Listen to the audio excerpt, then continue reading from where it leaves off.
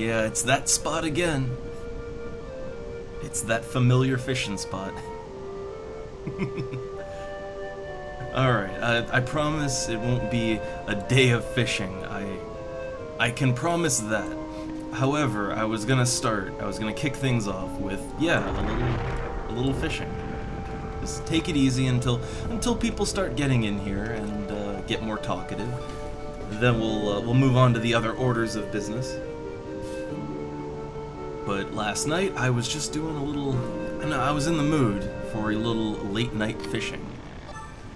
So I was gonna continue that effort because I got about half a level worth of fishing, and I'm 74 fishing right now. So if I hit 75, I can no longer skill up on Tavnasian gobies. But there's a fish in the Sea Serpent Grotto that is level 90.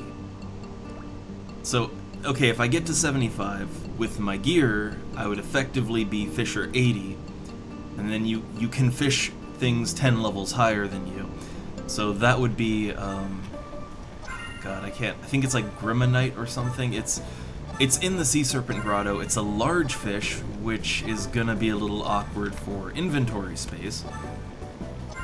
I think what I would want to do is maybe use some of my gil to expand my inventory a little bit more.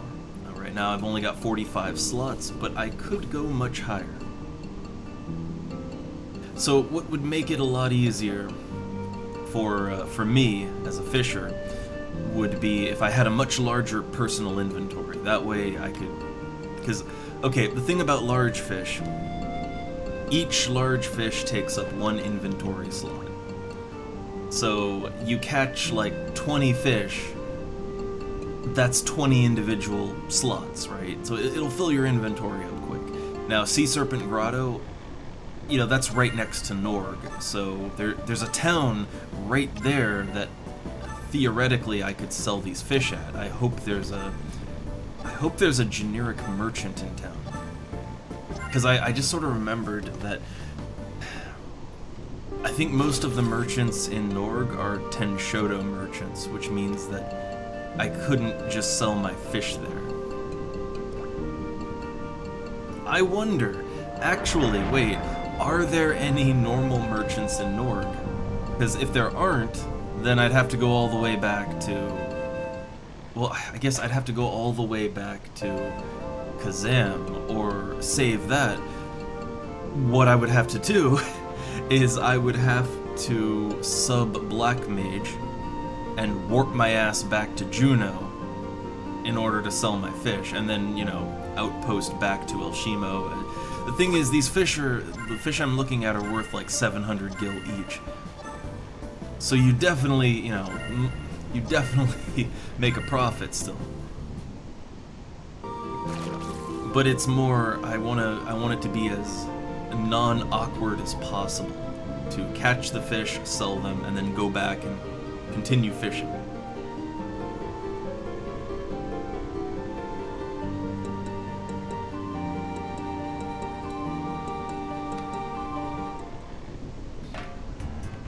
So I might have to rethink that. While I'm just fishing here, though, let me check something. So, okay, FF11, Norg. So what I could do is just a quick check to see if there are any NPCs in Norg that are just regular merchants that aren't, like, they're not Tenshodo Guild merchants. They're just regular-ass merchants. Because, yeah, this could be awkward to sell my fish. And I don't want to just delete the fish, because while it is for skill-ups, I mean, you fish for profit, right? And hey, first skill point of the day. It might not take long to get 75.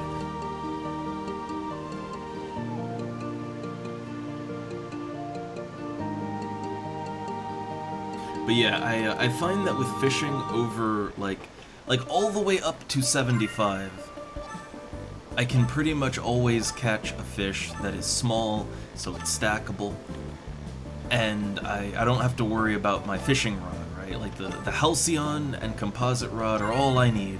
Well, for small fish, the Halcyon rod is all I need. I've used mostly the Halcyon rod all the way up through to where I'm at now. But the problem is yeah, now the fish are either large, which the composite rod will catch, but large means the fish doesn't stack, which means I need to go to a merchant and sell my fish. Like, I have to constantly dump my inventory, so I need a bigger inventory. But that, and it's just a hassle. Large fish are a hassle. So, when it comes to small fish, the problem is, at this point, the small fish that will level me up, they, yeah, the Halcyon rod is not strong enough to catch them. So, like, the line could snap, the rod could break, bad times. The composite rod doesn't have that issue, but the composite rod, like, it's too big, so the fish that you catch will get away sometimes.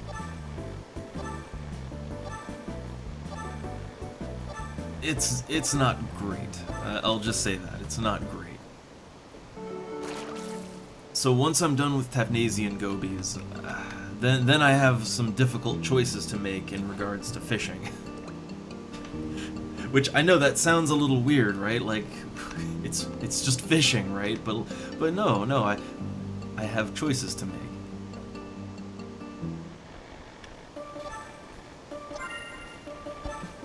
I mean, while I'm doing this, I just popped up a list of Norg NPCs, and I'm gonna see if any of them are normal merchants. If not, I gotta rethink what fish I'm going for next. So let's see. So in Norg, there's lots of Tenshodo merchants. Lots of them. Yeah, lots of Tenshodo merchant, and I'm not seeing any. Yeah, they have a Chocobo renter, but no, like, Chocobo item merchant. Yeah. So, that'll make it a little difficult. Let me just quickly, as I'm fishing, just look up. Yeah, a guide for fish. Okay. So when I hit 75, up to 90, right? So I was looking at Grimonite, but yeah, that. So with no actual normal merchants in Norg that I can sell my fish to, it would be fish until you fill up your inventory, then warp back to Juno, sell there, outpost back to El Shimo, and then walk back to the Sea Serpent Grotto. And I mean, that works, right? That does work, but it is a lot of hassle, right? You have a couple of zone changes, a lot of walking back. It's not great. But if there's nothing better, if there's no better alternative, then that'll be what I have to do. So let me just see. I'm just looking like, okay, what is higher than Gobi that can just take me a little further, right? For small fish, there's Bastor Bream, but you know the issue with that one. The issue with that one is it's a small fish that is too small for the composite rod, but it can break the Halcyon rod. So, you need that legendary rod for it.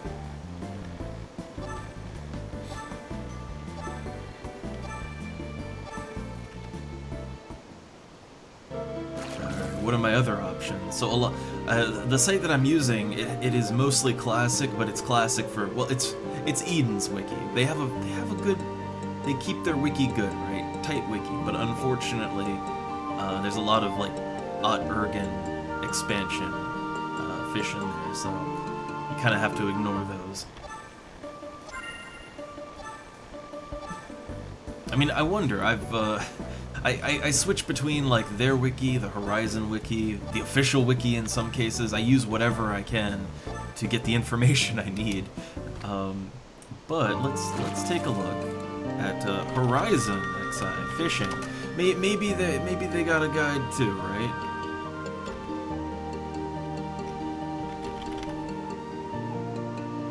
Okay, maybe. Let's see. How comprehensive is their fishing guide? Let's take a look here. Theirs is laid out a little differently. Yeah, laid out quite a bit different.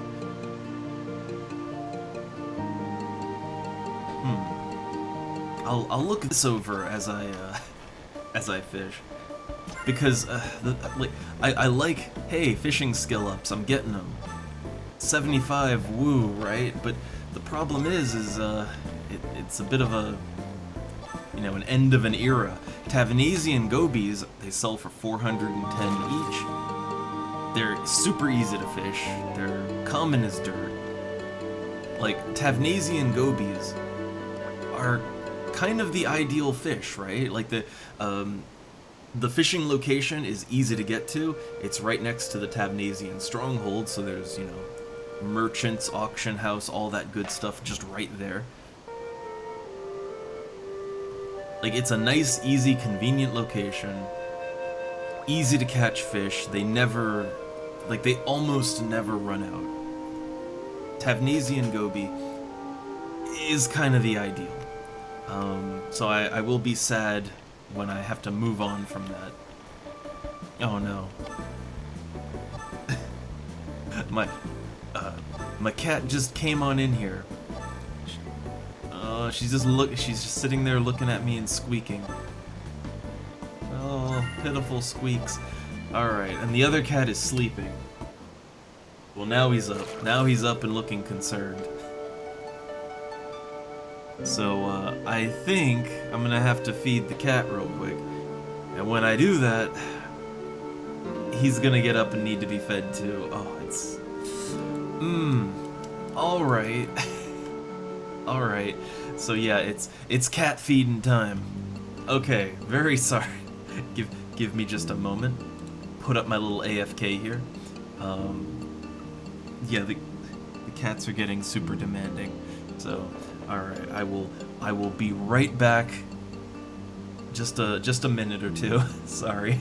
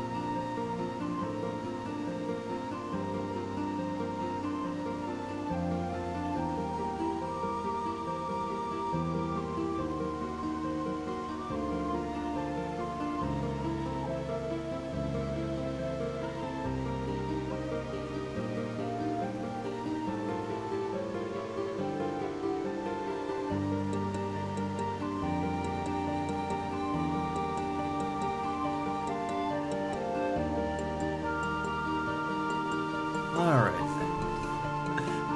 Yeah, when the cats start demanding, I have to cave in and give in to their demands.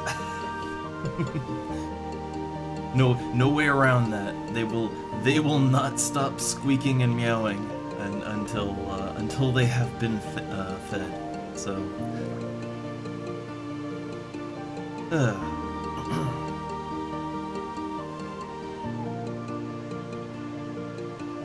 Alright, so I'm only gonna fish a little more. I'm gonna try to get to 75, but I'm not sure how many skill points into my level I am. Like, before stream, I got like 5 skill ups, so that's half a level right there. But I don't know how many points I was into my level already, if any. So instead, I'm just gonna fish a little bit until things get a little more active in here, until people start popping in and saying hey.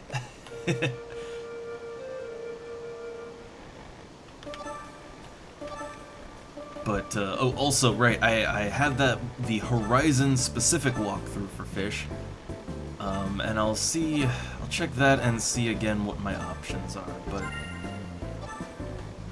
I think after 75, it's kind of a bit of a rough area for fish. Oh, another point. Nice. Like, okay, look, see, this is why I'm tempted to keep fishing for a little bit, because I'm getting skill ups pretty quickly. That's a good sign. That means it's, for whatever reason, it's a good time to fish right now. So I should chase those skill points while I can.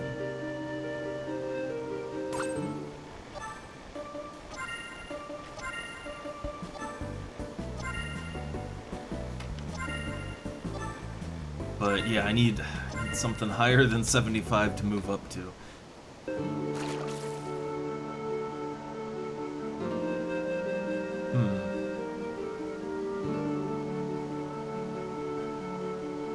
Man, okay, so the Horizon wiki also has fish that just aren't in the game right now. Yeah, like they're in areas that aren't in the game yet, so like I can't even trust that. Okay. But yeah, there is really not a lot of fish that you can catch. So there's the gavial fish. So I think so North Gustaberg. I could go to North Gustaberg. Yeah, so North Gustaberg Cascade. I think the gavial fish is a large fish. So yeah, okay, composite rod, but okay, that's a possibility. That is a possibility. Gavial fish. Apparently, you can either get it in Guskin Mines or in North Gustaberg around, like I think around the waterfall, right?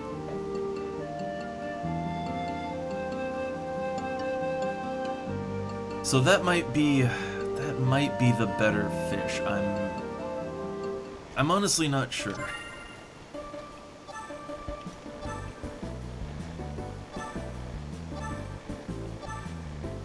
I mean, it won't take me as high as the other fish, but the other fish, yeah, it's in Sea Serpent Grotto.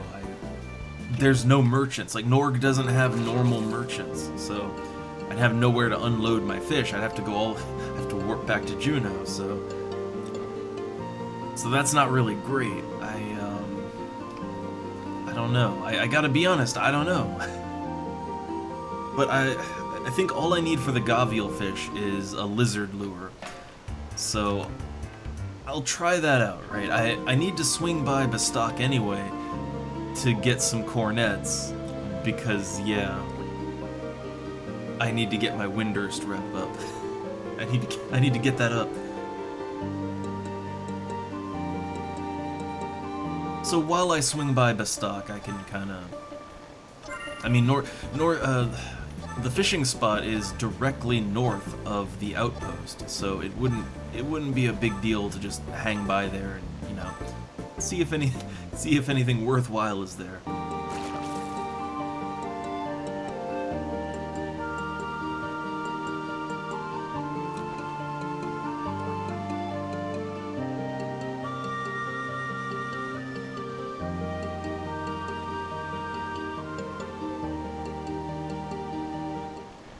But for the moment, just kind of getting my nice, relaxing fish on. I'm trying not to over-stress about where I'm gonna acquire my fish next, right? For now, I'm just gonna enjoy this fishing until I hit 75, and yeah, enjoy the fish while it lasts, right?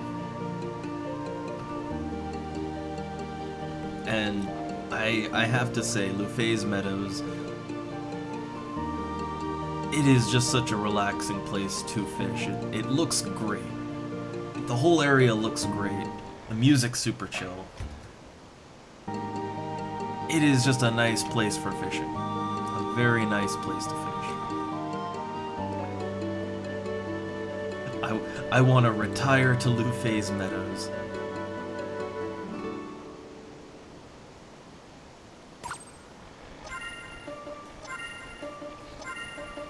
But while I fish, I was thinking and maybe overthinking yesterday about a class to play other than Beastmaster that's, you know, super party friendly, but oh, there we go, 75. I can't skill up here anymore. Tavnasian gobies are over. They're dead to me now. But hey, look, I got a ton of them. That'll fuel my bone crafting. Right, remember bonecraft? Yeah. But so I have some ram horns. However, for bone crafting to skill up, I need some distilled water, and I can actually get that here in the stronghold. So I was just gonna stock up on water before I head back to Juneau. Alright, so yeah, I was kind of thinking about, like, I'm not against Red Mage. I hate that it would just be a healer for a party, right? But I mean, you know, there's a lot you can do with Red Mage outside of normal parties, so I'd be willing to put up with that. And again, I don't hate healing or anything, so I'd rather do it as a White Mage, but, you know, it's whatever. So, okay, I don't know. I mean, maybe, you know what? Maybe, since Bard also seems to be very desired, I mean, maybe I should just suck it up and, you know, deal with pulling, right? But I feel like that isn't great, particularly because, well, since I stream the game a lot, and streaming already splits my attention, right? Like, my attention is already split 50-50 between the game and talking and chatting and all that, so maybe, like, that might just actually be a bad choice, right? Even though I might want to try it, but then, yeah, so back to Red Mage. And I don't know. I feel like I'm not fully into Red Mage, right? I'm not fully on board. But I don't really know what my other options would be. I guess another DPS, right? Since apparently the big hitter DPS are more desired for those merit parties and such. Your Dark Knights and Samurais and Dragoons and all that, right? The big DPSs. And I think I already said that I don't mind Samurai. I kind of wanted to level that up, but I don't know. I kind of feel like I really got to think about it more, right? And I don't regret getting the int gear for Red Mage, because I do want to level up Black Mage a little more anyway, and that uses the int gear, right? So that works out. And I can always sell the earrings if I end up not using them. But yeah, I don't know. I really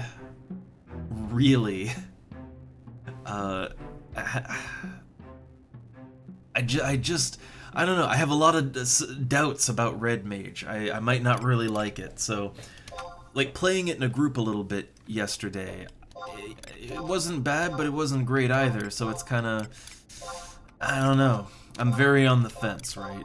I'm incredibly on the fence with it.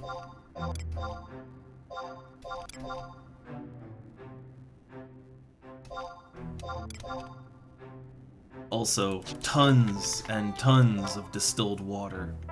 I think that's all. I'm pretty sure I won't need more distilled water than that. I'm pretty sure. But, you know, it's a just-in-case kind of thing, right? just in case. The water is dirt cheap, so you might as well.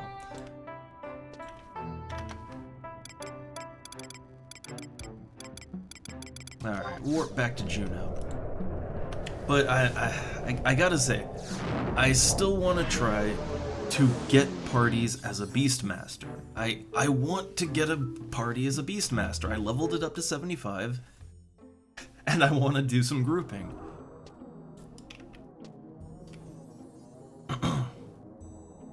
And it's... I do think maybe it's just my time of day that I play and all that. It could be, right? Could very well be.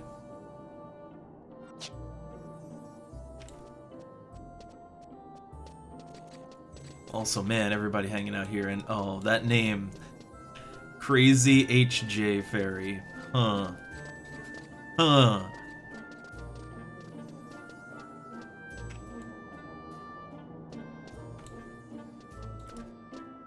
Alright.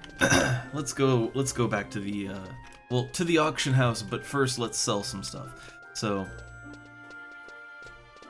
over to the side room we go.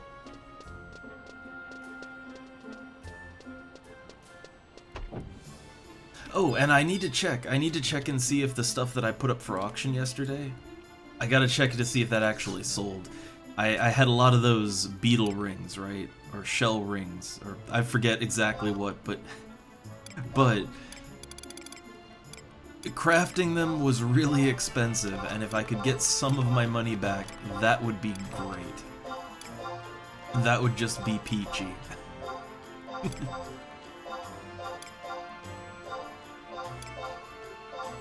Okay, so I was almost down below that 600,000 mark, right?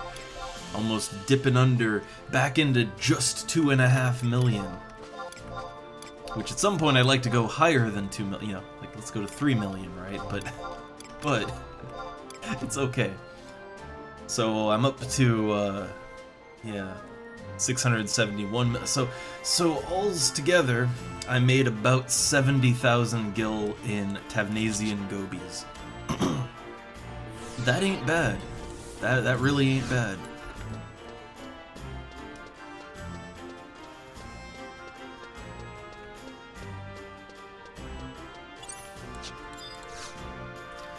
Alright, so bone time. The thing I can craft that'll take me up to the next rank is a gelatin X4 recipe. You need fire, distilled water, and giant femurs. There's another recipe that's level 29, but it crafts, it crafts ram horns. Or it doesn't craft them, it makes horn hairpins out of ram horns. The thing is, ram horns are about 12... They're like 12,000 gil a stack. Or 1,000 gil per ram horn. Either way, they're not great. They're very expensive per craft. Yeah, see, 12,000, right? That's a little much. On the other hand, giant femurs are half of that. Giant femurs cost half the amount of money. Now, the items they make don't sell great, but they do sell. And we undercut a little bit. Very, very nice. I'm probably gonna need at least 2 stacks. Like, it's gonna be at least 2 stacks, I'd say. Probably more, but, you know, we'll see how far this takes us, right? Now, the ram horns, if they aren't used for any crafting recipes after 28, I'm just gonna sell those back. I'm just gonna resell them. It's just one of those things where I bought the ram horns because I just didn't notice the other crafting recipe. I just glazed right over it, but yeah, now I realize, like, oh no, I could. There's a cheaper craft.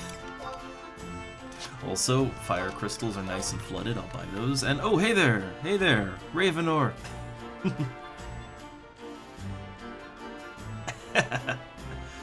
I kind of feel like, I feel like a lot of things might get easier when Treasures of Odd-Urgen comes out, because, well, like, let's take fishing for example, and I was looking at the list of fish that I could catch, and so many of them in the higher levels, like, so many of them are Treasures of Odd-Urgen fish, like, so many of them, they seem easy to catch, but, like, the areas aren't in the game yet.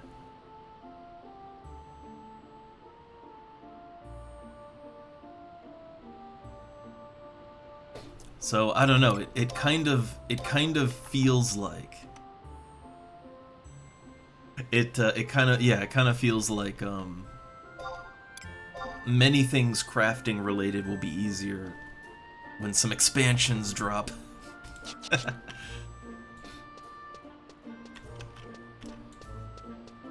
All right, and let's see. There's other thing I wanted to do while I'm here. So I don't know if I can. I don't know. Like, if I can do that and also craft and have money, but since I'm gonna be fishing more large fish that don't stack, well, I'd like to have more inventory space so that I can haul more fish around. So what's the next gobby bag quest? What do I need? Alright, so let's see, a Sermet chunk, or... I always forget, like, I'm not sure how it's pronounced, as Sermet, or, like, it's cement, but Sermet, or Kermit, a Kermit chunk. Kind of like the idea of a Kermit chunk. So that, dark steel ingot, a square of silk, and Goshenite, oh, Goshenite.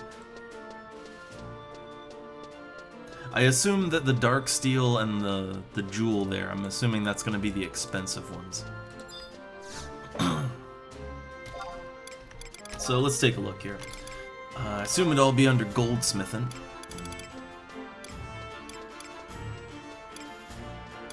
So where's the Goshenite? Or the dark steel, either one.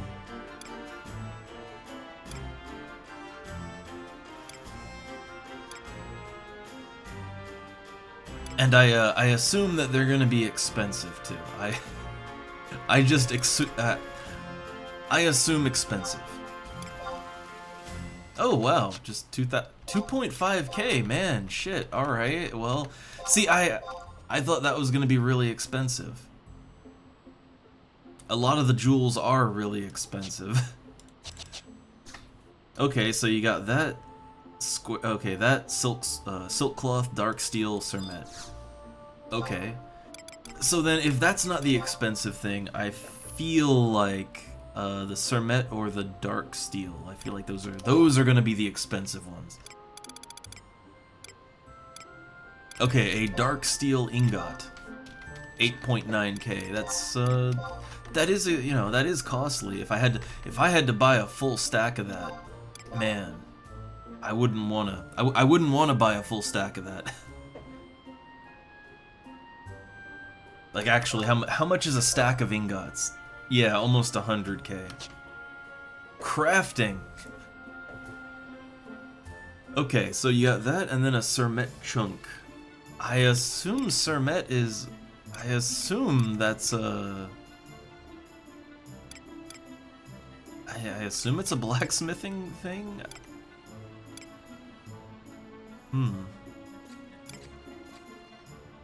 Maybe not. Okay. So Sermet chunk and silk cloth. Well, okay, the silk cloth. A square, right? A square of silk cloth.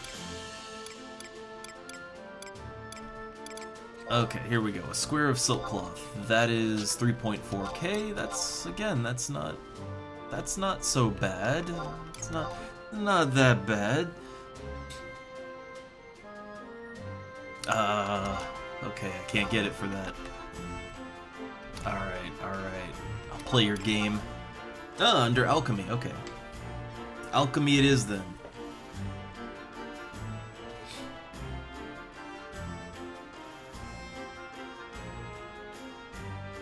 Hmm. Alright. So...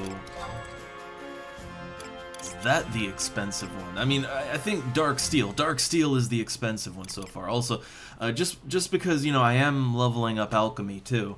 And one of the things, it's a very low-level recipe, but it's a very needed recipe for many things. Beeswax. How much does a stack of that go for? 14k. Now, the regular beehive chips, they're like, yeah, they're almost half of that.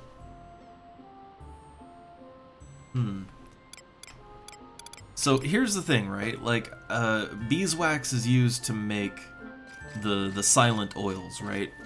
That are usually way too expensive for what they are. So, I kind of think I might want to actually just go out and farm beehive chips at some point. Just farm the chips, and that way I can make my own beeswax. And then I can make my own sneak oils, you know? Yeah, I assumed. I assumed that the... because I looked at the recipes, and when you HQ the beeswax, you make a ton of it. So, and I mean, it's not hard to make, right? It's just the beehive chips are the expensive part, but they're a common drop, so you can farm them really easy. But what I was gonna do is, since the recipe to make beeswax is like, it's in like the first rank, so yeah, I don't have to go higher than the soft cap on alchemy in order to HQ it. So when I get my alchemy skill higher, yeah, I was just gonna try to HQ beeswax and make a ton of money on that. But also make my own sneak oils, because sneak oils cost way more than they should. Alright, but we're looking for the Sermet chunk here. Yeah, here we go. Here we go. 3.8k, so also not that bad. So the materials for this gobby bag they're not that bad.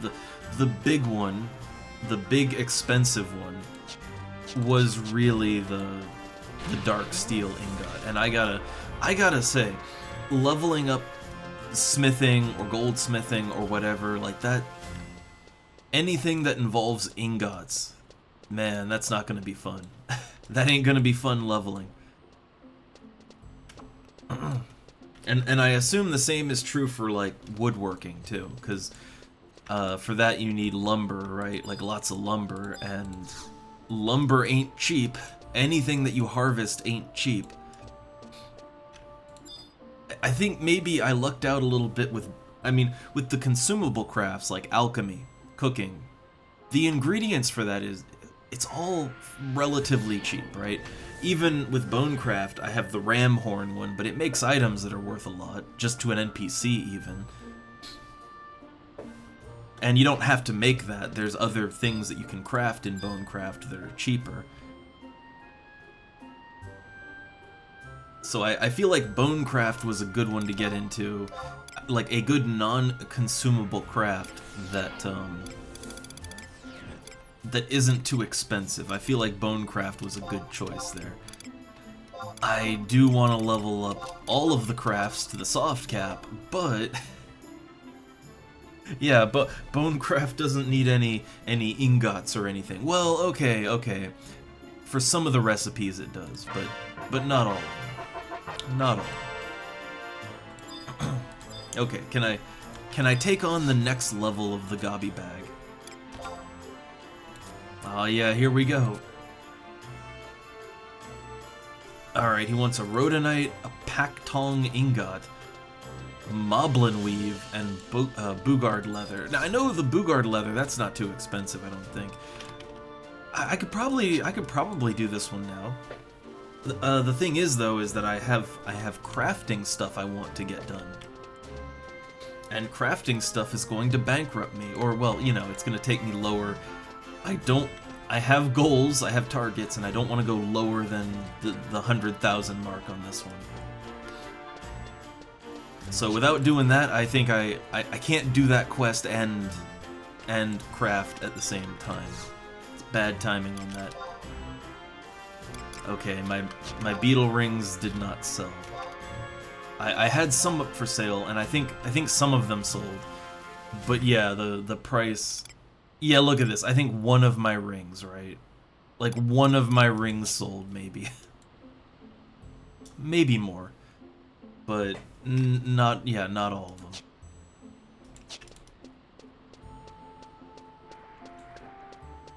Let's go collect whatever we earned out of the auction. Out of my Moogle.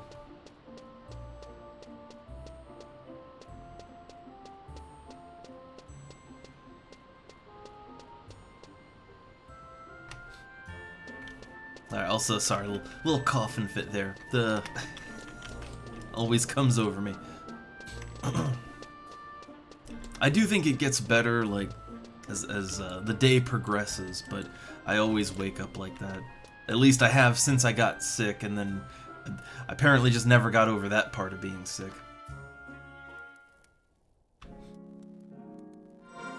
Okay, so what do I got in here? Did I sell more than one ring? Okay, I did sell more than one beetle ring. Okay, so I sold 18,000 gil worth of beetle rings, and I mean, I guess that's a fair haul, right? But oh, and my blocks of gelatin, right? I had some gelatin in there. Okay, so I guess it's not, you know, not the worst. Some of my stuff did sell, some of it. But a lot of it didn't. a lot did not sell so good. Gonna change my sub job back to /thief. I just like that for the I like it for the flea so that I can, you know, I can get around quicker, right? I like it for that. Oh, hey there, Cito. Just getting warmed up today. We warmed up with some fishing. And now it's time to throw money in a fire again. Alright, get my look back. Alright, so I got fire crystals, distilled water, some giant femurs, and I got ram horns too, but I might not actually need those. I might have bought those in error, so I can just sell them back and get my money back if I'm not gonna use them. Alright. It's synthin time. So, yep. Distilled water, giant femur. Let's do it. So this recipe will take me all the way to 28 bone crafting. It's not, I mean, you know, it's not the cheapest, but it's not an expensive recipe. It's really not. And it makes 4 blocks of gelatin each, so 3 crafts and you have a stack. That's 2K on the auction house. So you know, if I break it, obviously, well, that's not great, but even so, I should make most of the money back if I sell it on the auction house. I should make most of the gelatin money back. The other craft was a lot more expensive. It was like, well, to buy a stack of ram horns, it's, well, they're 1,000 gil each, so it's 12k a stack. And that's not really that bad if you think about it. I mean, if you really think about it, like, I mean, hey, if you wanted to buy a stack of dark steel ingots, that's about 100,000 gil, right? In the grand scheme of things, as a crafter, I guess it's really not that bad.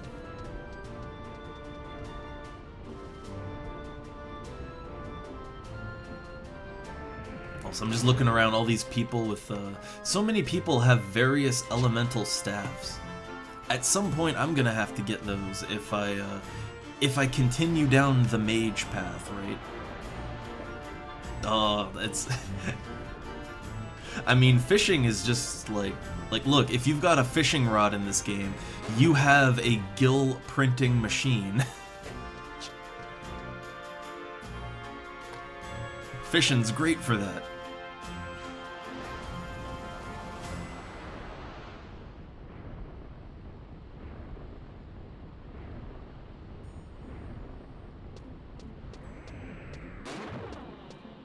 So, alright, I'm gonna try to take my, take my bone craft. Oh, 25, yay! So I'm gonna try to take it up to 28. I'll most definitely have to buy more giant femurs, but that's okay.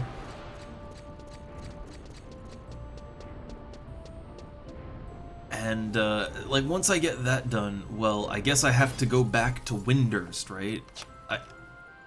So, okay, let's think about this. So, I guess I'll have to go back to Windurst, however... I want to get my Windurst rep up, right? I need to buy cornets to get, like, I have to buy cornets in Bastok and then take them to Windurst. So, what we could do is, hey, there's a fishing spot apparently close to Bastok. So, how about this? We, like, when we're ready, we warp on over to Gustaberg, check out the fishing spot, and whether it works out or not, then we swing on by Bastok, we get a bunch of cornets, and then we go over to Windurst, get that fame, and then rank up at the Bonecraft Guild. I think that would that would probably work out the best.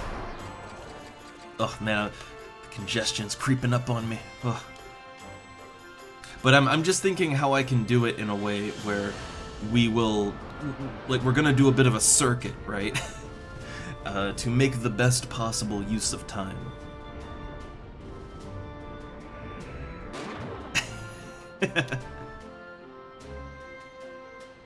Yeah, I mean, look, he just pulled up a chair over there.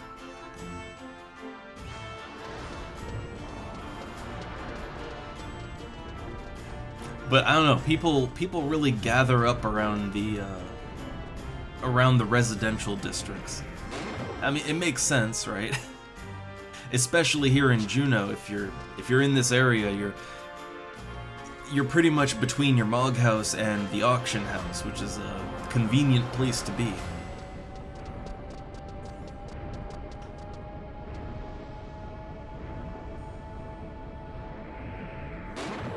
Also, I like that dude's name, Little Big.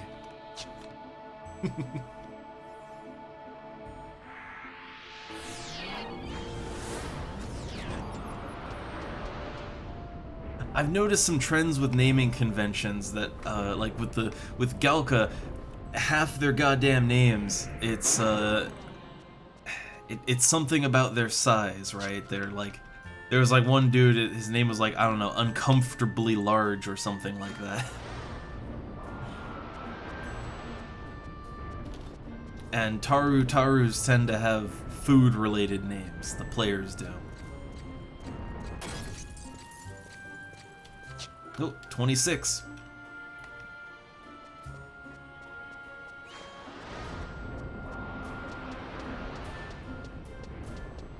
And then, I don't know, when it comes to the other races, they tend to the players like either really edgy names or slightly offensive names. Either one goes. Although, that is also true of all character races in the game.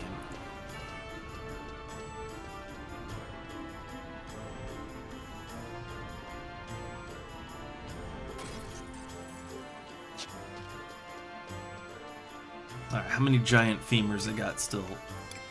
I still got 10. I got 10 giant femurs still. And I have all the distilled water, so I am good to craft.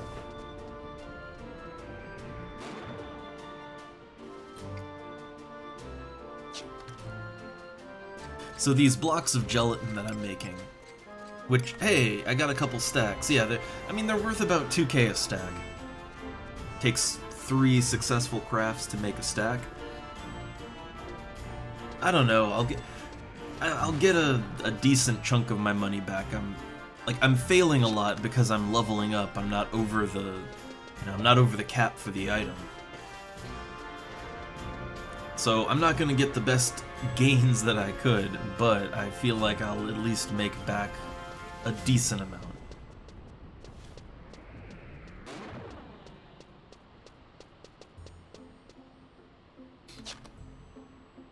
Oh, and also, I mean, like usual, I do have my party flag up. I don't want to give up on Beastmaster just yet, because I mean, apparently a lot of my problem is just timing too.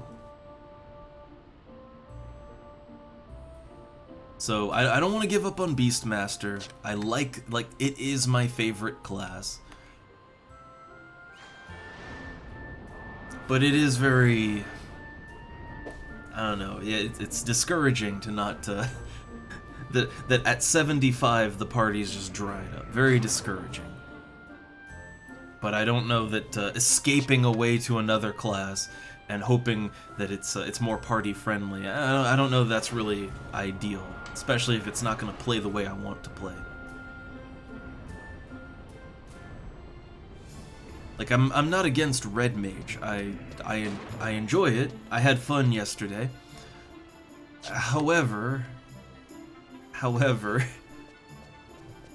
it's not really the class that I wanted to play the most, you know? That would be Beastmaster.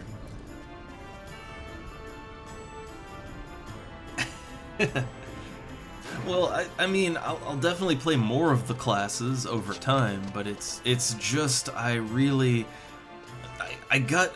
want to do more with Beastmaster. I got it to 75, and it feels bad to put all of that energy into Beastmaster, only to kind of sideline it the moment it maxes out.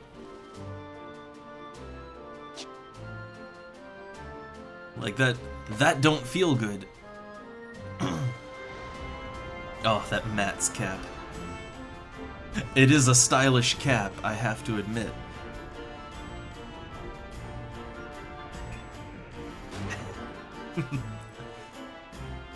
But the main issue that I see with, like, being too indecisive, because see, this is the thing, right? Like, look at my Mog wardrobe, and until I bought gear so that my Red Mage actually has equipment to wear, and the moment I did that, my Mog wardrobe was suddenly damn near full, right? Like, I have like a few slots left in it. Not much. But before I bought that Red Mage gear, oh man, I had so many open slots, right? Like, oh, I can just do whatever I want with my Mog wardrobe. And if I start leveling up even more jobs right now, like my wardrobe is going to be overflowing, both of them. And my regular Mog house, I don't have any storage yet. Maybe I need to work on that. But, like, my Mog safe, yeah, I only have, what, 50, 60 slots in there? And most of them are full, so I don't have the storage space to level up a lot of things.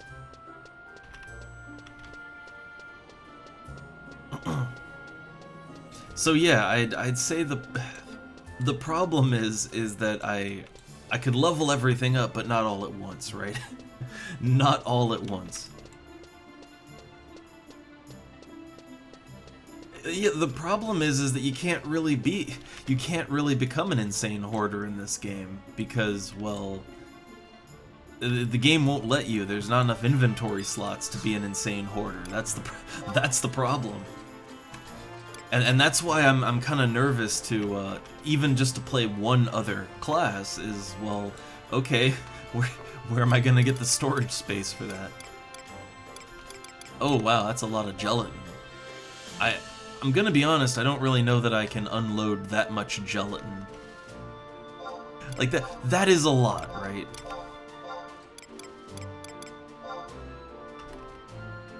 And people buy gelatin, but they don't buy it that much.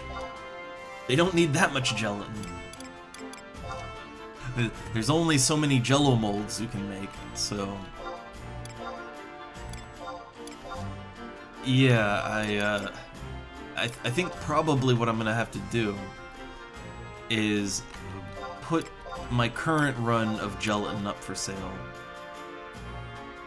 But after that, like anything after this, I'm just gonna vendor trash it. It's just getting vendor trashed, unfortunately. And that's gonna lose me some money, but I don't think it's possible to unload like dozens of stacks of gelatin and not crash the market. That's another thing, right? Like I'm already undercutting, but I can't unload so much without destroying the economy for gelatin.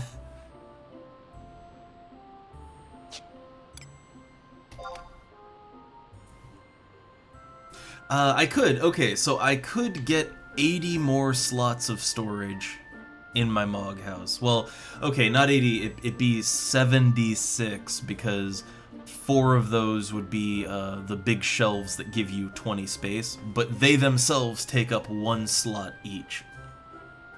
So okay, I could get 76 more storage slots, which that would be pretty good.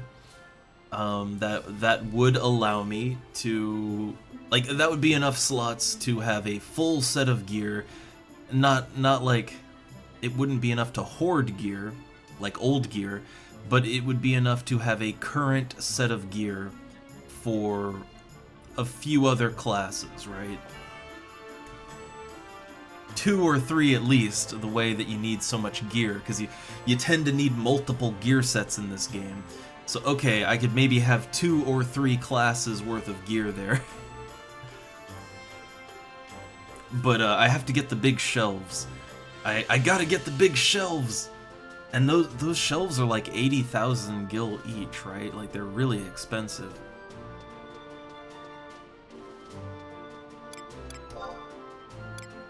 Like, I would kind of have to, I would have to set aside gil just to buy furniture.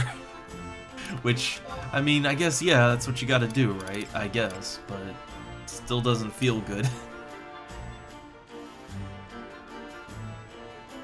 Well, no, I mean, look, I know red jars are good, but the big shelves that give like 20 slots, that's the end-all be-all, right? And I mean, I can afford them, right? I can. It's just, because I'm weird about my gil number, I'd have to maybe do some fishing and then, like, fish up 80,000 gil worth of fish and then immediately convert that into a shelf, right? And then do that a few times over a few days, maybe. Like, I can do it, it's just, yeah, it's just there's so many other things I want to spend gil on, right? I want to level up my bonecraft, which is what I'm doing now. You know, I gotta level my bones up. I want to get some equipment for other classes, like if I'm gonna be playing Red Mage, right? So I guess the problem is just that there's always some other things that I want to do, and that takes priority over storage space, but at some point I will make it my goal to just get more storage space. Like, that'll be my target goal for that day, right?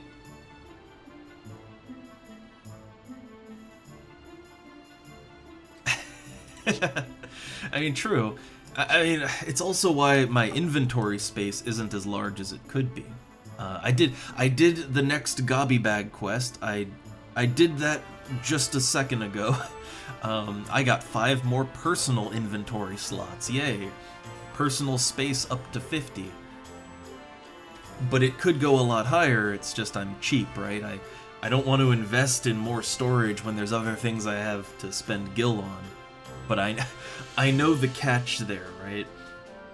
Like, oh, you're investing in other things, but now you have a bunch of junk that's taking up space, and you don't have enough space because you're not investing that into more storage.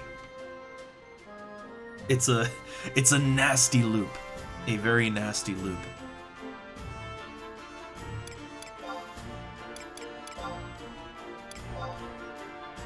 Ooh, looks like looks like fire crystals have gone down even more. I will capitalize on that. Oh, okay, maybe not that low, but they're probably under 7, like, I want to say they're probably under 800, maybe 780, 790. Yeah, there you go. There you go. I mean, look at this. There are 539 stacks of fire crystals up for sale right now. Like, that's a ton.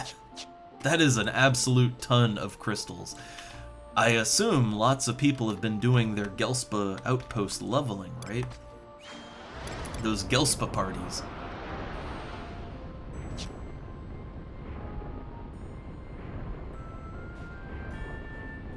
I guess.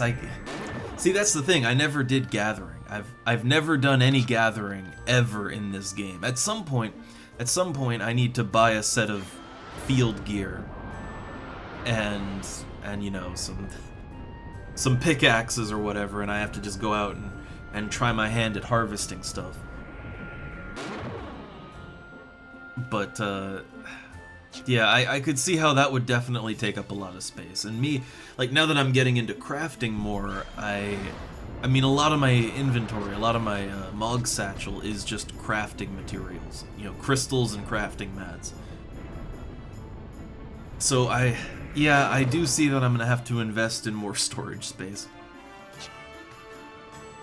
But when it comes to playing other jobs,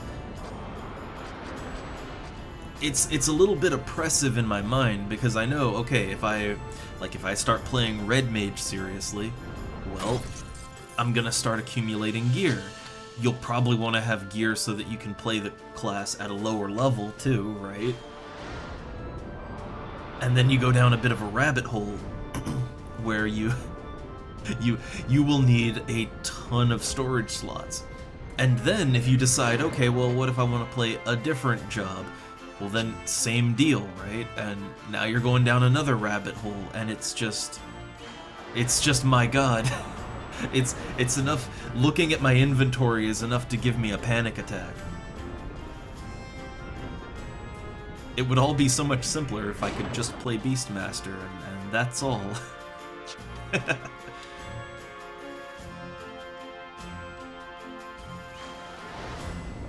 I do know that, like, I can very easily see how logging and mining and all that, I can see how it's profitable, you know? I mean, for me, I like fishing, so that's my profitable thing to do. My profitable, passive thing to do. But, I don't know, I just never got into the gathering here, but I'll try it at some point.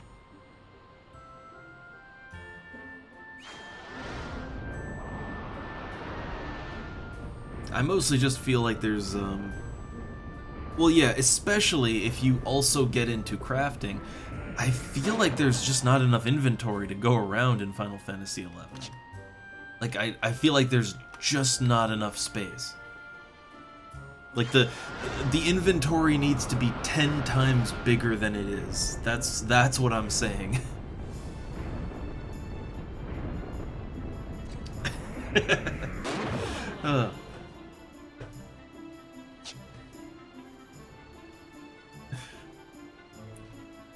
I know, I guess I'll have to, because well, the thing is, right, especially now with fishing, I'm looking at, like, a lot of the fish that I have to catch going forward, they're going to be large fish, and large fish don't stack, so like, you need a ton of inventory space to haul them between your fishing spot and somewhere that you can sell them, right?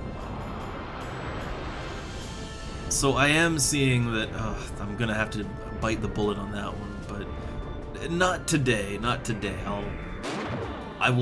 What I'll do is, I will spend a certain amount of time just, like, I don't know, farming spiderweb in the boyata tree or whatever, and I'll just have a ton of stuff, I'll sell it on the auction house, it'll deliver to my Moogle, and then, okay, now I can go nuts buying items for the Gobby Bag quest, and then okay, pull the money off of my Moogle, and now I haven't gone under the amount of gil that I wanted to go under. I'm gonna have to do some mental tricks like that to justify just maxing out the gobby bag. But I'll do it. At some point I'll just do it. See, that's how my brain works, right? Like, if I have 2.6 million gil, I don't want to go under 2.6 million gil. I mean, every now and then I will for something really important, but for most things I don't like to go under it, right? So okay, yeah, so let's say you gotta spend 300,000 gil, right? Well, what do? Well, you sell 300,000 gil worth of stuff on the auction house, but you don't withdraw it. Alright? Then you spend your money, and then you withdraw your stuff from the auction house, and now, hey look, it's like I never went under 2.6 million. Didn't lose a penny. That's how my brain works, right? That's how I have to do it.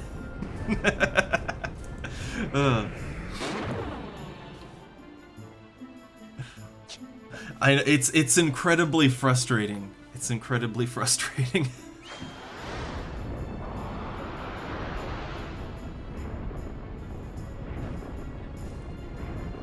But oh god, I have to like today though. Okay, I want to level up my bonecraft to the next rank. I want to get novice so that I can, like, if I get novice bonecrafter, I can change my contract from the fishing guild to the bonecrafting guild, and I can start earning bone points. I need journeyman to get the cosmetic item that I want. Well, it's not purely cosmetic. It has a function. But for me, it's basically going to be cosmetic. All right. So let's see. We got Bonecraft 28. Very nice. So, all right. In order to level up Bonecraft, I need a beetle earring. Let's see how much that costs. You know, when you can just buy it, right? It's usually cheaper to just buy it than attempt to craft it. So yeah, the beetle earring. Attack +2, evasion -2. It is the cheapest thing ever. 2,000 gil. In order to craft it, you need a beetle jaw and a silver earring, and I'm pretty sure the raw materials for that alone would be more expensive than buying the earring.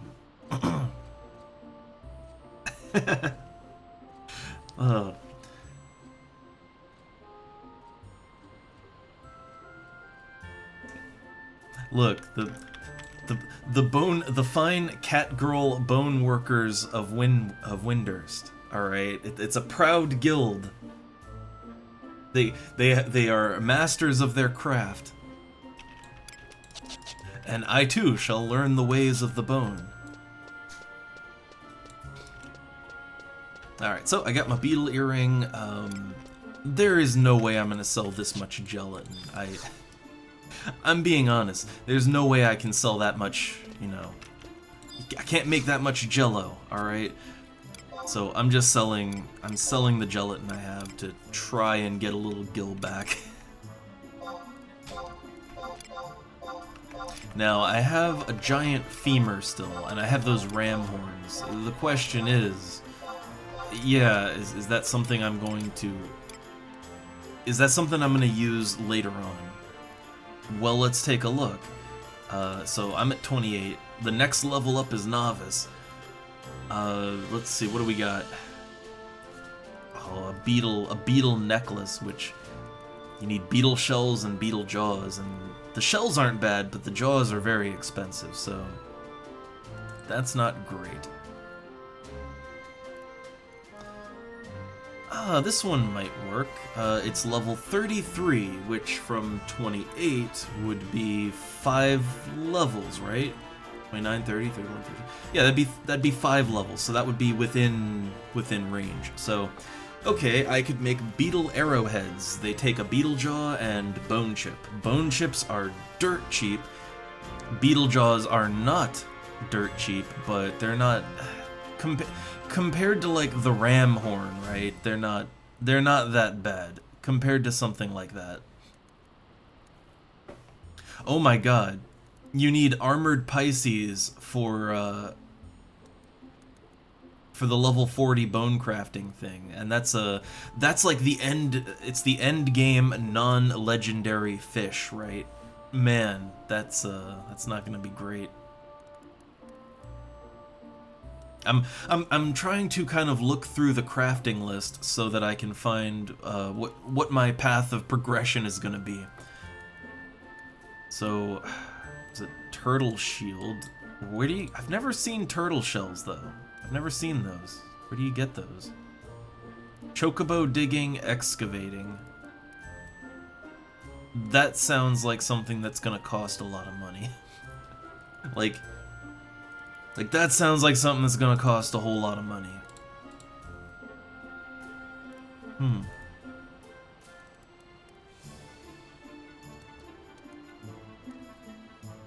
Huh.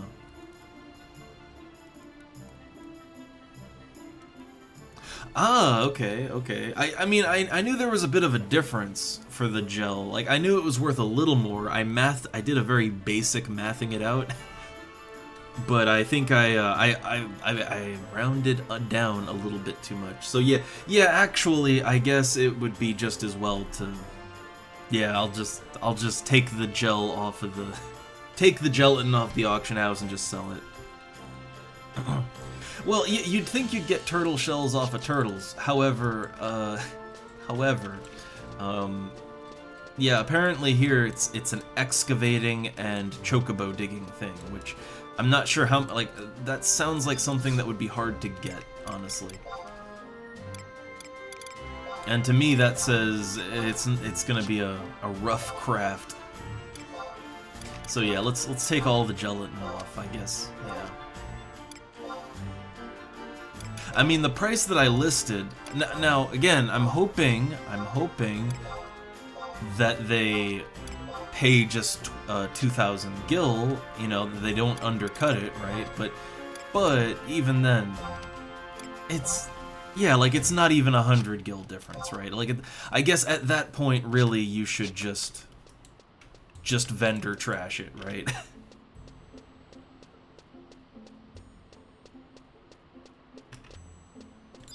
Also, I feel like Quadav shells should count as turtle shells, right? Come on, come on.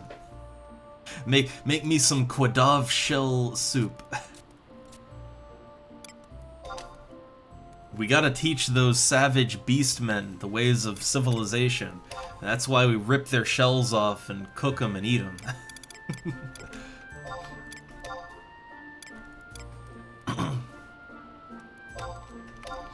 Alright, so yeah, I guess it is just as well to sell the gelatin, just sell it raw to a merchant.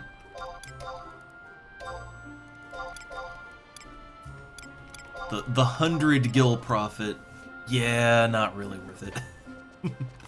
Okay, so again, let me so the recipe that I'm looking at, it'll take me up to 33, right? Okay, and then 5 levels above that would be a max of 38. And 38 would take me to the next tier. So okay, black tiger fangs and bone chips to make fang arrowheads, and I think that just, yeah, that's just tiger mobs. Any tiger mob would drop those. Okay, so and it's probably going to be expensive, but it looks like the best recipe to go. So what I'm getting at here is that I don't really need those ram horns or anything, right? Well, the horn ring. Okay, so the horn ring, maybe that, but the giant femurs though. I have 8 giant femurs, and I'm not really sure if I'm going to use that going forward. I might not. The thing is that selling them individually on the auction house, that would just That would... it'd just be tedious, so... I'm gonna take the hit on that. I bought too many, alright? I bought too many, that's simple. But it's not that expensive, so it's fine. Alright. I just want to look something up real quick, which is... well, first off, so the ram horns, I don't think I'm gonna use those unless I use them to make the horn ring. Now, the thing is, how expensive is the horn ring, right? If the horn ring is not expensive, then I'd just buy it for the next test. Okay, the horn ring. 2,000 gil. It's like, hold up, you need a horn ring and fish skin. Like, it's probably the ingredients to make the horn ring, crystal included, would cost more than the horn ring. So yeah, just buy it. Now, I assume that... so, okay, with a lot of these rings, I assume, like, a lot of the accessories, I assume they are as cheap as they are, because people are chasing after the plus... yeah, they're going for the +1, the +2, whatever, right? They're going for the HQ, which makes sense. If you have a good HQ chance, I mean, it's like a 50-50 chance you'll get a high quality, right? Your odds are good that you'll make money. And the +1 version of a lot of these things, they tend to be worth quite a bit of money. So I can understand that. Alright.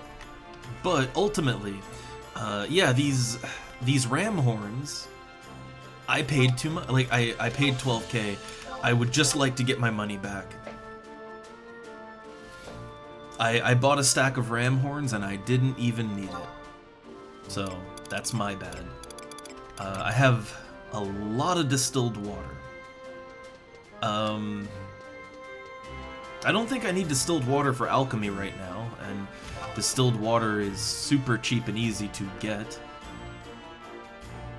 It's like 19 gil per water. So I mean, honestly, that you get so little gil from the auction house, just sell it, right? Just sell it. Every now and then I buy more ingredients than I need. But it's usually the cheap ingredients, usually, like the distilled water. So, yeah, I'm willing to take a hit just to get it out of my inventory.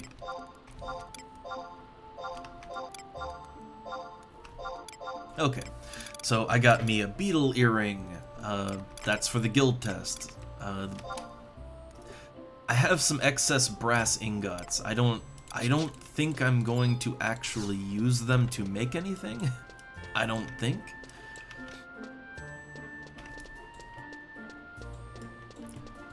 So how much can I get for a brass ingot? It's only 4. 500 gil, that's not bad. I'll undercut it, but yeah, get your money back. Get that money back.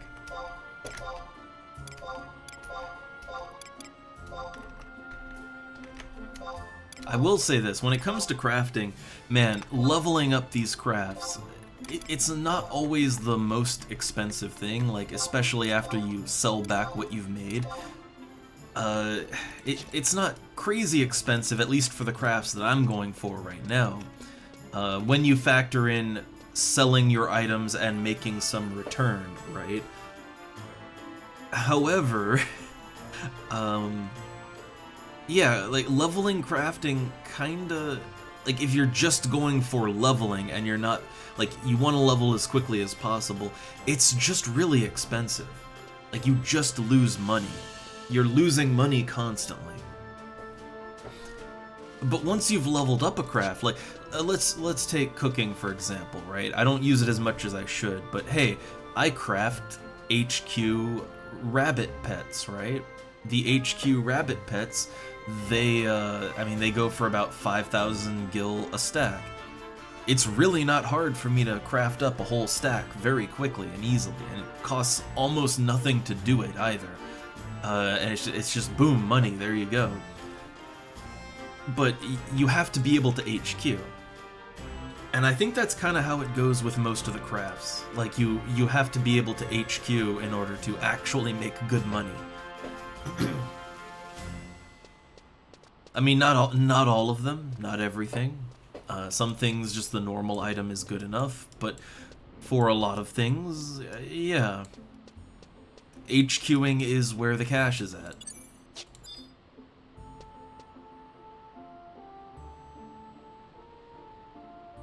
Oh, another coughing fit. Oh, worst today. It's always the worst. Anyway. So, before I head out to Bastok, right? Here's the game plan. I want to check out the new fish that I can potentially catch. It's around Bastok. So for that, I'm going to want to change out my equipment to my fishing gear set. Yes, the most important gear set that you can have. The fishing gear set. Alright, so for the one I want to catch, I'm going to need a composite rod and a lizard lure, which I don't have, actually. Okay, I need a lizard lure. So, how much is that? How much how much does that cost? I don't even see it.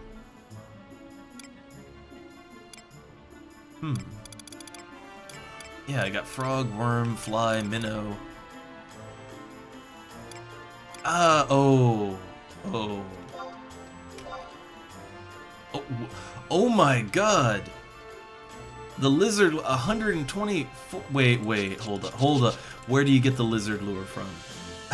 Hold up a second. Hold up a sec.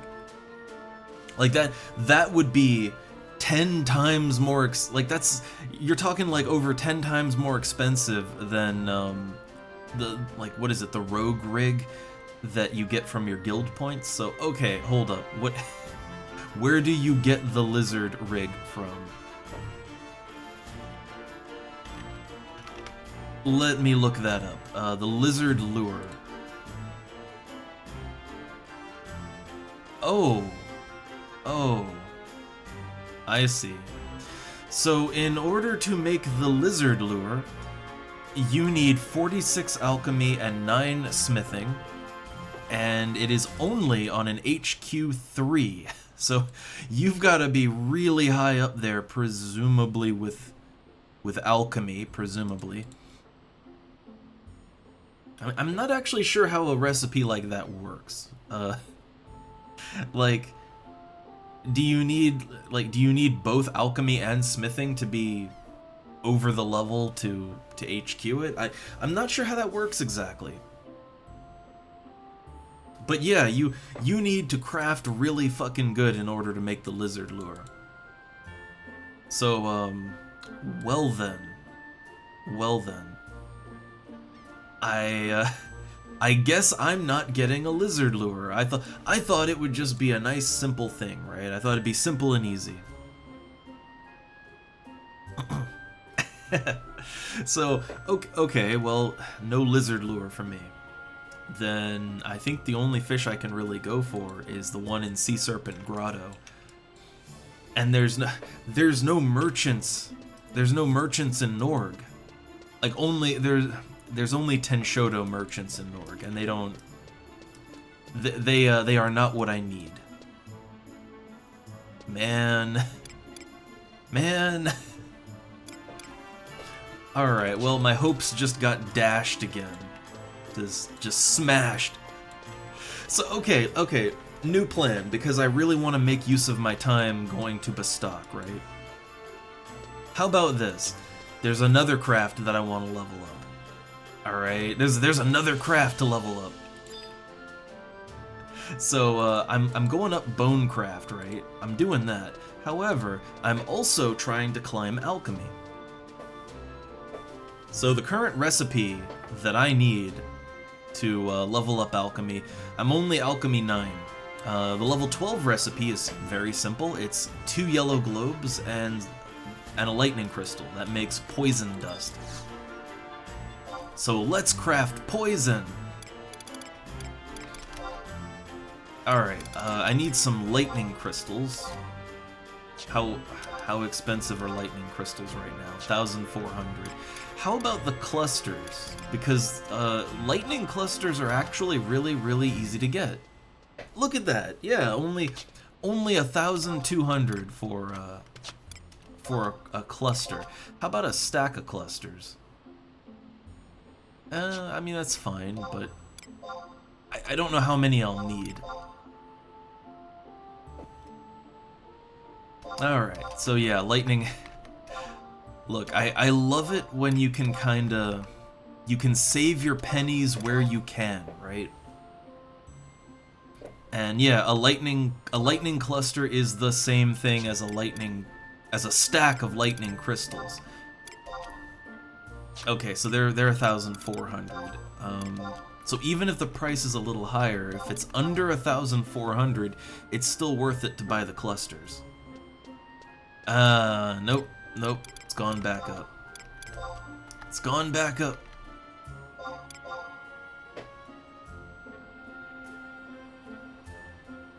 Alright, well, I'll buy a few more. The thing about lightning clusters and lightning crystals in general, it's actually really easy to farm for lightning. Kufum Island has lightning weather almost constantly. And whenever it does, you have fairly easy to kill elementals if you're a higher level character. Or you're a mage, right? All you gotta be is higher level or some kind of offensive mage. So yeah, like, lightning crystals are super easy to get. Despite that, they seem to always sell for a ton of money, so I don't know what's going on there, but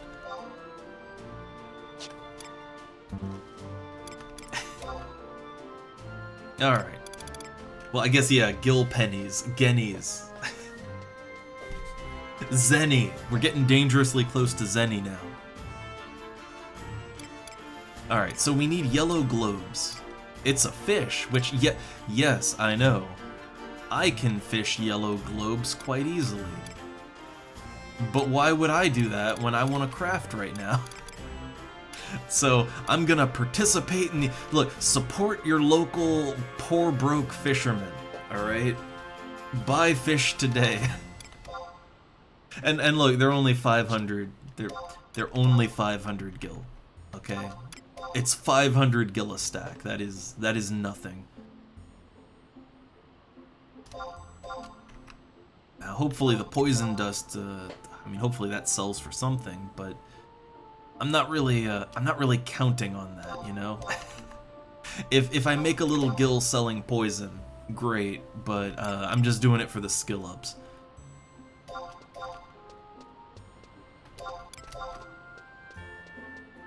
Alright, this will be a good start. I don't know how much I need. Okay. Get a little bit away from this. It's always people crafted. Now look at this man's dapper chair over here. Look at this man. He's got look, he's got a nice fancy red chair. My chair is not fancy like that. He's got a fancy chair and no pants. It's great. We can all dream to live that life one day. Alright, let me pop my lightning cluster.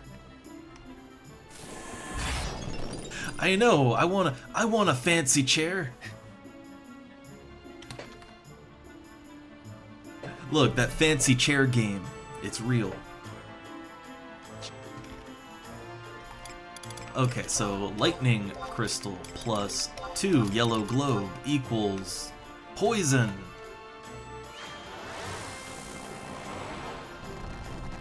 Yeah, I don't know. I figure it would be a good use to just hang by the Alchemist Guild in Bestock, you know, while I'm going there already.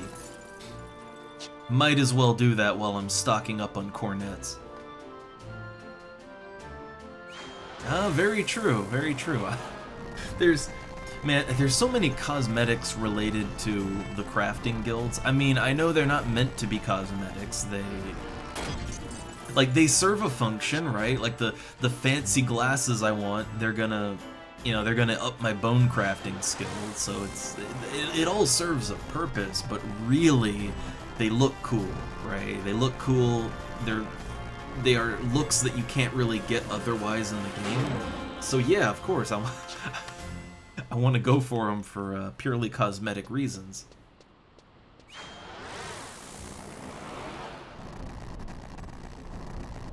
Like I'll admit it, right? I am a chaser of fancy things. I can't help it. I think it's really I played Final Fantasy XIV for way too long, and it got me addicted to cosmetic items. I think that's my problem. But I don't know, I've always, I mean, you know, as far back as I can remember, I've always wanted my character to have a at least somewhat unique look to them. You don't want to look like everybody else wearing, you know, a suit of armor that is level appropriate for your class. You don't, you know, you want to stand out a little bit, right?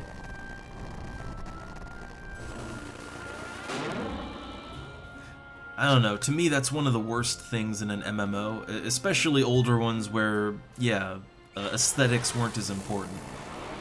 It's when everyone of the same class and level range just looks identical. You know, you gotta stand out.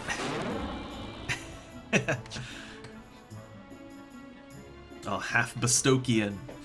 I will say this. Doing the Sandoria missions, which I find them fun. They're a little generic fantasy, but they're fun, right?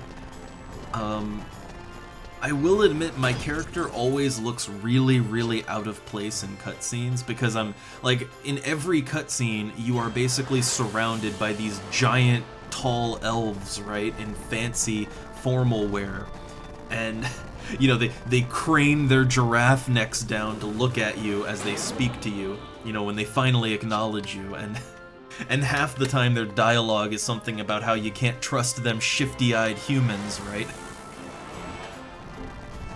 Like, you always feel just a little out of place if you're not an elf in Sandoria. In a way that I think you maybe, like every nation, their missions relate to the main races of their nation, but I never felt like that with other races in Bastok, you know? I never got that feeling with Bastok. Oh, the terrifying spider arms. I don't know.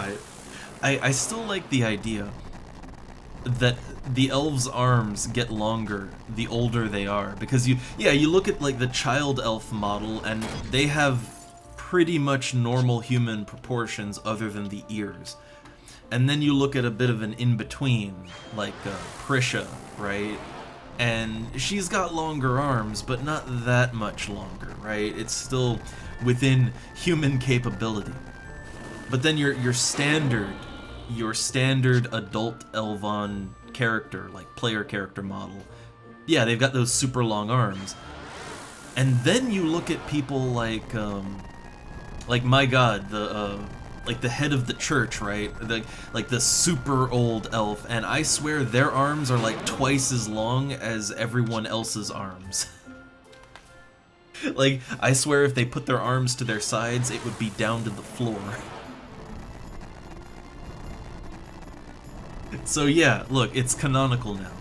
Okay, elves, their arms just get longer the older they are. That's how you can tell. That's how you can tell how old they are. It's like the rings on a tree stump. Oh god, Sita, what do we have here? What do we have here?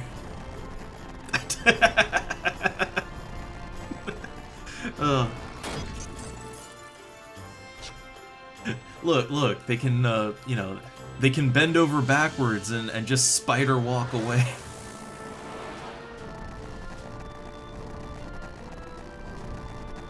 I always found it funny why in both FF11 and 14, the elves have these strange proportions. I've never quite understood it, because if you look at the concept art for both FF11 and FF14, in the concept art, elves don't look like that. Like, in the concept art, They don't look anything like the proportions that they are in the games. And I don't understand why there's this disconnect, if it's intentional or not. Is it... I don't know. I just don't know. That said, I still think the elves look better in this game than in 14, and I think it's because despite the character models being more intricate in 14, I think that actually works against it. Because there's more detail, it makes it more uncanny that they have those proportions, you know? Like, because they're higher detail, they're more animated, that only really brings attention to it.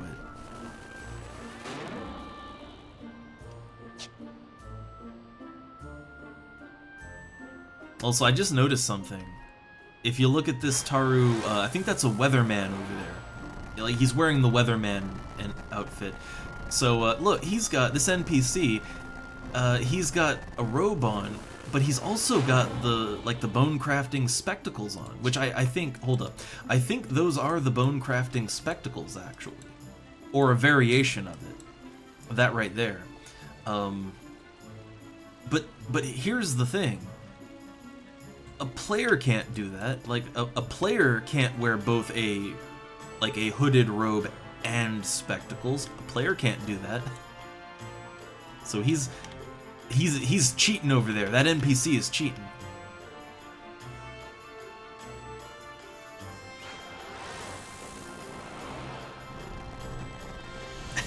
Yeah, that NPC privilege. I mean, NPCs get a lot of outfits in this game that players don't. I can never remember her name, but she's a Bastok NPC in a lot of their cutscenes. And she has like some kind of yellow scarf cape hybrid. It looks really cool, but like, hey, I'd like that. I'd like a cape, right? I don't get a cape. Or, there are a lot of robed NPCs, or NPCs that just have, like, they have chest pieces that go down at least to their knees, and that's something that players also just don't get.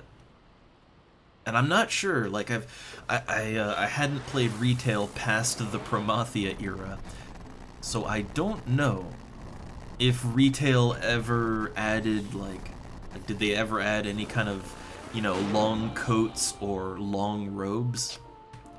Did retail ever do that? I don't know.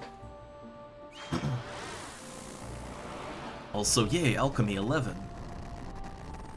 I know crafting's not the most exciting thing, but I gotta be honest, along with fishing, it is quickly becoming one of my favorite activities in the game. It's crafting isn't, honestly, it's not quite as relaxing to me as fishing, just because you're dealing in a lot of loss with crafting, right? Like, if you're skilling up crafting, you are losing gil constantly, and that doesn't feel good. But when you actually level your craft up, and you get to a point where you can HQ things and actually turn a profit, then it feels pretty good. Like, I could hang by Sandoria and just, you know, I could just craft HQ carrot broth, and that's a good old time. It's much more relaxing when you're not skilling it, but I'm finding progressing my crafts to be very enjoyable, and you get a lot of stuff as you progress your crafts, right? Like, with the guild points, there's so many items you can buy that, admittedly, usually for cosmetic reasons, but still.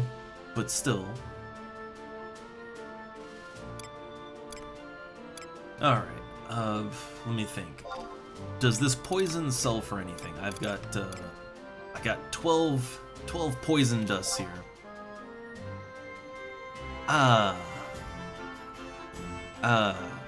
So 900 to 1,000 gil. So consider this. Like, yellow globes are very cheap, right? It's 500 a stack. the yellow globes, that's barely any money that's going into crafting a stack, right? However, lightning crystals aren't cheap. Lightning crystals really ain't cheap, so man, I hope poison dust sells for something to NPCs. Maybe they'll buy it for a little more. Probably not. It's a rare day when the NPCs pay more than players. But alright, I'm gonna buy 2 more stacks of yellow globes. I feel like, in my heart, I feel like I can get level 12 with 2 stacks. I feel it. Feel it. Also, wait, do I have lightning? I'm trying to think if I have lightning crystals, actually, because at some point I went out and farmed up, like, a stack of lightning crystals, or lightning clusters, and I used some of them, but did I use all of them? Did I use all of that? I hope I didn't. Aha! There we go. Yeah, I've got a stack of lightning crystals, and I have 6 lightning clusters. I didn't need to buy those crystals. Yeah.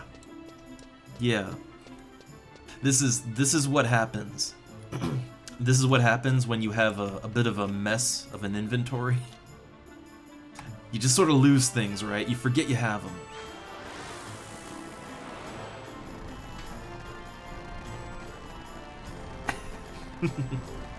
You know, Sito, I can do without top hats and monocles, but I mean, look, I feel like it would enrich my life if it was socially acceptable to wear a cape in public. All right? I think that would enrich my quality of life.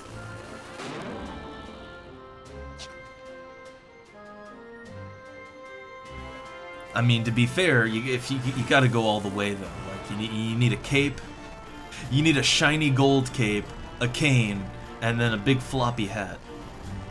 All right, you gotta complete the look.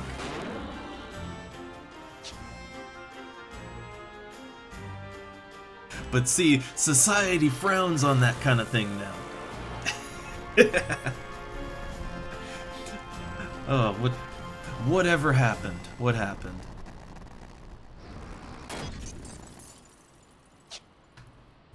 Alright, so I'm hoping 2 stacks of yellow globes. That is 12 good crafts of poison. So I'm hoping that'll carry me the rest of the way to 12. And I suppose then I have to think about, okay, like what's the next bone recipe? Or not bone, alchemy. I don't know. I don't have to swing by the alchemy guild in Bestock, but I really wanted to make a full round trip of it, right? Like, handle my business in Bestock, get the cornets, take them to Windurst, turn those in. Which you know what, this time around, when I turn in my cornets in Windurst, since, you know, that my inventory is even bigger now, right? So I can turn a lot of cornets in.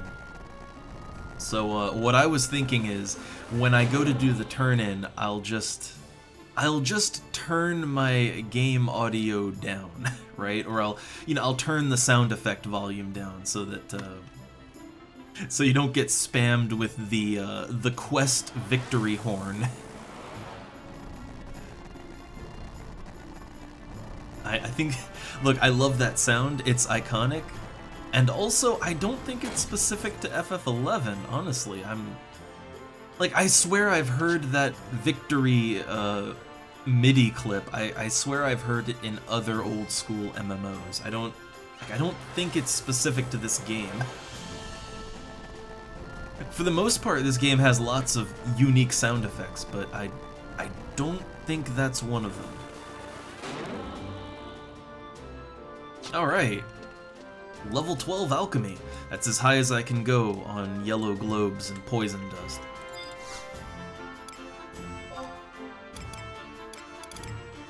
So, okay, how many yellow globes I got? 11. Just trash it.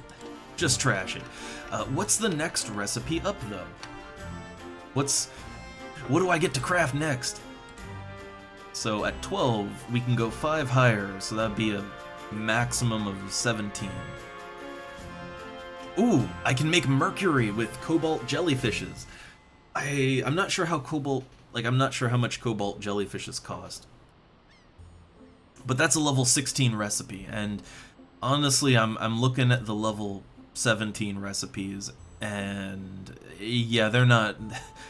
They need a lot of stuff, and they don't look cheap. So, oh, wait a second, wait. Oh my God, this will line up perfectly. Okay. So, the level 16 recipe is making mercury, right? I just made a ton of poison dust.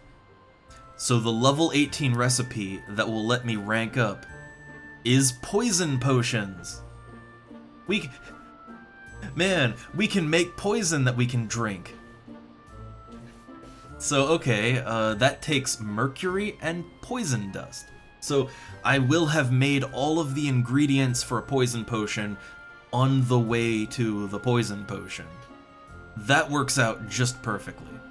And cobalt jellyfish uses mercury too, which is, or it doesn't use it, it makes that, but it uses lightning crystals. And guess what I have? I have a ton of lightning crystals just ready to go. So, this'll work out, like everything will fit together just perfectly. I love it when things just fit together like a puzzle, right? Well, I mean, okay, so there are items in the game that give a latent effect if you're suffering from a status ailment. A good example would be, like the, oh god, there's an earring, right? There's an earring that if you are blind, it gives you plus 15 evasion, right? There's some other accessories that do that for poison. So like if you're poisoned, now your health regenerates. And the regeneration could beat the poison. So there's reasons you'd want to poison yourself. Also, you can't be put to sleep if you're poisoned. So if you're fighting an enemy that does sleepka, just drink the poison. That's staying one step ahead. See, I'm using those big boy thoughts. All right, can't put me to sleep if I poison myself. Perfect sense. Look, it's bulletproof. All right, so for this one, I need cobalt jellyfish, which I don't think those are hard to fish up. They're actually like I think you can fish those at level 1 if you have fishing gear. So it's hopefully not an expensive one, but there's only 12 up for sale right now. 4,100 gil. That's a little costly. It's a little costly, however, we don't need to make that many, I don't think. Well, then again, oh, it takes 4 cobalt jellyfish for each craft, right? So you're gonna need a lot of these. So yeah, even if you don't craft a bunch, you still need a lot to craft with. Also, can we undercut this maybe a little bit? Probably not. No, they want that full 4,100. Well, we'll buy up 4 stacks and we'll see how that carries me, right? We'll see how far that goes. Hold up. We didn't get that one. We have to go even higher. I will say this might be an instance where I would be more willing to go fishing for it personally, because, yeah, cobalt jellyfish, looks like they're not cheap. But at the same time, they're super easy to catch, so yeah, it might be worth it to just go out and fish it myself. Man, it looks like the cost is going to be inflating quite a bit here. I can't buy this for anything. What has it gone all the way up to 5,000 gil?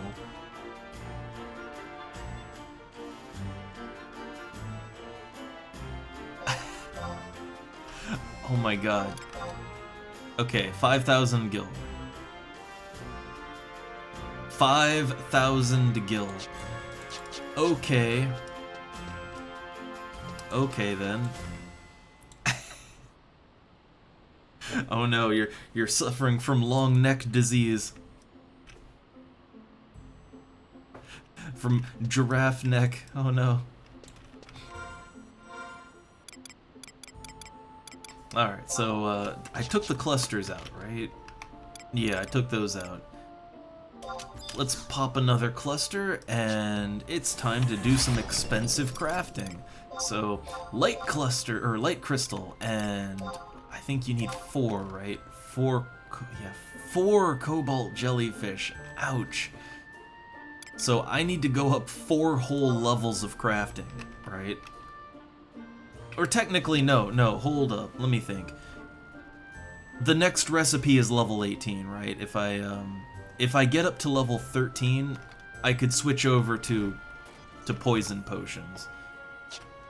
So I only need to get level 13, and honestly, these jellyfish they are way too expensive. They are incredibly expensive. And, all good, Sito. See you when you get back. Also, while I only commented on it, hey, they're experiments. Always like to give a hey.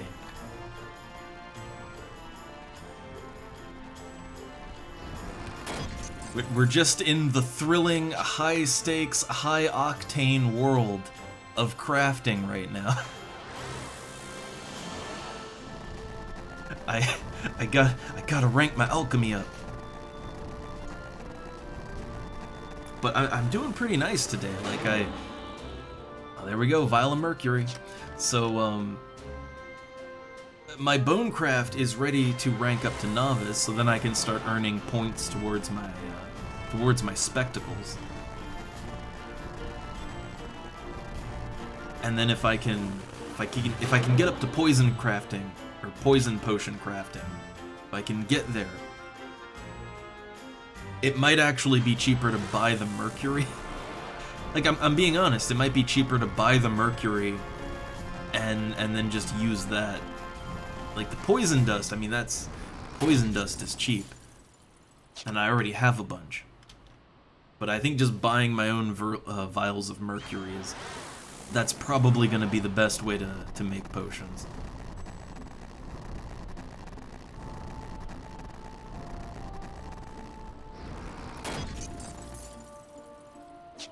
But even though I'm failing a bunch, and man, look at this, I am going through my jellyfish. It's all good though. We're ranking up slowly but surely.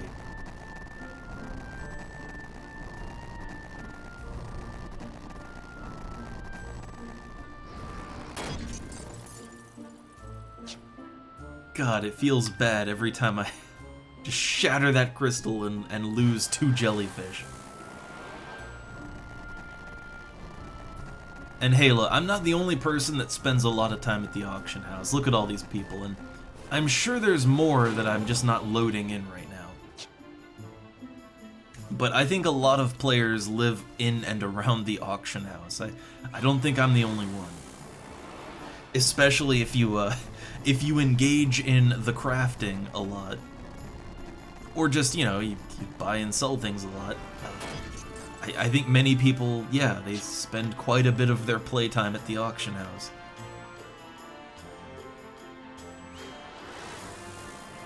But it's weirdly compelling, you have to admit, right? You gotta admit, it's... The economy of this game is surprisingly compelling. That and there's just so many interesting items, you could just spend a lot of time looking over them. Now, is that good, or I don't know. For me, that's a feature. Alright, it's a feature, not a problem. That I find myself at the auction house so much. For a lot of players, though, I feel like maybe they'd get frustrated looking through items so much, but I don't know. I like it. God, I am losing so many jellyfish. I've only got 14 left. And it's 4 per craft. Well, 4 per successful craft. 2 if I lose it.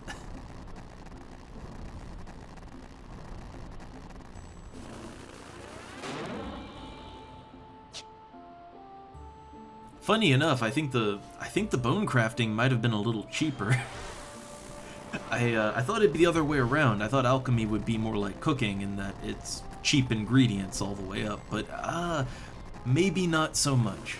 Maybe not so. Okay, alchemy 13. How many cobalts I got? I got 6 left. Well, at that point you might as well finish them off, right? You might as well.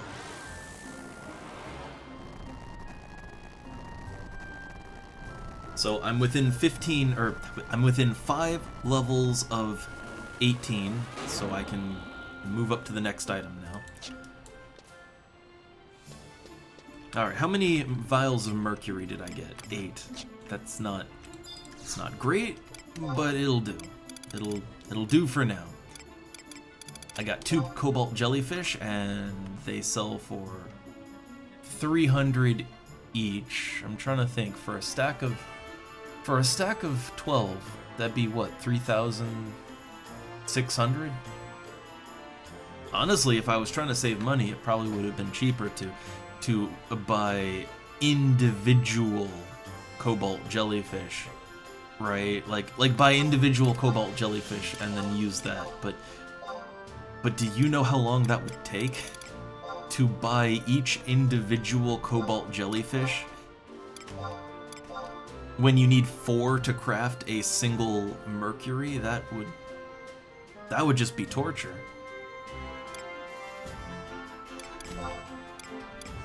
Alright, so for the next one up, gotta have the poison powder and the mercury. How much is a stack of mercury? That's the question.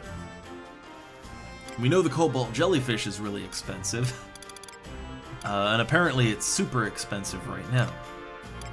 But I think it's alphabetical now, so mercury is in high supply, and it's a little over 1k per mercury.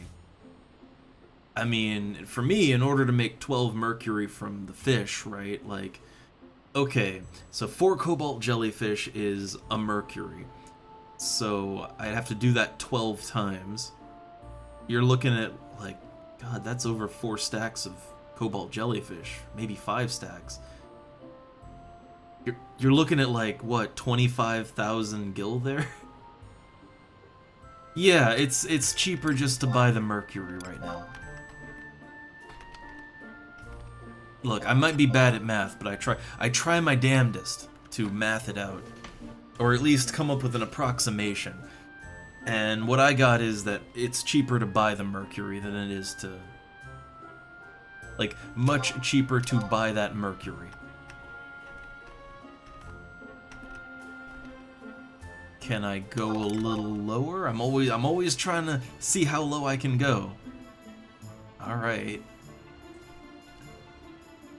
Okay, so we got 2 stacks of mercury and what I already scrapped together. I got a little over 2 stacks of poison dust, so that's good. Crack open that lightning cluster. Alright. Now the guild test item for, like, to rank up my alchemy, the guild test item is actually a poison potion. Funny that.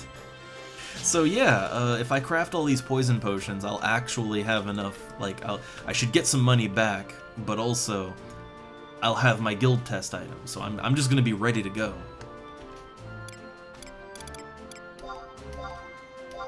I am still a little disappointed though that I can't also get some fishing in while I'm swinging by the stock, but unfortunately the lizard lure. Oh, wait, hold up. Doesn't want to go. Wait, is it a lightning crystal? No, it's a water crystal.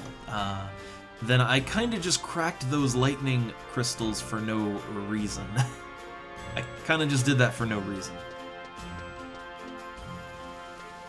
Well, you know I'll need more. I'll definitely need more later. But yeah, this is not a lightning recipe, it's a water one. It makes sense, it's making a potion, so okay. Water crystals are only 500 gil a stack, so that's fine, that's easy. So my plan here, and I'm getting a little close to my, what I said is my gil limit. I'm getting a little bit close to that.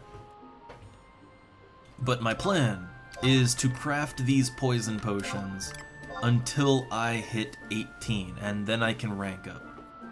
That's the plan. I'm pretty sure it's gonna take more than 3 stacks of water crystals, so I'm gonna just get that in now. Alright. Okay. Let's get a little bit away from the auction house here. I like to keep an eye on things at the auction.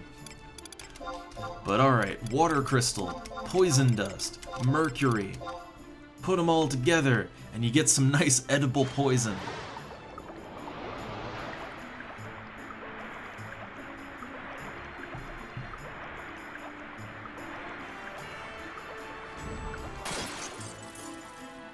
I mean, isn't all poison edible? I mean, you know, if you can eat it, the purpose is to be poisoned, right? So, I mean, what would inedible poison be? Like, oh, take that out of your mouth.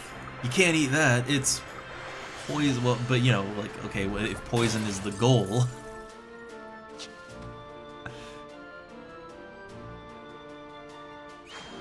Or maybe that should be the other way around, right? All poison is inedible if you know, if the goal is not to poison yourself. But can poison go bad? I mean, it's poison.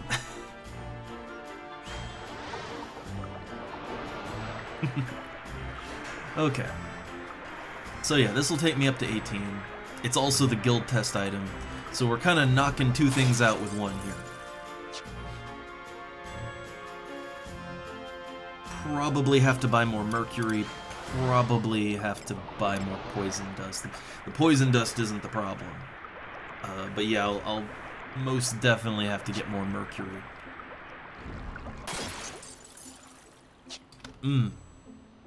Keep breaking my crystals and losing my mercury.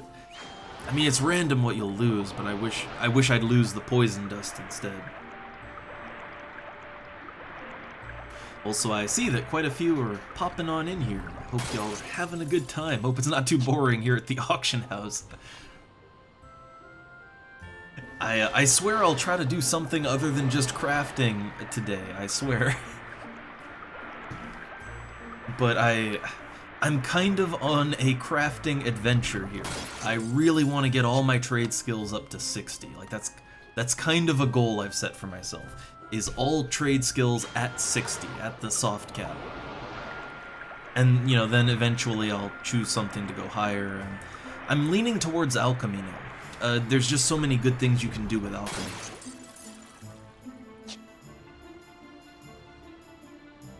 But I really want to do that. And I want to get my fishing up too. That one, funny enough, that's gonna maybe be the hard one. I don't have Liu Shang's, so my options are always a little limited.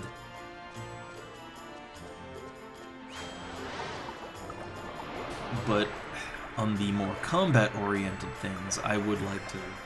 I'd like to get into a merit party at some point, but you know, the group's kind of dried up once I hit 75. Ooh.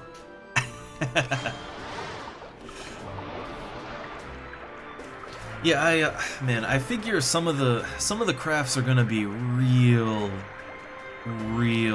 hard to level up just because they're so expensive, right? So far I have cooking at 60. That's great. Like that one was actually pretty cheap and easy. Like cooking was no problem. Bone crafting, I thought it was gonna be more expensive than it is, but so far it's actually not too bad to level it up. Alchemy, I mean, with the mercury and all that, alchemy is proving to be pretty expensive now, but it's still really not that bad. But I feel like once I get to the more quote-unquote real crafts, I feel like that's probably where the money's all just gonna go right in a pit, right? I feel like any of the smithing things are... I mean, I've seen the price of ingots, right? Like, they ain't cheap. And then again, I guess if you level the skill up and you make said ingots, I guess you could see a return on that. I guess that's kind of true for any of the crafts. If you level up enough so that you can HQ, then I guess you could make those expensive items and you could see some returns. But I did Clothcraft to 10. I've taken it to 10 so far, and I didn't find it too bad. But a lot of that was just oh nice. A lot of that was just desynthing actually. Like I desynthesized some goblin parts, and that just leveled my Clothcraft up. I feel like it's not gonna be that easy going forward, but you know. Also, I engage in conversation before I even say hello. Hey there, Carrie or Kari? Again, I can't pronounce good. But, yeah, it is quite a gill sink to get all the crafts up to at least 60, but I do feel like if you can get all your crafts to 60, because a lot of the crafts actually are kind of cross-skill. I feel like that alone would give you so many options for things you can craft, both in the low and high levels. And I feel like it would give you a lot of money-making opportunities, right? Like, with 60 cooking alone, I can HQ some of the low-level recipes, right? Like, some of the things from the first rank of cooking, I have the best chance to HQ them. And when I do, like, yeah, I can just pick an item, craft it, HQ it, and make money, right? And I feel like it's probably gonna work that way for most of the crafts. Like, a lot of them actually have some good items in the lower end. So when you're 60, you'll have, like, at least the HQ2 chance, right? Like, at least. So you could just, at a certain point, pick an item, craft it, and make money.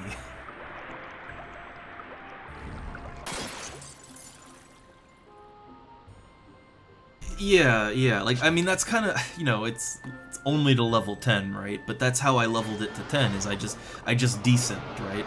Like, I looked at the market, and honestly, it was cheaper to buy the finished items and then break them down rather than to try to craft it myself. And hey, when you break them down, when it works, I mean, you can then resell the materials or use them again, and you make your money back, kinda. But yeah, a lot of the cloth stuff is very expensive. I mean, I think the same is true for any of the real crafts that use harvested wood, mined ore, harvested stuff, or, you know, things that have a low drop chance, like, I don't know. Oh yeah, I can kill spiders in the boyata tree, and I can get spider web, which I think is used for, like, rainbow thread, I think. But that, you know, it's not a super common drop. At least for someone like me that only has Treasure Hunter 1. See, now I kind of feel like it really would benefit me to level Thief up to 45 at least. Because, yeah, having better Treasure Hunter would help with gathering some of these rarer materials. Or not even rare, but just like, without a higher level Treasure Hunter, you're just not getting anything.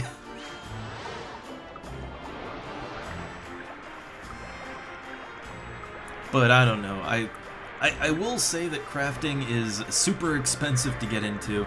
It can be a little frustrating, But honestly, I do find it very, very rewarding, alright?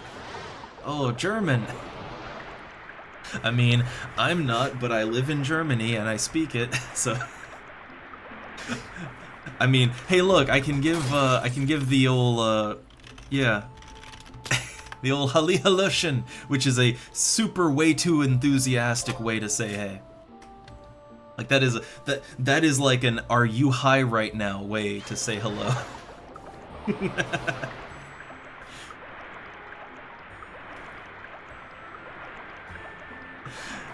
I like my super enthusiastic greetings. All right, I like it. Yeah, I gotta I gotta be honest. I might end up taking Thief to 75 just because I.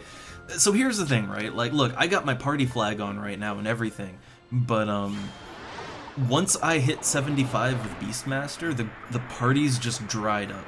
No one wants to invite me to merits or anything, so I'm pretty much just soloing at 75, which isn't great. The thing is that if all I'm gonna be doing is soloing and farming spiders in the Boyata tree, I mean, I might as well be doing it with, like, a thief who has the good treasure hunter, right?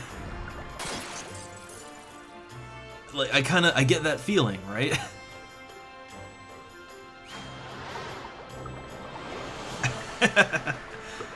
I mean, oh, I'm always never on time. I'm always a few minutes late. I mean, I don't know. I'm about as reliable as the train system on that one. Close enough. It still really gets me that, man, Germans complain about oh, the trains, they're always so unreliable and not on time, but like, as someone who had to extensively use the public transport, you know, the trains, for my first like 2 years here, just to get to the old German learning school, I used that train a lot, right? And it had to go quite a distance, and it was never later than like a minute. Never. The only times it was later, it was pretty much pre-announced that like, oh, there's something going on, and you know, the train won't be coming today, or it'll be delayed an hour, like, but it was well in advance, you'd know that, right? So you could kind of plan around it. But it's not like, it's like, oh no, the train was 10 seconds late, oh my god, worst train ever. It's like, no, come on, that's good, that's really good.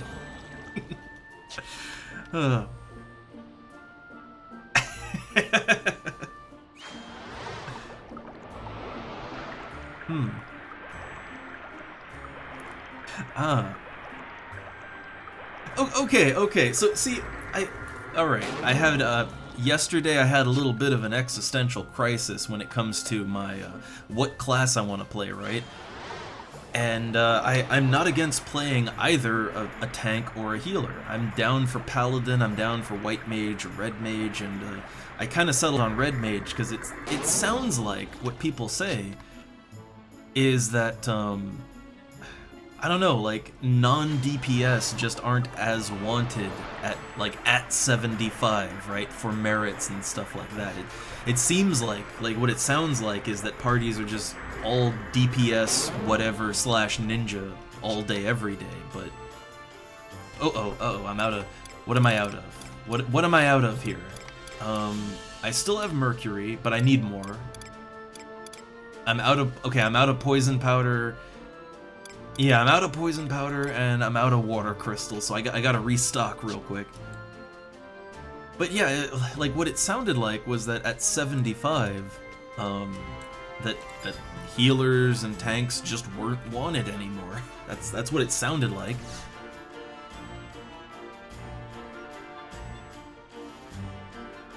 But, I mean, then again, a lot of the kind of 65 sync parties that I've been in, a lot of those, yeah, they ended up disbanding because the healer left, or the one, there was one merit party that I was invited to, but it actually fell apart before I even got there because the healer left. So I guess healers are still in demand, I guess. So I guess at that point it's just, well, okay, maybe I will go down that path, but I'm still not sure if I want to continue leveling up Red Mage, because you know, I'm lukewarm on it, or if I want to level up Warrior and then level up Paladin and, you know, become the proper tank, right? Yeah, I guess I just, with what people were saying, it really gave me the impression that, you know, the level 75 merit parties and all that, the more casual parties, that it was just DPS. Like, all they want is hardcore DPS using /ninja with no tanks, no healers, no rules, right? That's that's the impression I got, and that made me really sad because I like partying in this game. I like class dynamics. I like the traditional party. So hopefully it's not that bad, but I do think that Beastmaster was a poor choice for someone that likes to group up with other people. Like, the thing is, I like how Beastmaster plays, and honestly, I didn't have any problem getting into parties before level 75. Like, all the way up to 75, I was getting in tons of just both normal parties and Beastmaster burn parties. I wasn't having an issue until 75, and then I hit 75 and suddenly nobody wants to party up with me anymore. But, yeah, I don't know. We'll see.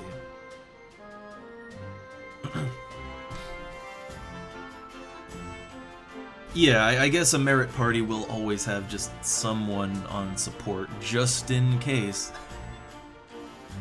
But the question is, would they still have a tank, though?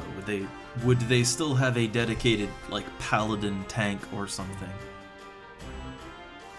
So I feel like if Paladin gets sidelined more, then I'd probably want to just stick with, yeah, I probably just want to stick to Red Mage. And I know for a fact Red Mage will get a lot of play for like BCNMs and stuff like that.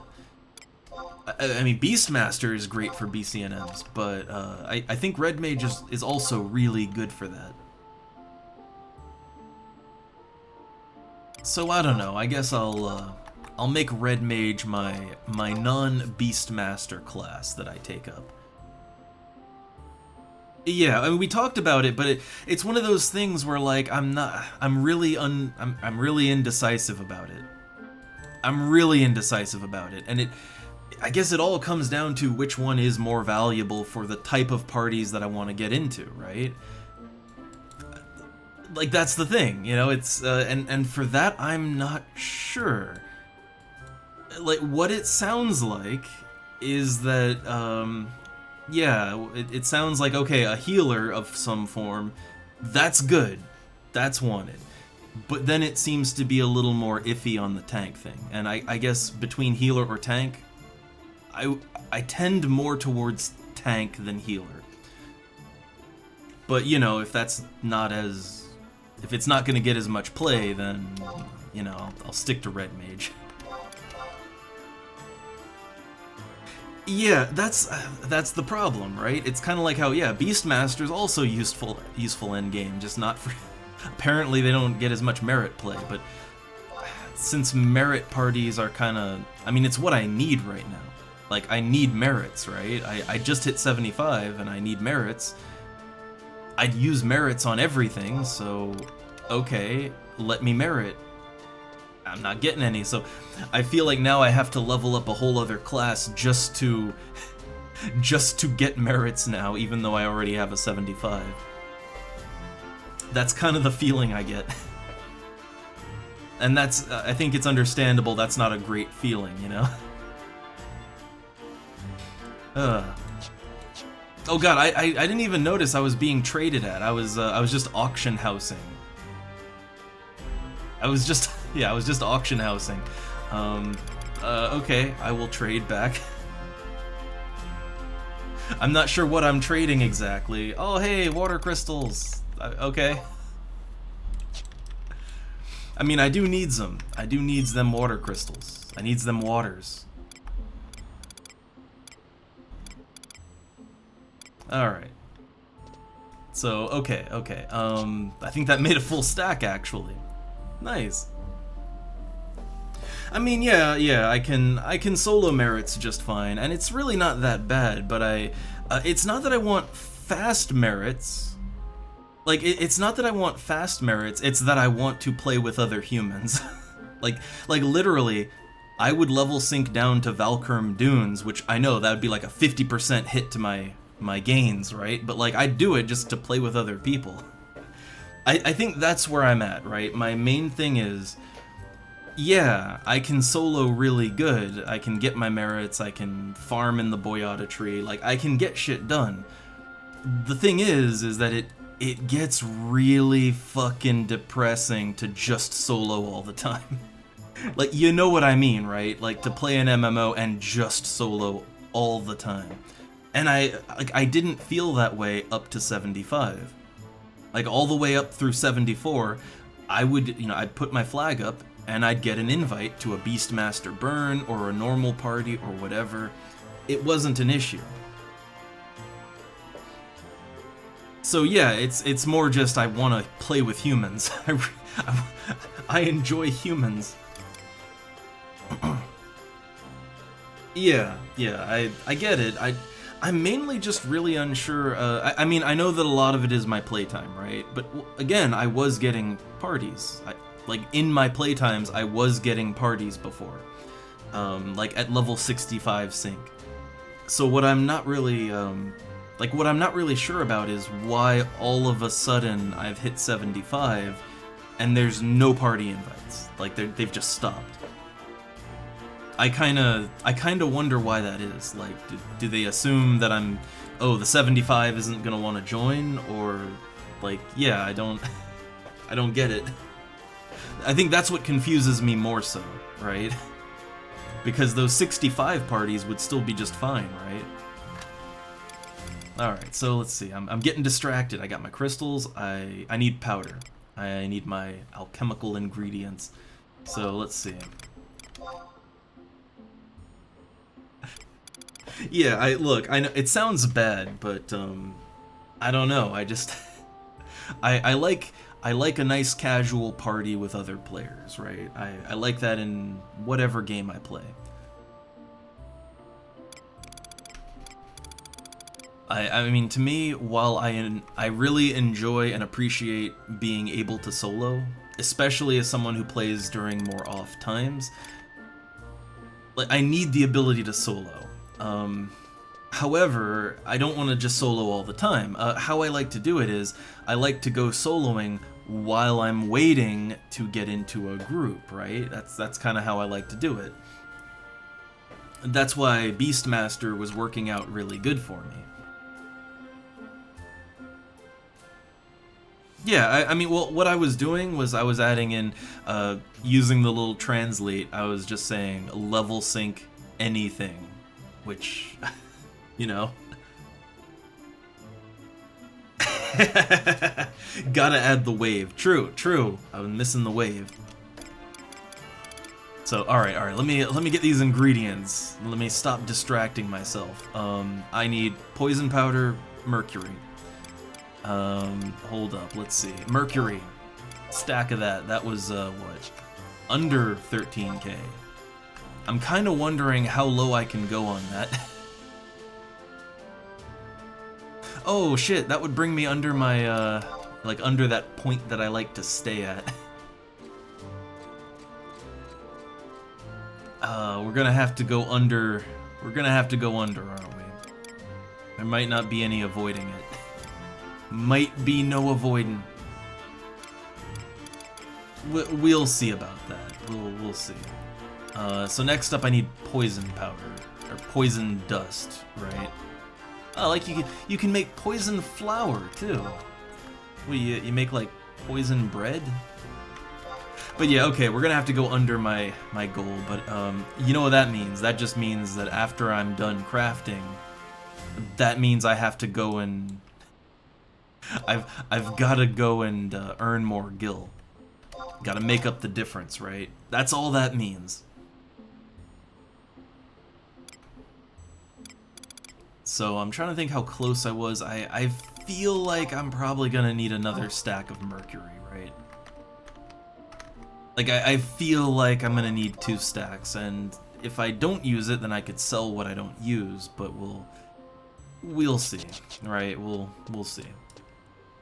Okay, poison crafting continues.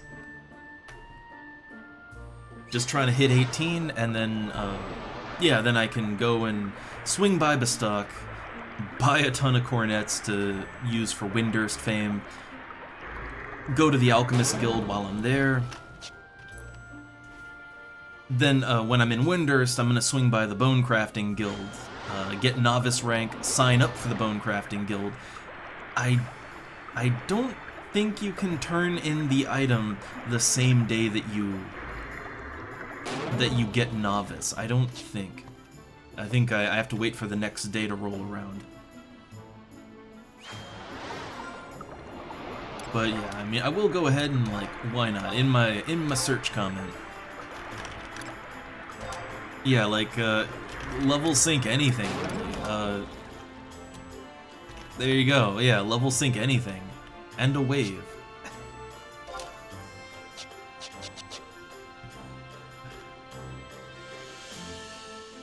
I don't know, I feel like I'm weird like that sometimes, that when I play games like this, yeah, I enjoy being able to solo good. I like to have that ability, but I'm there primarily to play with other people, and I don't really care how efficient that is, because for me, the playing with other people and enjoying teamwork dynamics, right? That's why I also prefer traditional parties, for that teamwork dynamic. Like, that's kind of the primary reason I'm partying up, and anything else is kind of secondary, right? I feel like for most people, I think most people, it's like, I just want more EXP. I don't care about, I'd replace you all with robots if I could.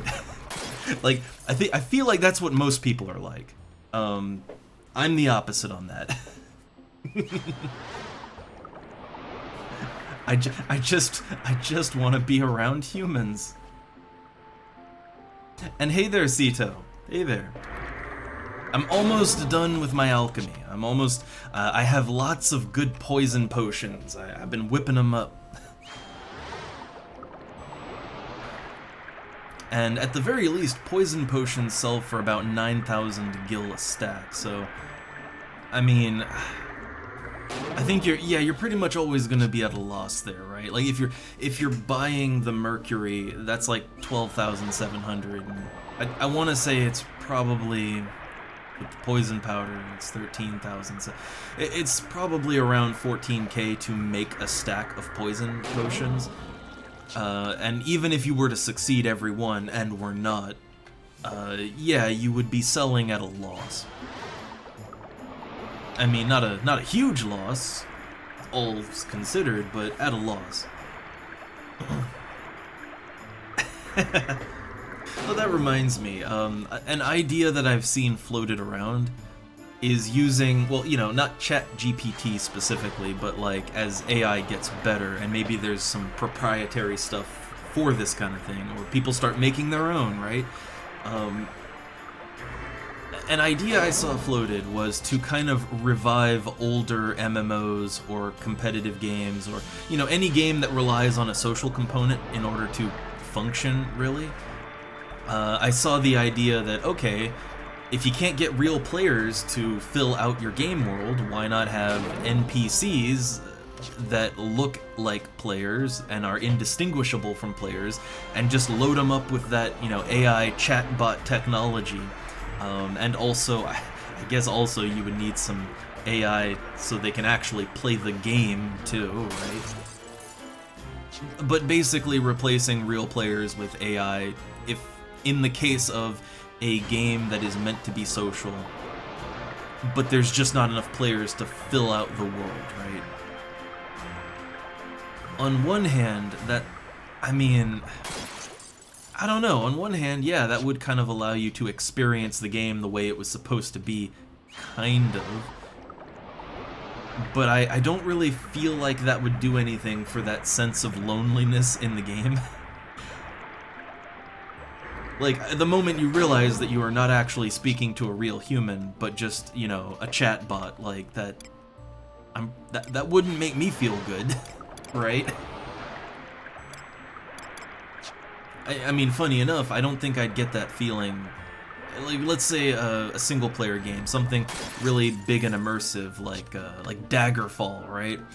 Okay, in Daggerfall, if all the NPCs that just wander around were like proper chatbots that could properly interact, honestly, that would just make the game better. And you're not under any sort of pretense that you're online and that that's a real person, right? There's no pretense of that. So I feel like that would be a little better, but I don't know.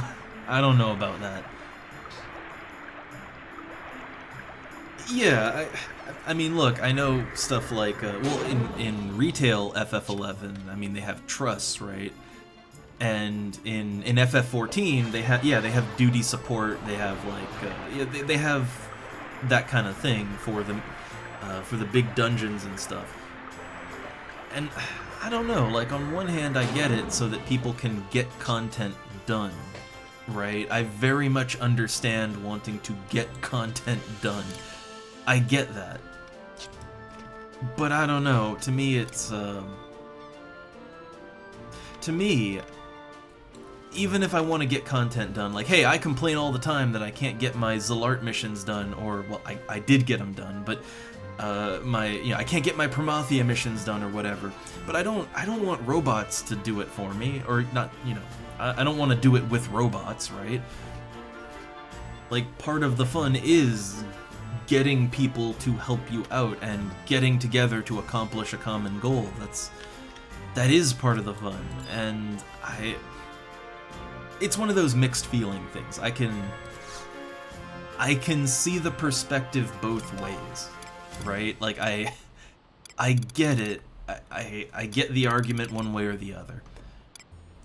I'm not really sure what's the correct answer on that. I just don't even know. Also, I'm just seeing that if I were to sell, or if I were to not sell, if I were to craft one more poison potion, I'd have a full stack. I could get a little bit more of my money back. I mean, I have all the materials and everything, so... okay, I won't get any skill gains out of it, but... I'm gonna go ahead and craft 2 more poison potions. One so I have a full stack, and one so I can turn it in to the Alchemist Guild in Bastag. And then the rest of the mercury and the poison dust, I'm gonna vendor trash that, but the rest of the mercury, I'll just sell it individually on the auction house. Alright, there we go. So did I use up all my, I have a little more. Okay, I'm gonna make one more though, because I gotta try my own supply, right? I gotta, look, I just made all these nice poison potions, I gotta try it out.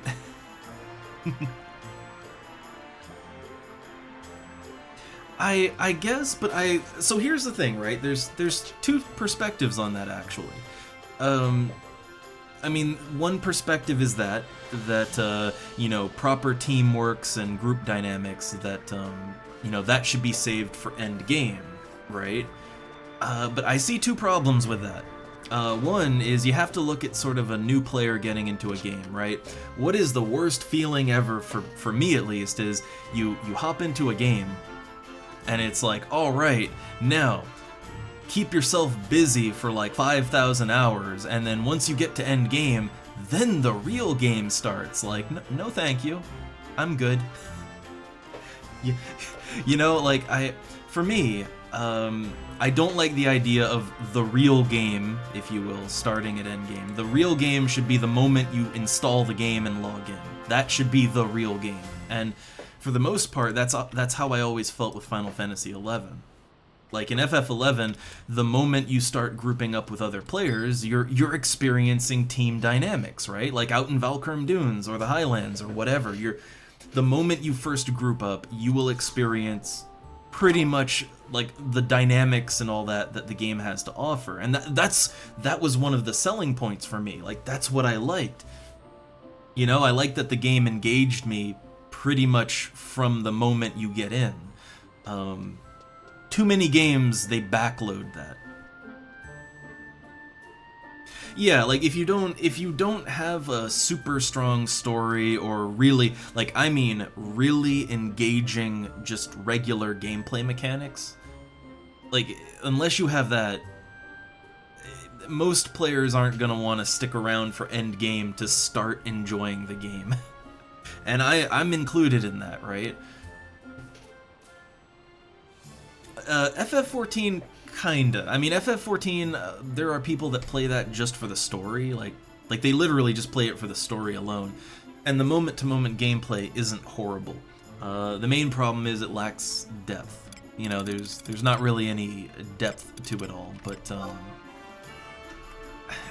I don't know. There's not really much in the way of team mechanics in that game too. I played a lot of FF14, and I didn't do it in recent years, but I did the savage stuff, right? I did the hard stuff, and honestly, I never really felt like there was much in the way of team dynamics. Like the way that hard fights work in that game is, it's really a very solo experience. Like each individual player has to memorize the mechanics. Oh no. Oh, I got snow heels. Yeah. I got snow heels. But, oh god, oh, that threw me off. Yeah, it felt more like it was, each player, like all 8 players in a Savage raid, yeah, sure.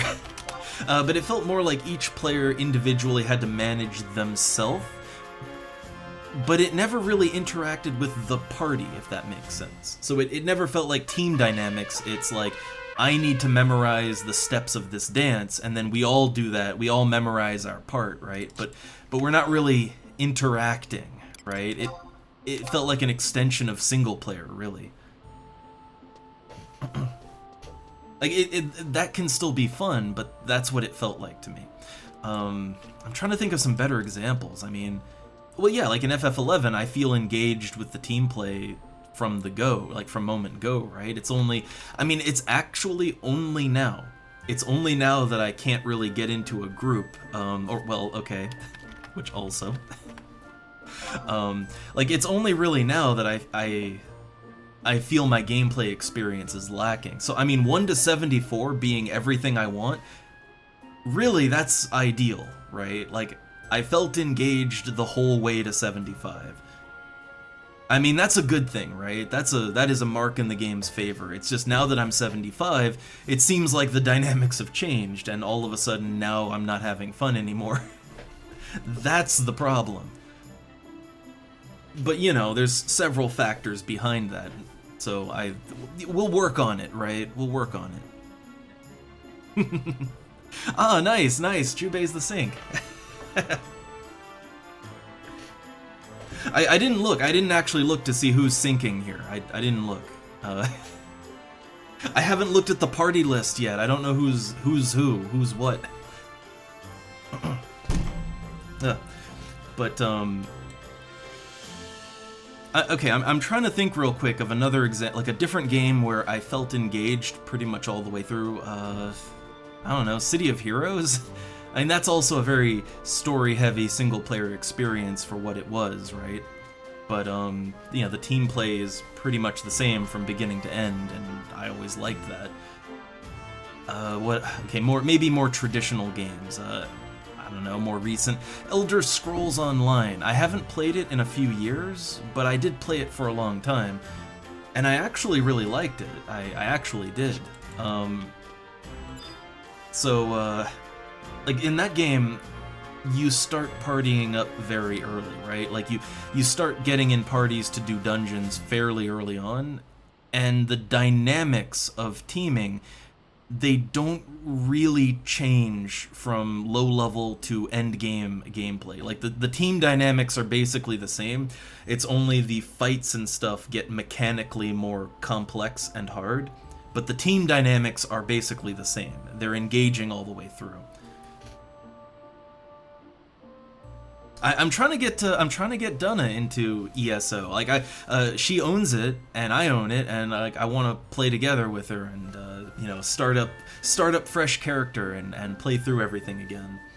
Because it is a fun game. I like it.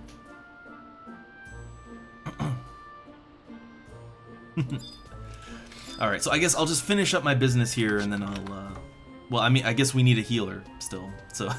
So wrapping up my business. Okay, I got a ton of water crystals now. I have an excess, but I'm very sure that I'm gonna use all of these crystals in alchemy. I'm very sure.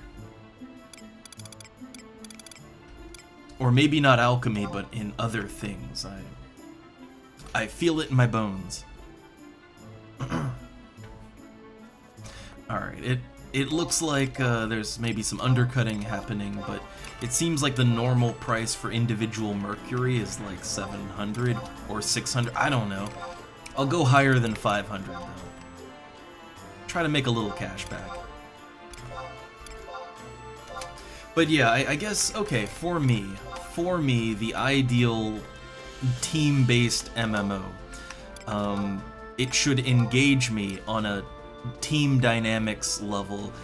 It should engage me as much in the low levels as it does in the high levels. Just in the high levels, it's, you know, it's that fights and stuff get mechanically more complex. That I like, right? But for me, I feel like a game, yeah, it from start to finish, engage me, both solo and in a team. It's either that or you make it a story game, and I'm not... I don't know, I like the story in this game, I like it, but I wouldn't play this game just for the story. It's like, that's why I don't play on retail, right? Like, I'm not interested in the story alone.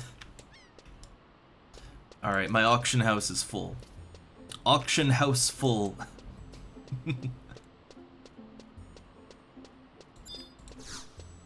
Alright, so I'm gonna try to make some room in my inventory because I have a little bit of a crafting mess on my hands right now.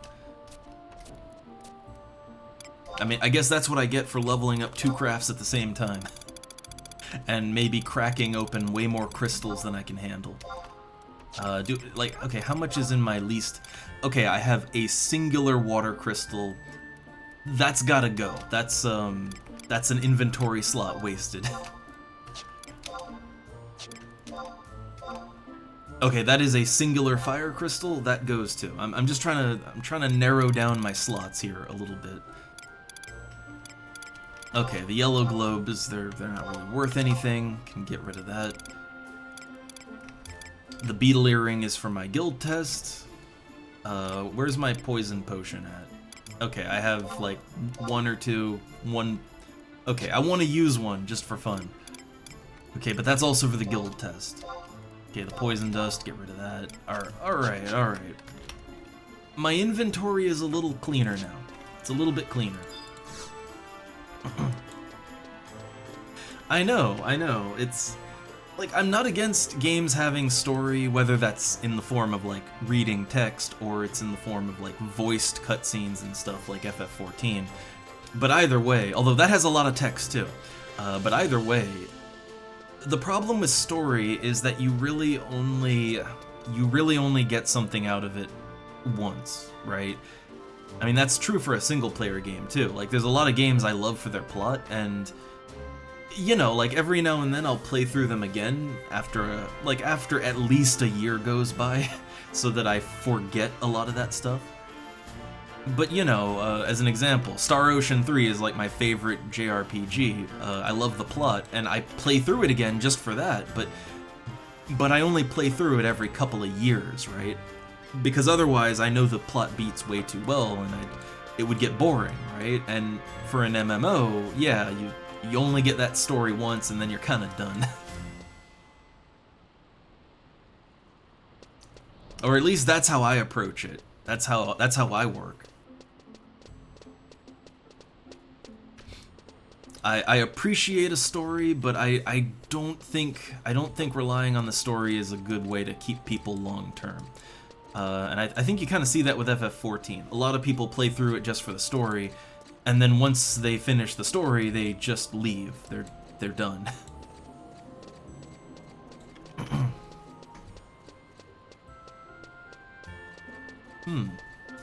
I mean, I guess there is a little nuance to a lot of games. I mean, you know, there's a little bit, but I have to let some time pass before I can play through a single player game for the story again.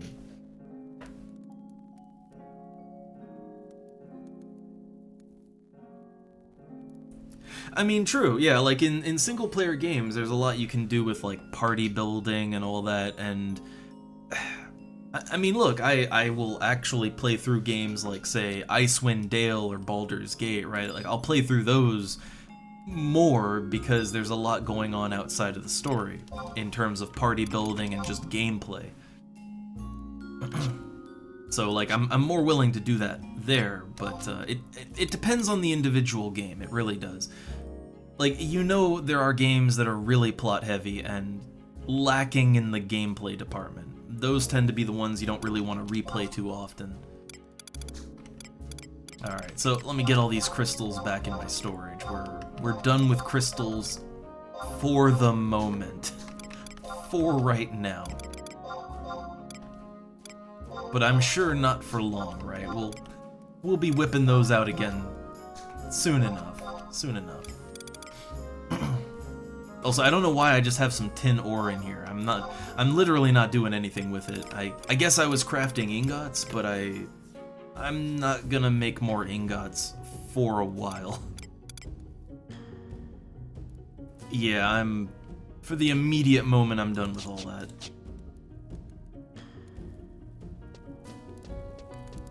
So I'd say, like, okay, story, you know, a story, it depends on the game, depends on the context.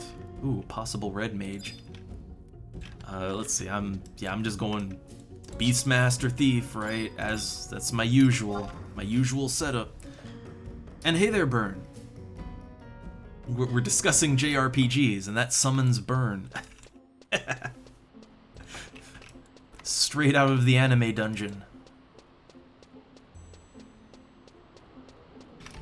But, I don't know, I guess for an MMO, right? So here's something I find about, like, especially old school MMOs, they tended to be a little light on the gameplay. I don't think FF11 is that bad. Like, I think, honestly, FF11 has engaging enough single-player gameplay. Like, it's engaging enough. Like, the combat, right? It could be much better, but it could be a whole lot worse. It's serviceable to keep you in the game and interested until you can get into a group, and then things get more interesting, right? I think a lot of old school MMOs kind of worked on that principle, that the gameplay is just serviceable until you get to a group, and then the real meat and potatoes is playing with others and the team dynamics and all of that, right? At least as someone that kind of started more or less with EverQuest, like that's how it was with EverQuest back in the days.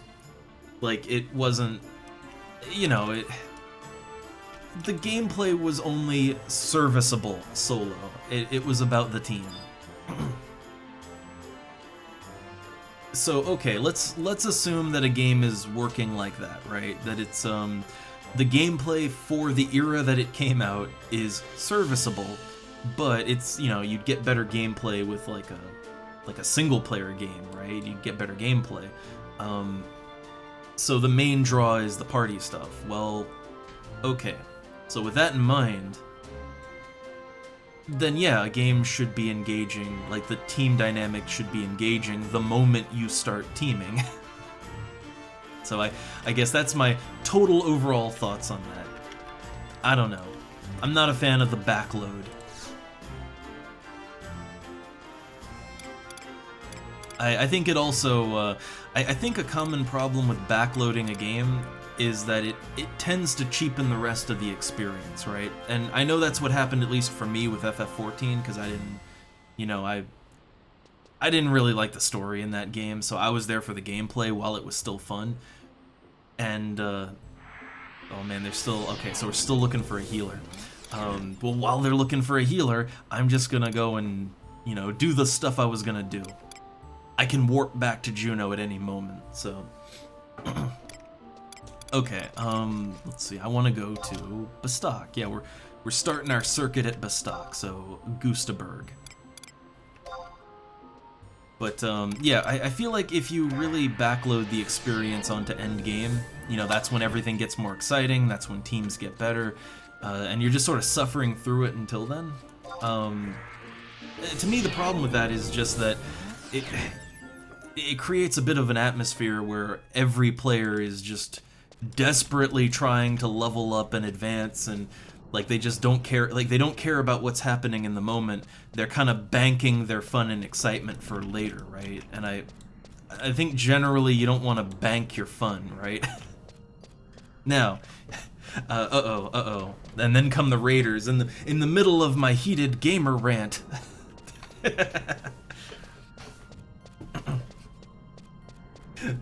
Just blow the horn. I think, what is it, had like a big horn that would always sound, and then, well, terrible things would happen in it was like in the film Deathstalker, I think. Usually that means someone's gonna get, not romance, but, no, the other R word. That's usually how it went in Deathstalker. And then the horn would blow.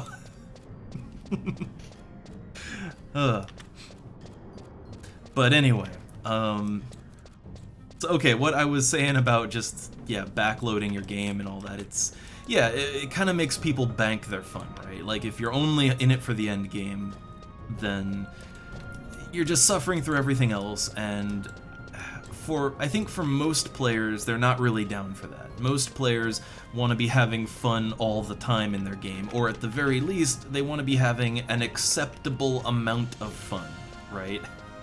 Acceptable amount. Oh, a Galka White Mage, yeah, I'm sure it's fine. Yeah, it's fine.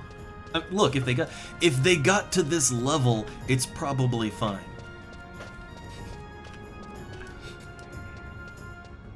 I assume if they got this high level, probably they know what they're doing. But, yeah, I don't know. I think with MMOs, a lot of players are, and I see it everywhere, even here, like, a lot of players seem like they're very okay with banking up their fun. When I say a lot of players, I mean the players that don't quit, they're okay with banking up their fun.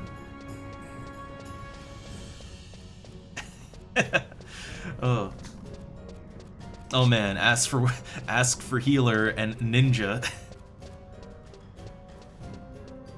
Yeah, I'm in a party as a Beastmaster, although they need a healer. So see, okay. This is pushing me more to level up that red mage, right?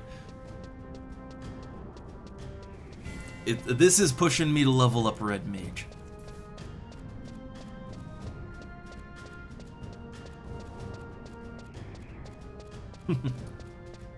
Well, I guess, see, I'm not even, I feel like, maybe look, I'm bad with the words, I admit. I usually have to stop and organize my thoughts. I say something dumb, and then I have to stop and organize my thoughts so it makes sense. Also, hey there, Arthur. Hey there. And, you know, and all of the Vikings, too. But, so, okay, look, I'm not necessarily against fetch quests and all that stuff. I'm not necessarily against it. I mean, look, a lot of people would consider just grinding on various giant vermin to level up in this game. They'd consider that to be suffering or just not fun, right? I love it, but that's because the actual combat gameplay is fun to me, right? So I'm having fun with it. But, I guess what I mean is, it's more of a mentality, right?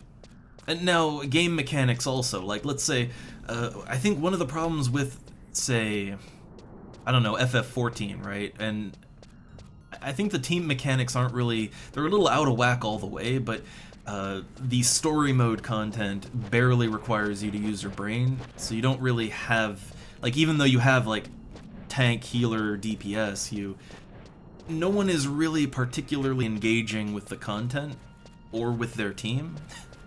And they don't really do that to any level except at the end game. And that's when the real game starts, right? And that's what I don't like, right? When the game itself, the game has engaging gameplay to offer, but it saves it for the end game, right?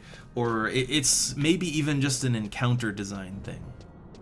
Like the game is pulling all the punches until the end game, right? And oh, now I have to turn my brain on, and now I have to actually communicate with my party, and I think a lot of games are guilty of that, right? Now, in this game, I feel like even in Valkyrie Dunes, you do have to communicate a little bit, you do have to work together as a team to an extent. Like, with this game, I feel like even low-level parties they have to work together to some degree. So I guess what I meant more is games where, yeah, it's just not engaging for one reason or another until endgame. That's more it. And I think that creates the attitude. And hey there, VGFX. I think that creates the attitude where the players now, they're kind of in, well, I guess the game isn't real until endgame, so I guess I don't have to care. I guess I can just coast. I don't have to do shit. I don't have to, none of this is real. Like, I think it creates that attitude, right? And overall, I find that's not good to foster a game community or to foster some sense of, like, I like this game world and I want to stay in it and play in it, not just for endgame content, right? If that makes more sense. Again, I struggle with words sometimes. Organizing thoughts with extreme attention problems, it's kind of hard sometimes.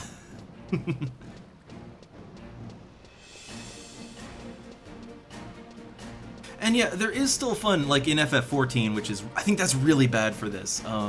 There is still fun to be had, but I always felt like the game was kind of pushing you down at every turn. It felt like the game was trying to snatch the fun out of my hands with everything I'd try to do. But that's just maybe, I don't know, there's a lot of factors on that.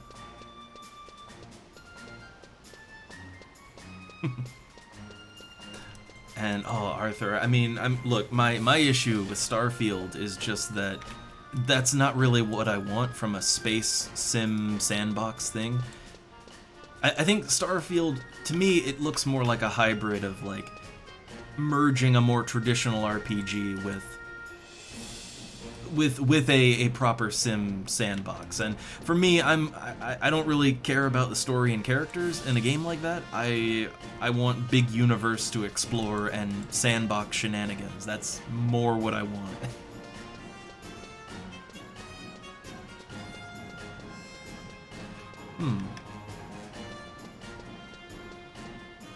Maybe too streamlined. Maybe too streamlined is a good way to put it, but Also, I'm trying to, like, remember what I'm doing here in Bestock. Right, Alchemist Guild. I mean, the roles... Okay, look, in FF14, I really... Okay, so I think anybody who has extensively... Ooh, full. Then I'm just gonna hit up the Alchemy Guild and turn my item in, and then get the fuck out of here. I mean, getting to the Boyata tree is that's pretty easy.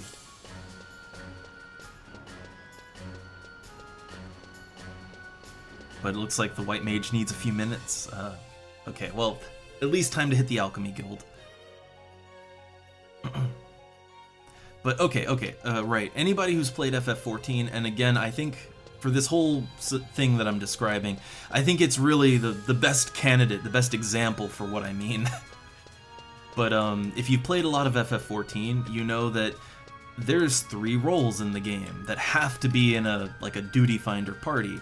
You know, the tank, DPS, and heal. Blue, green, and red. But if you've played a lot, then you know that there's really only one role, and that role is DPS. You're either a red DPS, or a blue DPS, or a green DPS. Because all of the classes, really, ideally, they should just be mashing through their attack rotation all the time forever.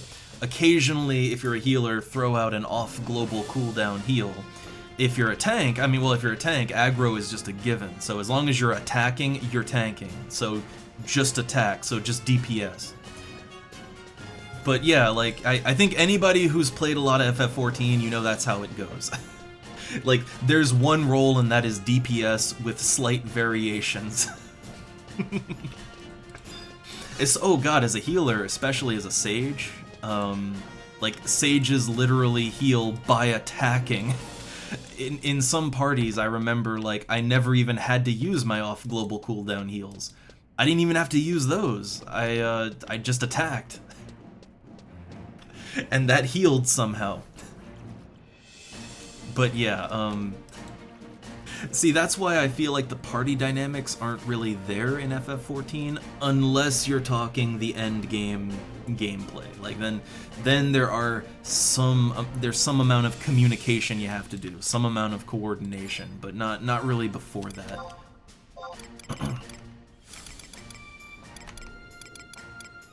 Alright, let's see, I gotta turn in my poison potion. There we go. Yay! I'm an initiate. I mean, no, battle healers are a thing in quite a few games. I mean, to bring up Elder Scrolls Online again, I really liked playing a Nightblade as both a healer and a tank, and Nightblade is kind of it's considered the sneaky, stealthy class, right? Like, but they also specialize in drains. And if, like, say you go healer, then you drain enemies, and the health transfers to your party. If you're tanking, you're draining health. That's healing you, right? Like, so, you know, you could make it work, but I feel like even with stuff like that, there were more dynamics at play, right? Rather than just mash your DPS rotation. That's kind of where it stops in FF14. Mash those DPS buttons. Alright, I guess there's time to, I have time to flee to the Mog House, and I'm just gonna change my class to Black Mage, warp back to Juno, then change back and get over to the Boyata tree. Since it seems like I still got a second. I don't know, I'm a big fan of the traditional, like, tabletop-esque party, right? You know, the healer / support, the tank, maybe one other support or crowd control type of class, and then, you know, the rest is DPS. I think in games in general, like, especially dating back to, like, tabletop stuff, I think there was a lot less focus on DPS. There was more focus on just team dynamics and kind of interacting with one another, rather than just do more damage. But again, I'm the old man on that one, I know.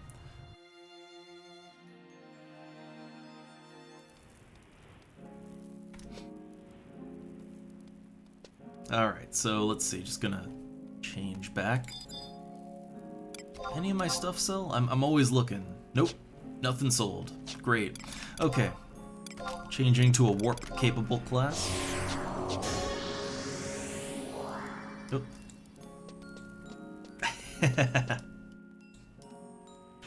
I do feel like that old man sometimes, but it's just, yeah, it is what it is. And again, look, I'm totally open to being wrong, right? It's just how I feel. Okay, and warping. Warping, then resetting my class again.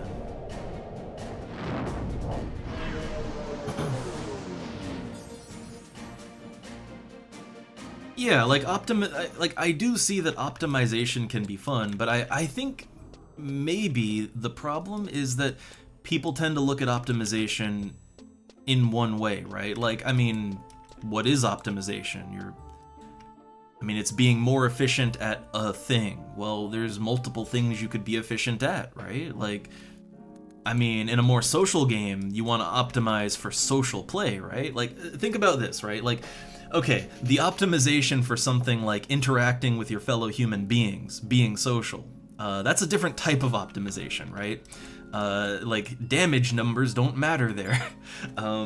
And that's what I mean. Like, there's multiple ways to optimize. And to me, with an MMO, the social gameplay is 50% of the gameplay. People who only look at optimization in terms of DPS, damage, efficiency, faster kills, they are optimizing 50% of the game to be better, and they're doing it with the other 50% of the game just shriveling up and poofing away. And what you're left with is you're left with something that isn't really fun for everyone.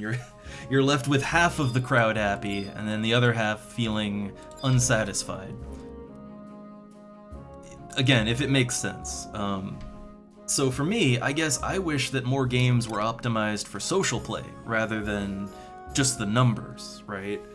And there's a lot of ways you can make a game encourage more social, more, you know, more cooperative social gameplay. There's ways you can encourage that. I mean, hell, what I said about, like, a party diversity bonus, right? Like, that would fix the whole problem with every party being just DPS and a healer, right?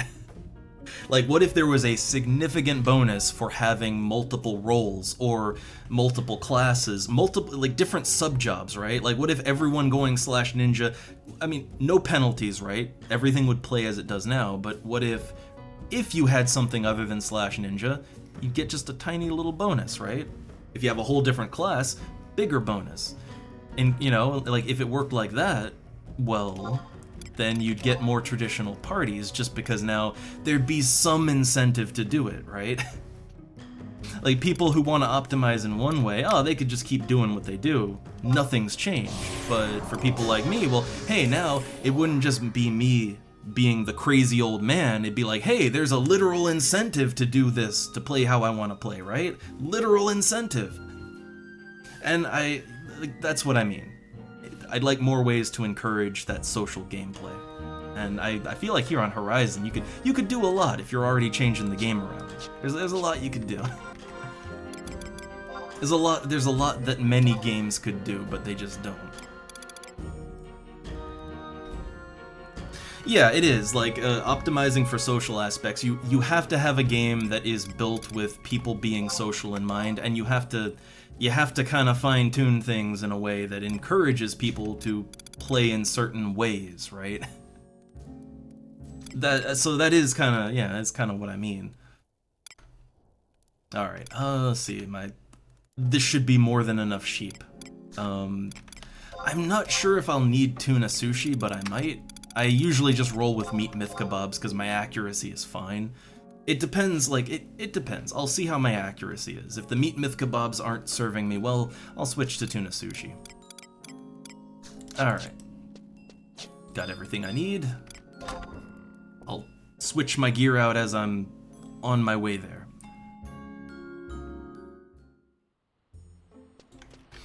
Okay. Right, I have a macro for this. Damage set. And just get the look back. Yeah, style lock. Okay. I'm all good to go. Except Signet. Oh, crap. Yeah, I haven't been fighting in a long time, so I don't even have Signet on. I'm just gonna go ahead and pop my meat myth kebab, because again, if it turns out that my accuracy isn't where I'd like it to be, then the timer will be ticking down and I can switch to sushi. But I'm not sure. We'll see how it goes.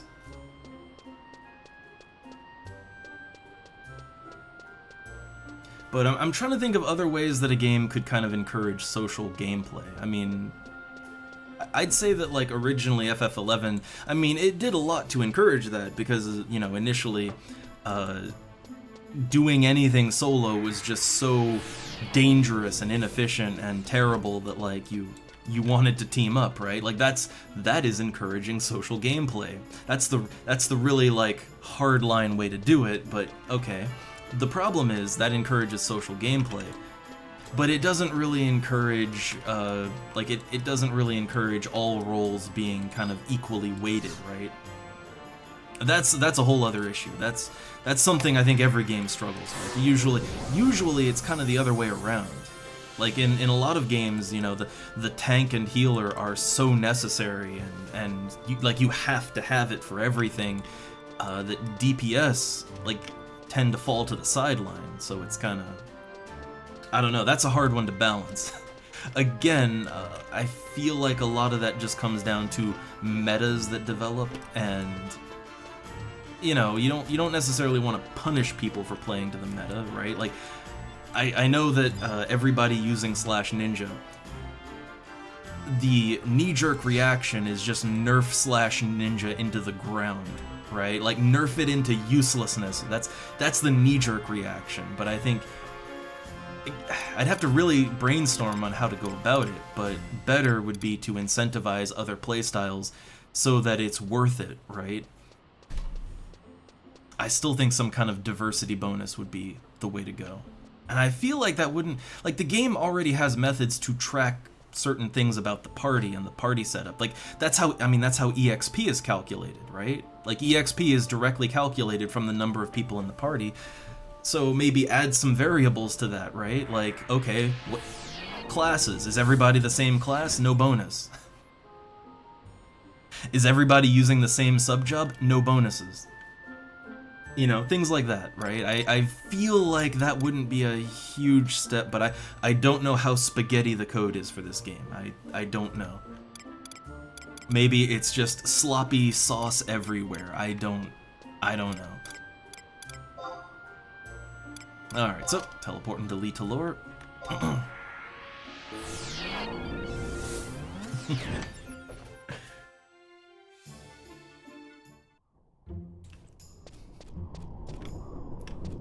Been a while. I actually haven't been around to the Boyata tree in a little bit. It's, I don't know, I got a little tired of just farming spiders in the tree forever. I wanted to do something else.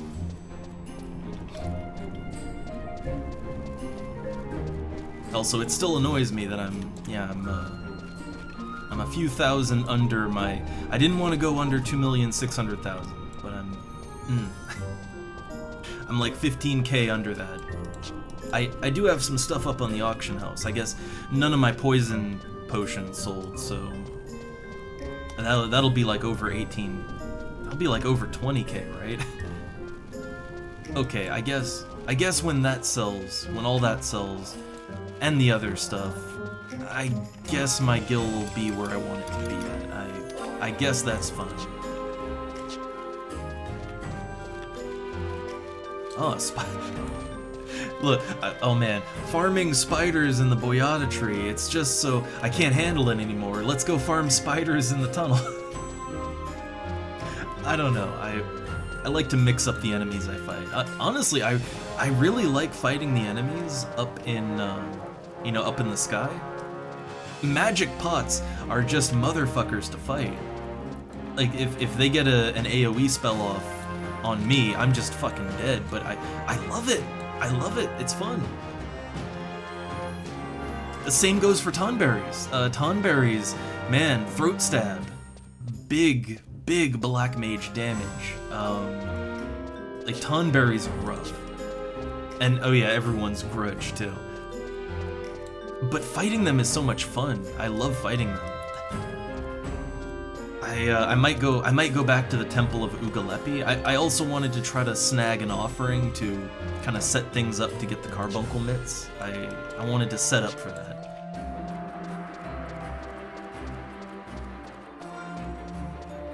Yeah, I mean, maybe I could silence with /white mage. I feel like I really have to go. Also, I'm getting distracted. Okay, making sure where I'm going. I have to really set up the stats for that. Yeah, oh yeah, my skills aren't capped either. I really do need to cap my mage skills. Like, most of them are way under level.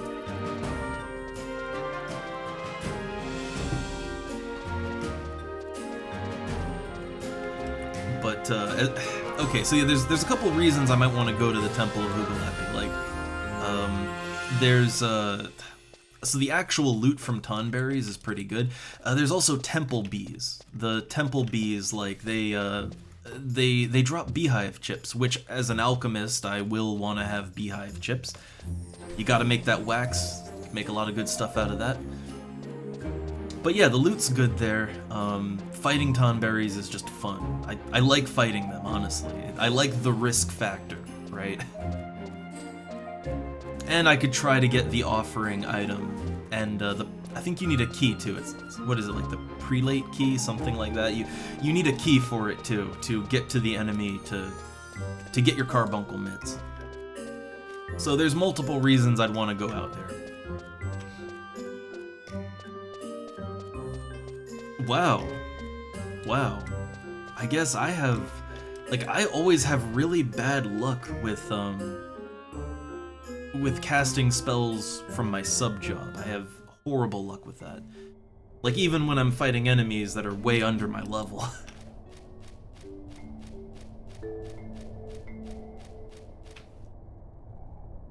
Alright, I'm in. Oh yeah, I guess we're gonna be synced, right? So I don't wanna call my sheep out until we get together and get synced. Would be a bad idea to have the sheep out now. Because it would just be a waste of a sheep.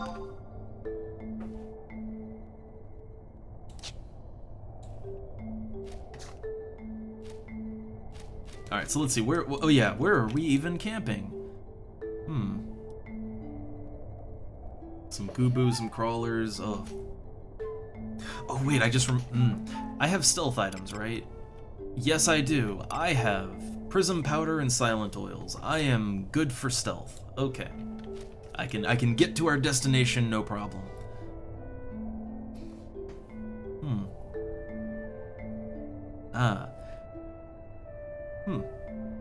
I mean, whenever you can kind of kill something that also gives items that you use for crafting, that's when everything just sort of lines up nice and good. It all just comes together, makes you feel good. Again, that's why I was looking at maybe both Tonberries and then temple bees in Ugalepi, because that would give me all that good beehive chip that I need. Like, not for skilling up or anything, just to make items I'll use.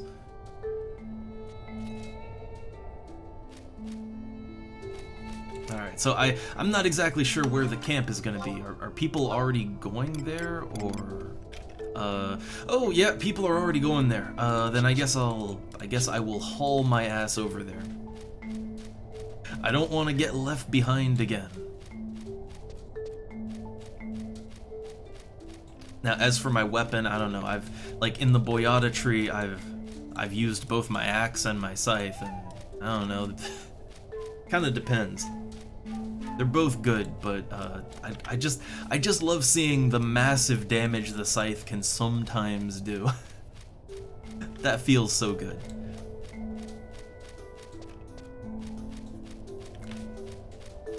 Yeah, so I kinda sorta know the way there. Like, I know how to get to the second map. That's out here. After that, I'm a little lost, but I can at least get that far. Like, I know the big room that has a tree in the middle, and then, like, the pond, and there's tons of gooboos and stuff around it. I know that area fairly well. That's where I capped my weapon skills. Ah, okay, so the waterfall on the west side. Alright, I'll maybe wait till other people come around there just so that, wait, did I go the wrong way? I went the wrong way. Yeah, Maybe wait till others come just so I don't accidentally go down the wrong waterfall.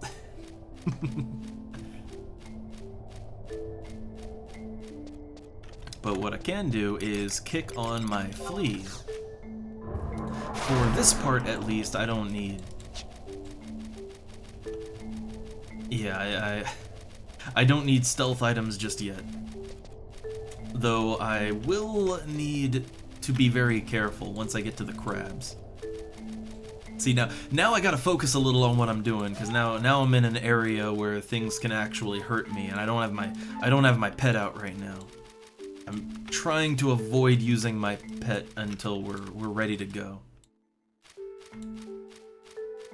If I run into a crab, then that all goes to shit.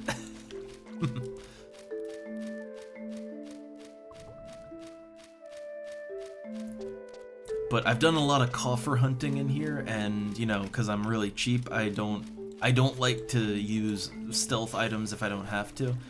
You know, save my gil where I can. So I would either fight my way through here, or I would be very, very careful and sneak around enemies, but without items, right?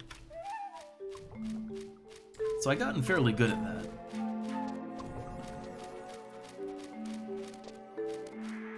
And the crawlers up here, they only have like an 8 radius, right?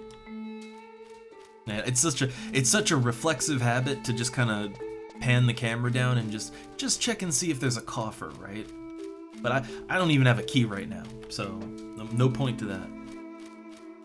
But it's become a habit. Alright. And just, I think this is the end of I think it's the end of the stealth line right here. Alright, I don't think anything in here detects by sight. I don't think so. Could be wrong, but I think just stealth alone is fine here.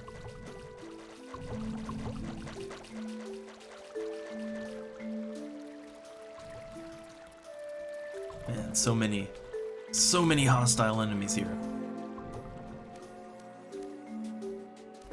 I know. I don't think any coffers are further back than like the little secret room to the side here, right? I don't think any are further than that.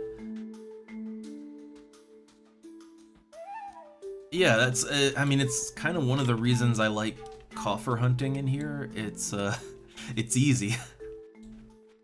Like, you get, like, coffer keys drop like candy from these enemies, and you get a coffer key, just go a little bit deeper into the dungeon, and boom, there you go. Free money. Like, it's great. But other dungeons, like, okay, let's talk about Garlage Citadel, right? Good luck when you get a coffer key for that one. I don't think anybody just casually hunts Garlage Citadel coffer keys, because, I mean, you need help to get back there. Like, you need help to get to the coffers. Oh, no Cross Reaper, no Cross Reaper. Vorpal Scythe is as high as I got. Yeah. I mean, Vorpal Scythe, like, that deals a lot of damage sometimes. That's the one that hits for a ton sometimes. But yeah, none of the Dark Knight specific weapon skills. Alright, so I guess the west waterfall in this room.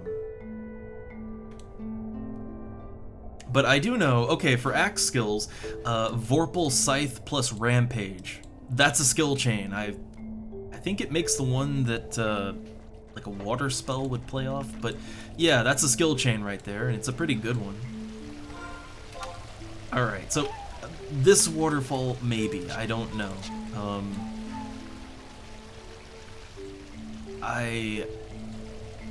Let's see.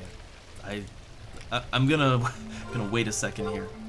But I think this is the waterfall, I think. There's another party member coming, so maybe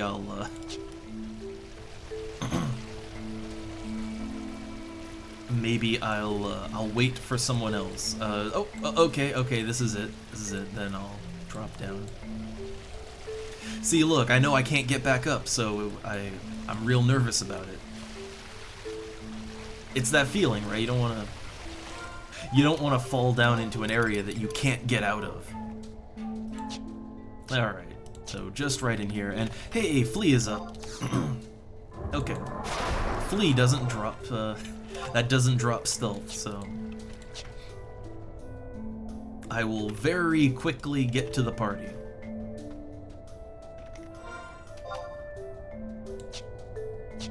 Oh, I did another drop down there. Hope it's all good. Okay, the party is up in here somewhere, I think. That's where I saw the marker. Oh, no. Wait, the markers changed. Wait, I swear the markers or they moved. Either one.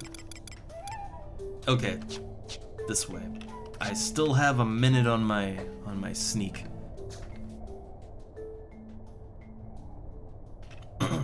But yeah, this is this exact spot I've been down here before. I've been to literally this exact same camp before. This is all right. All right, I'm good to go. The old salute. So let's see, that's what? 1, 2, 3, 4, 5. We're just missing one, right? Ah, there they are. Okay, they're coming.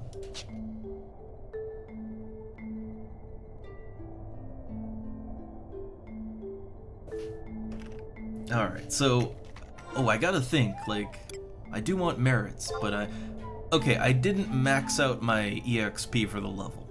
I'm at half EXP for my level. I mean, that's pretty safe, I feel like. I feel like that's pretty safe. And I really, really want to earn some merits. I really want to earn merits. So, like, I have earned 1 merit so far. I would like more.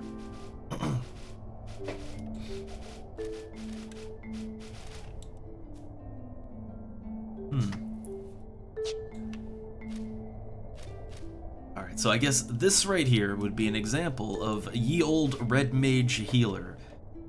Which, to be fair, Red Mage has some... I really like the look of their gear. Red Mage has really cool looking gear, okay? You gotta admit. You gotta admit, they're very, very dapperly dressed, right? Okay, and there's the level sync, so I gotta... Now I get to call my beast.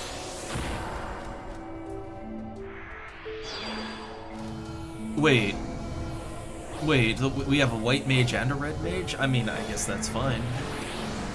I'm a little surprised, but awesome. Alright, proper party. Oh shit, my scythe. I just realized that, like, oh shit, my scythe. So we're synced at 66. Okay, what are my options at level 66? What have I got? I've got my Demon Slicer, which is pretty fine. For axes, I have my Dark Steel Axe, which is that is a really basic axe right there. So actually, of the weapons I have, the Demon Slicer is probably the best damaging one I have. Probably. Doesn't look as cool as the other scythe, but it's fine. Ah, I see. Well, I mean, Red Mage can do the damage. They got the damage. Yeah, I'm just looking at the party setup, and I mean, it's what it looks like: Paladin, White Mage, Red Mage. It's been a long time since I've played with these classes before. Like, I can't remember when's the last time I played with a Paladin. When's the last time I had a White Mage, and not just a Red Mage or a Summoner White Mage. Oh, I like it. Alright, so yeah, I might want to switch out my food, but we'll see how my meat myth kebabs go. Well, I lead in with a critical hit, so I'm happy. I mean, I think I can squeeze around here, just squeeze around here, get a little sneak attack in. There we go. I don't like to hang out in the room too long, but I try to squeeze that sneak attack in. But I don't know. So far I seem to be hitting fairly reliably, so I think damage food. Yeah, I'm hitting fairly reliably and I'm critting good. So I think damage food is that's fine for now. I mean, even if I miss sometimes, the accuracy seems solid enough. Like, I'm not sure the dexterity would help me that much at that point. Also, yeah, it's Goo-Boo time! God, I love Goo-Boos. Oh wait, they do an AoE silence, right? Okay, so one more hit and I'll be able to do a skill chain, which, let me just get around here. Let me just... Okay, alright, I'm ready for a skill chain. I guess I'll do a trick attack here. But, I guess, let's see, let me think. The Mistral Axe, Shark Bite, okay.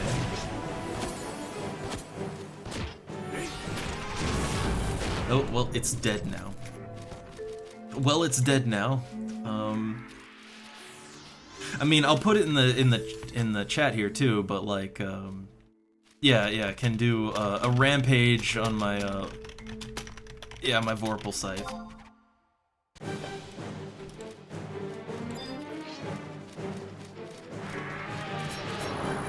Ooh.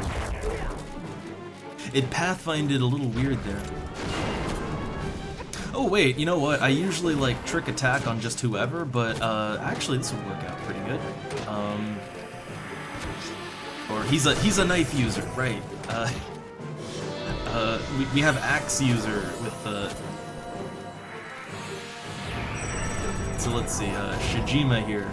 What's his TP is a little low, so I guess I'll hold on to. I don't. The thing is, more TP doesn't do a lot for Vorpal Scythe. It hits more or less the same at low TP as high TP, so I hate to just hold on to it.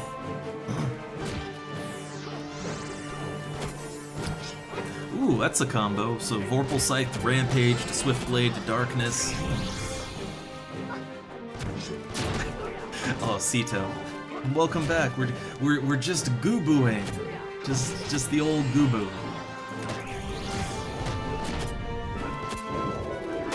Oh, I can do another sneak attack. Let me just get back around here. To get to the ass again.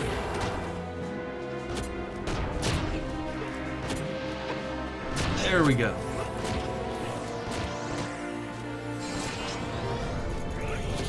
Okay, so, alright, let me try something here. Let me try something. Going! Alright, so the aggro is on the Paladin, that's good. I think he's got it. Oh, well, nothing, okay. Yeah, they're a little late on that one. I think a little late on that.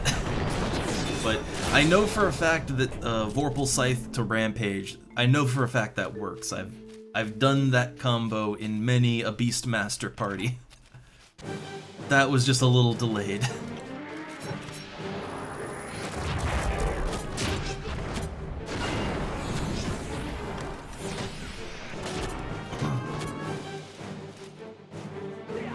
Oh god! Oh my god! I just realized my goddamn sheep. My god, I was so busy trying to figure out, okay, what are we skill chaining? How are we doing that? Like, I was so busy figuring that out that I completely forgot my sheep. Man, I'm the worst party member, but this is how easily I get distracted.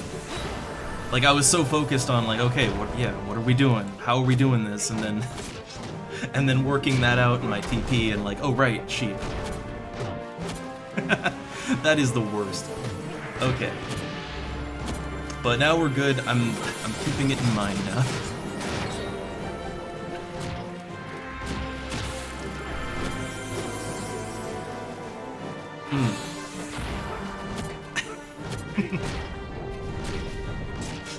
Okay. I mean, I don't know, like, however they want to do it. However they want to do.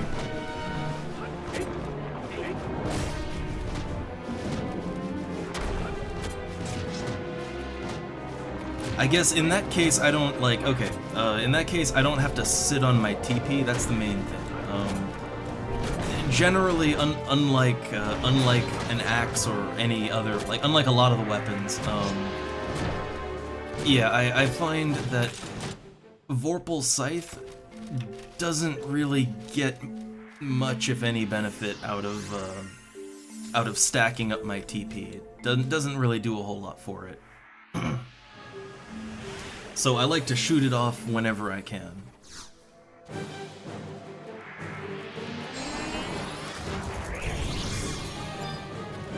Oh, these guys, they can like cocoon and then they take like no damage.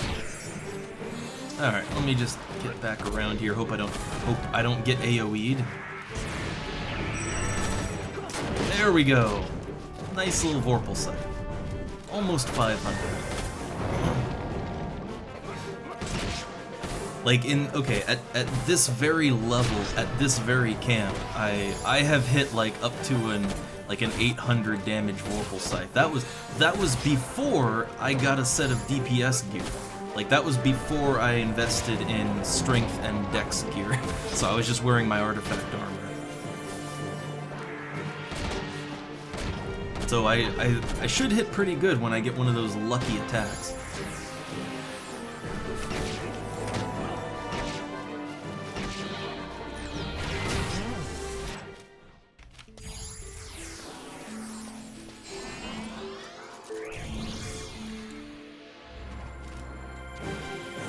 They're keeping a good pace. So okay, let me say this, right?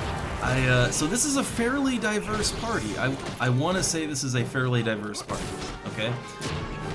I'm gonna be honest, like, I don't really see that it's much, if any, slower than when I've been to this very camp with, like, all Beastmasters, or, you know, just, like, all DPS except for one summoner, or, you know, summoner white mage or red mage, right?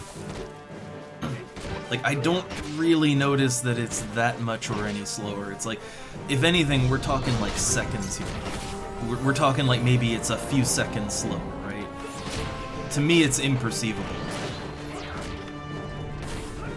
I know, I'm sure someone is very pedantic about it, and they've got their spreadsheet and calculator out, but like, to me, I don't even perceive a difference.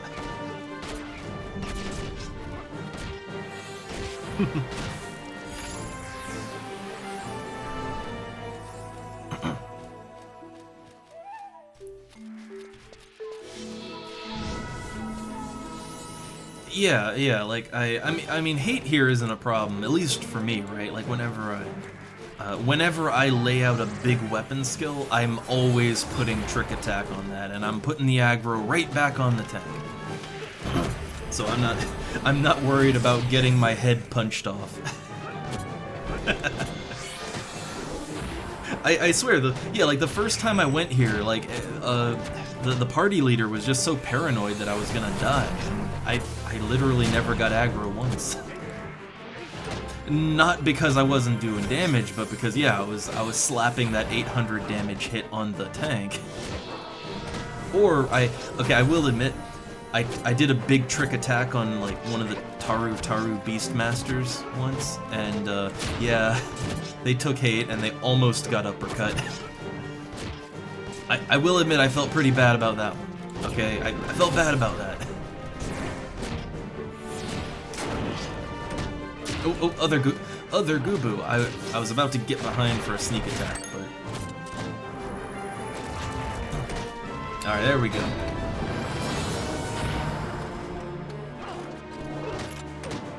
Yeah, so all I can give is sort of, you know, anecdotal evidence, right? That's all I can give, but to me, I really don't feel like this is much, if any, slower than, like, the all DPS groups I've done here before. Like, to me, I don't know, this is fine.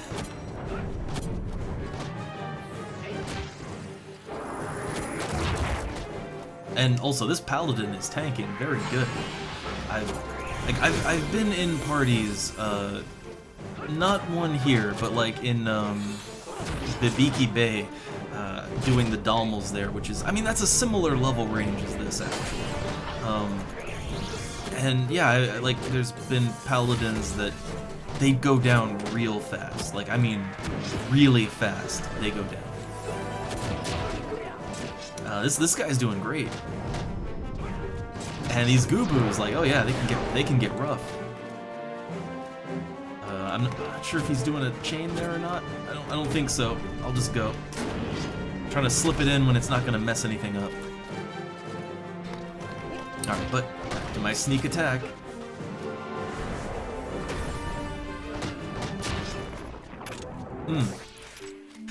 I love my big crits. I love them.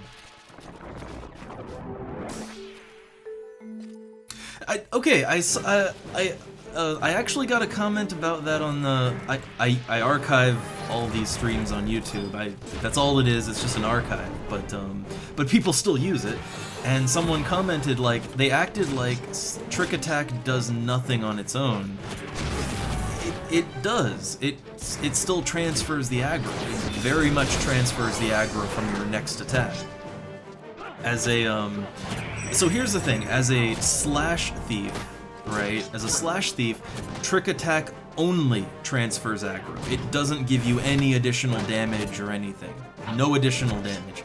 It's just an aggro transfer trick. So the great thing about that is that you don't have to worry about positions, right? So like here's the great thing. Since Trick Attack doesn't really work with Sneak Attack for me, that means I can Sneak Attack separate, right? Like you go around the back, you do your Sneak Attack, and then you know you can just maneuver yourself behind someone else, and you can get your you can get your Trick Attack in right there. See?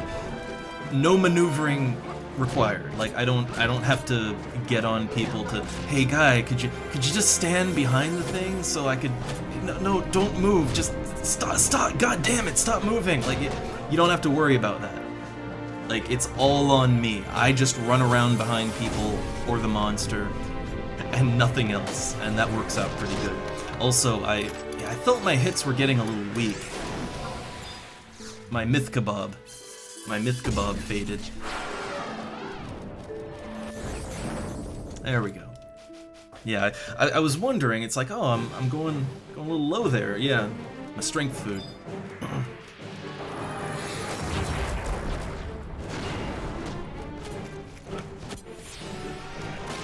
Yeah, so like here's the thing, right? Like as a slash thief, Trick Attack is still really useful. It's just different, right? It's useful in a bit of a different way. Like for me, its purpose is just, you know, hey, I'm not slash ninja, so I don't Utsasemi, so if I unload a big weapon skill, I don't really want to take the aggro on that. So for me, it's just a way to dump the aggro off on someone else so that I don't have to do any tanking. Right? Ooh, I just got 2 triples in a row. Nice. That's why I slash thief. I might have not been fully behind him there, but it's fine.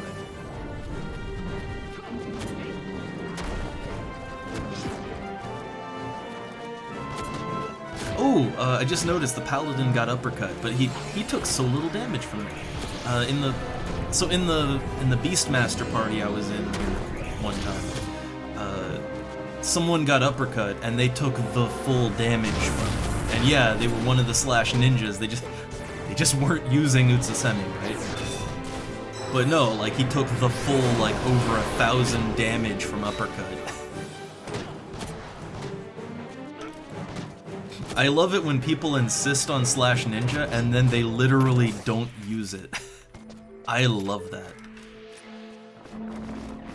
It's moments like that that just sort of make me smile, and as I enjoy my sneak attack and trick attack.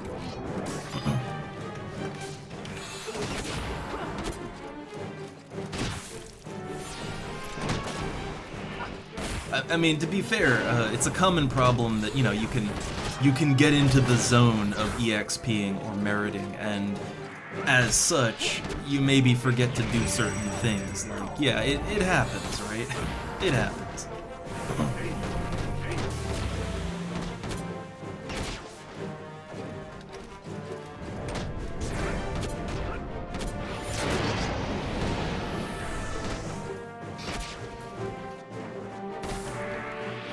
Also, I feel like I should just maybe...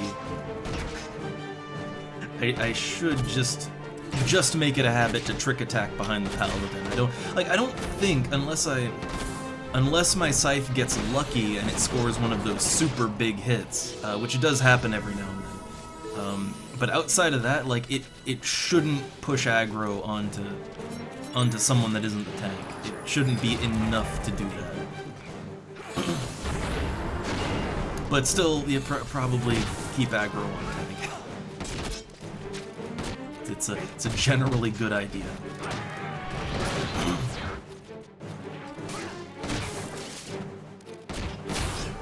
Oh, nice! Starting off with a sneak attack a sneak attack triple hit. Very nice. So there is one problem with standing right by the tank to do a trick attack. Things like the crawlers, they like to spray web and acid all over the place, right?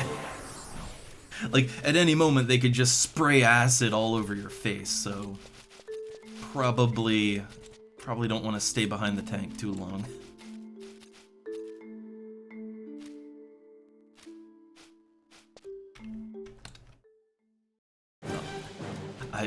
So whenever I can, I like to have sneak attack just up and ready, but it's not really timing out for that right now.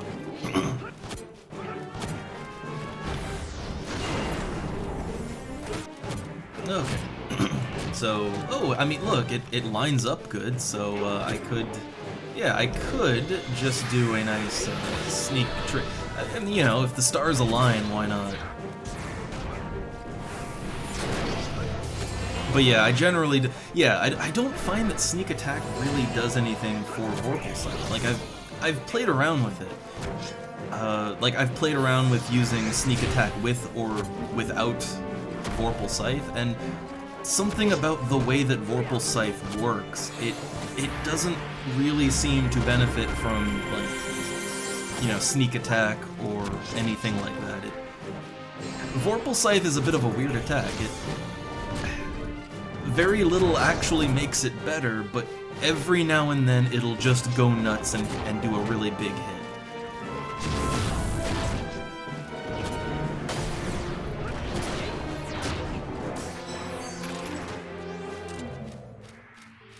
Though I am kind of considering, since my strength is okay, I could switch back to just Slice, right? Or Dark Harvest, actually.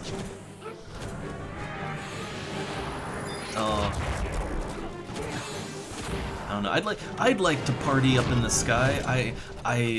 Man, I literally had to turn down dozens of party invites. They all wanted to go to Sky, and I couldn't go to Sky because I hadn't done my Zalart missions yet.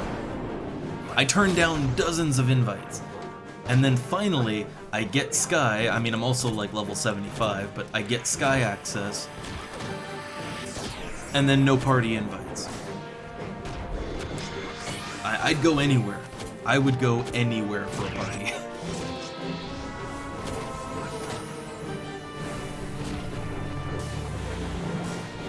Alright. I don't know. I'm gonna do it separate again. Yeah, I honestly just think I get much more benefit out of sneak attacks separate from Vorpal Scythe. I also wish we could chain it, but like, it's fine. Yeah, true, like the chance of crit varies with TP. I've just never, I'm gonna be honest, I've never had like a big hit with 3000 TP. It's never happened. Like some of my biggest hits with Vorpal Scythe were just plain 1000 TP.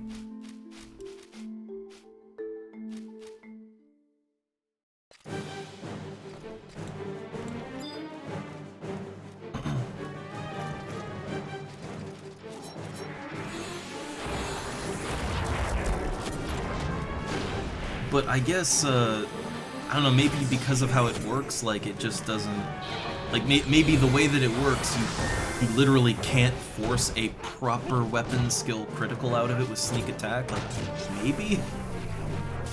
Does my dexterity affect it then? Like, I'm really curious now, like, what actually affects Vorpal Scythe.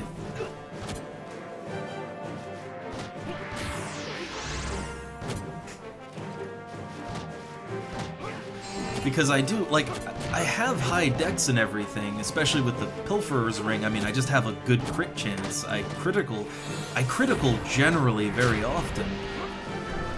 But with Vorpal Scythe specifically, it seems like it just does whatever it wants. And sometimes that works out, and sometimes not. Ooh, a sheep. For a split second, one of the sheeps got active.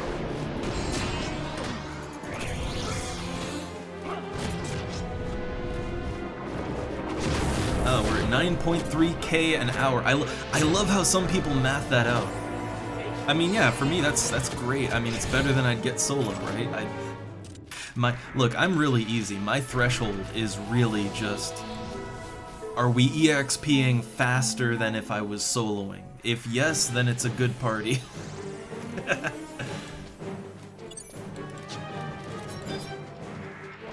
I mean, I guess I'm one of those weird sickos that loves Valkyrie Dunes groups, and half the time you join those, you end up losing EXP instead of gaining it, so yeah, it's kinda... I'm easy when it comes to this. Ooh. That was a real low ball. That was a, like, man, I haven't lowballed this hard in a long time. Wait, what level is this one? It's 76, and we're 66, so it's 10 levels.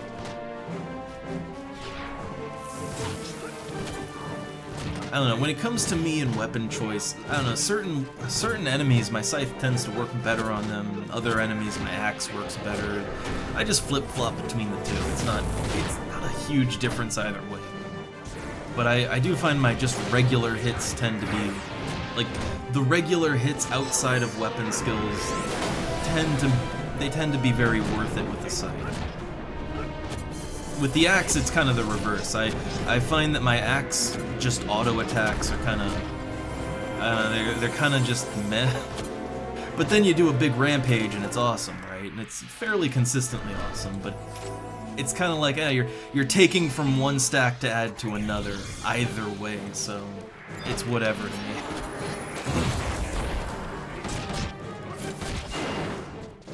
I find that things get dead very quickly no matter what I do.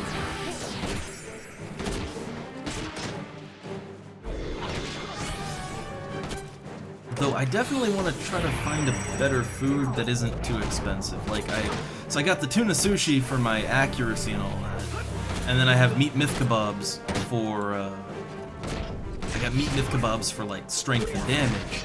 Ooh, that's a bad timing. Well, I'm committed now. Like, he just did the defense buff, and it's like, well, that's bad timing. But then I got 245 damage, so if he wasn't, like, cocooned, it probably would have dealt a lot more damage.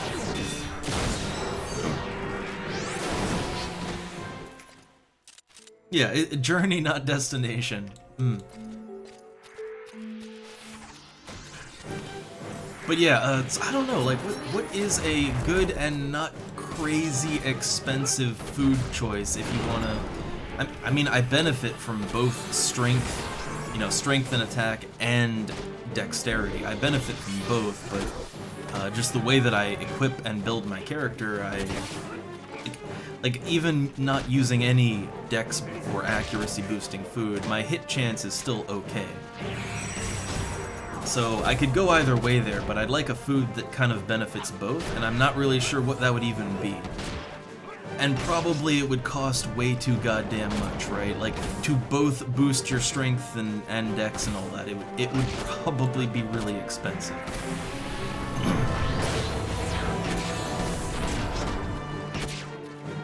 Rice dumplings. I'm not sure if I've used those before. Like, actually, since I'm just, you know, just killing things.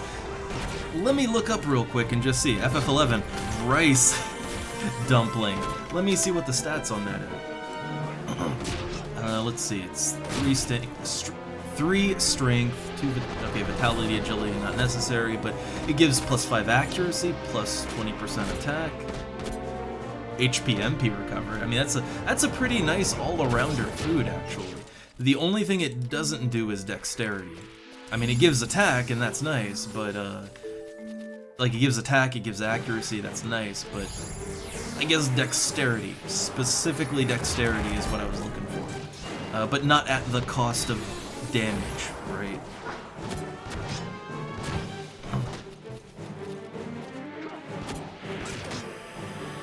Ah, true, yeah, tuna. I mean, tuna sushi, that would kind of always be the best bet, because, well, it'll help the pet to hit things, too. Although I don't notice that the pet is particularly inaccurate. Like, let me see here. It's, I mean, yeah, it boosts. I mean, it's mainly just for the pet's accuracy, but yeah, I don't find that they're super inaccurate here. Maybe for other fights they would be, but here they're hitting things just fine.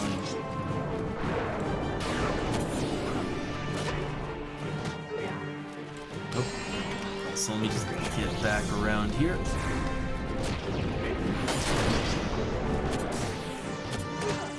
That was a little bit of a weak one. The sneak attack will probably hit harder.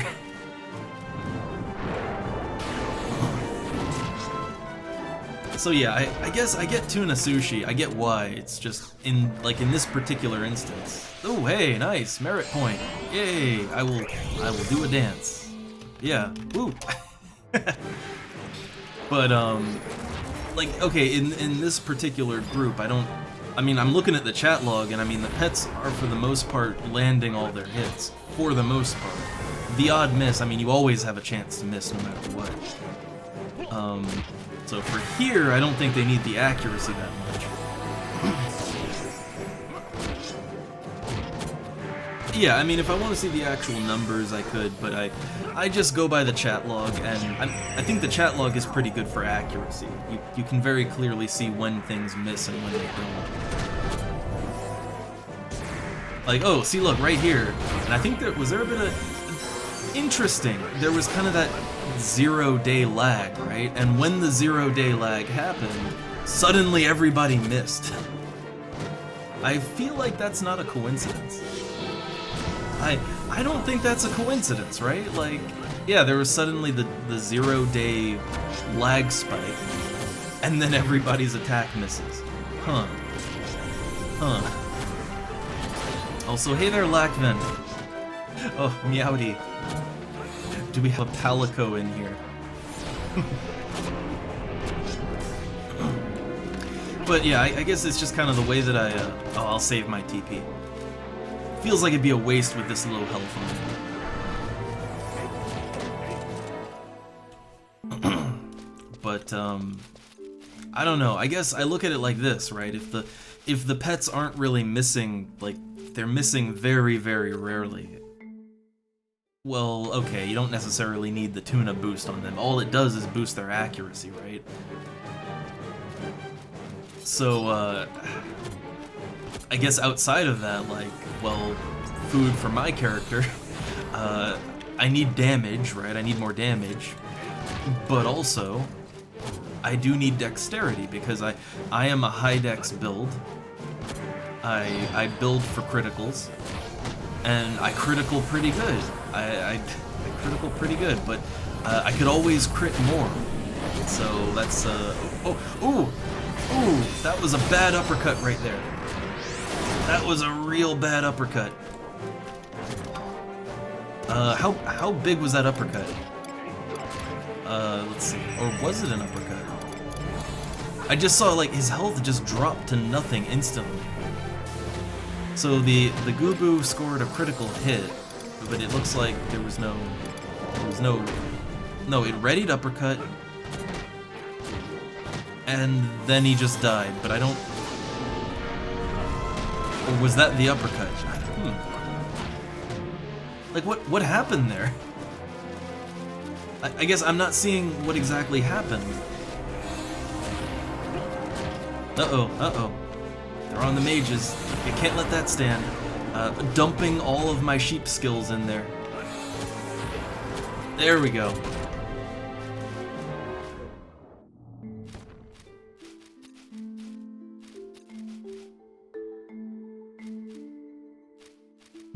Wait, is it 5 decks? Thought it was just like 3. For the pet, no, for the pet, it's just 3 decks. Yeah, it's only 3 decks for the pet, which that's really not a lot. Like, the 5 decks personally is pretty nice. It's mainly, I mean, okay, for the pet, right? The pet doesn't have a dex build, right? Like, the pet's pretty milquetoast for stats, actually. So, I mean, I kind of look at it practically, because, hey, look, it gets 5 charisma, too. What's that do for the sheep? Does the sheep need charisma? So, I kind of look at it like this, right? Like, what does 3 decks actually mean for the pet? Like, it's not built for criticals, so really, it's just gonna make it a little bit more accurate. And that's fine. Like, I can totally see instances where the pet being more accurate would really be good. Like, if we were fighting enemies higher level than this even, like if there was a bigger spread between us and the enemy, like where I'm missing all the time, yeah, I'd use sushi, right? Like, situationally, yeah, but I'm not having any issue hitting the enemies, the pets aren't having any issue hitting the enemies, and if the main thing you get out of the food is more accuracy, there is such a thing as having too much of a stat. Like, you, at a certain point, you don't really need to be that much more accurate.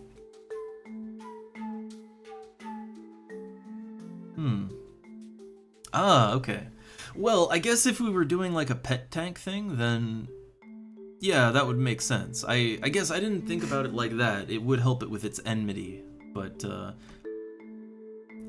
yeah, we have a tank though. That's the thing. We have a paladin here. So again, like in this particular instance, what would you get out of sushi exactly? The pet's accuracy is fine for these enemies. The pets, like, this isn't a Beastmaster party. The pets aren't tanking, so charisma's out the window. 3 decks really isn't going to give it much more of a crit chance, and I know because I have a lot of decks and boost directly to my critical chance, and I know how much it takes to get your crit chance higher. 3 decks is nothing.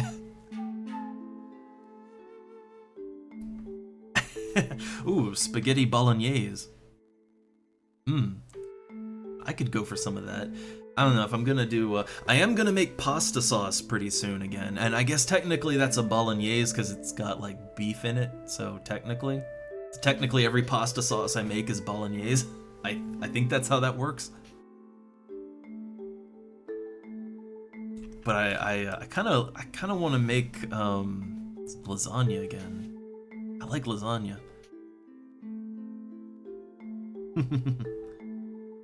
But anyway, yeah, I guess I kind of look at it situationally, right? And situationally, in this particular instance, we wouldn't be making use of like half the features of tuna sushi, and tuna sushi costs like 14,000 gil. So if you're gonna spend that much money on food and you're only using half of it, basically, like, well,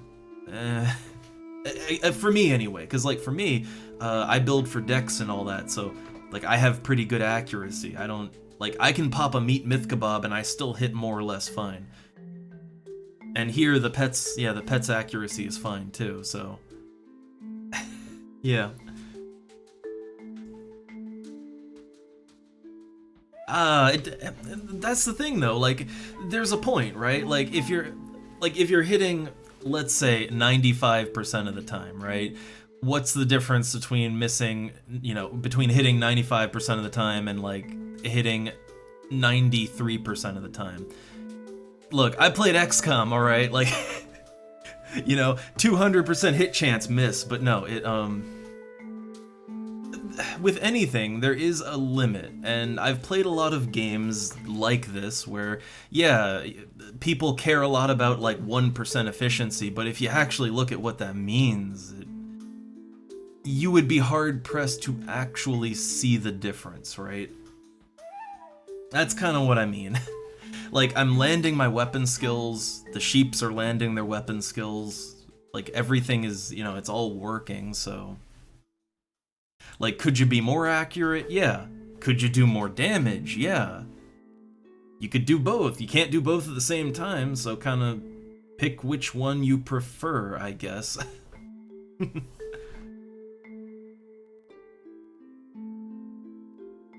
Okay, so 93. Yeah, because I've noticed that. Like, look, I can go out to the Ronfar, and I can attack level 1 rabbits, and I'm pretty sure I'd be at the accuracy cap for that, and every now and then I miss. Every now and then. So, you know, like, there's a limit to it, right? And even if you're not at the limit, at a certain point you're hitting enough that it doesn't matter. It's kind of the same for a lot of things. Like with damage, at a certain point, your damage, like, you're getting some diminishing returns. At a certain point, like, you do enough damage. Well, if the damage is coming, like, at the cost of something else, right?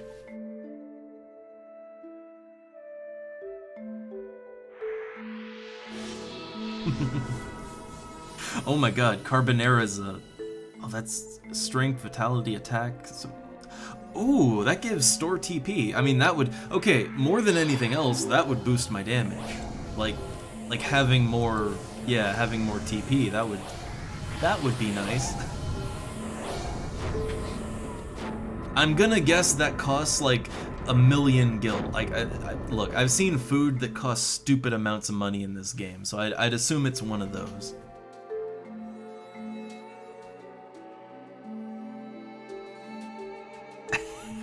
Oh, Vexus. I mean, it is kind of making me a little hungry, I will say. I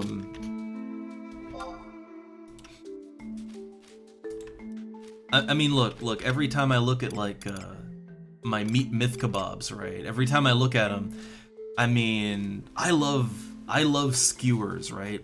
I love a good meat and veggie and mushroom skewer, and I look at that myth kebab, and I want to make skewers, right? I want to get to grilling.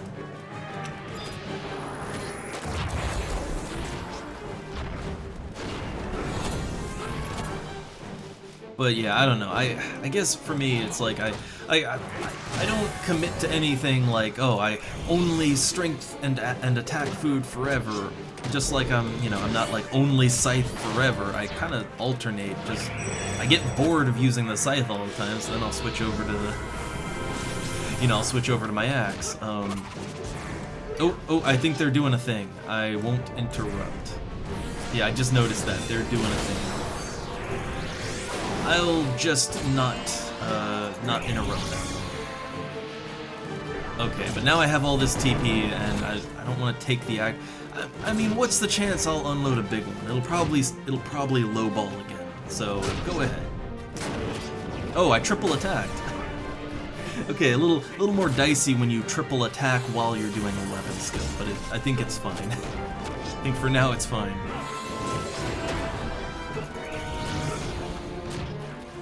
But yeah, I don't say this is the only way or that this is superior. It's more like, for me, I feel like a lot of things don't matter. In certain situations, they don't matter as much as you might think. Or rather, as long as you're doing good and you're like, as long as your stats are somewhere, as long as you're doing something, it'll be okay.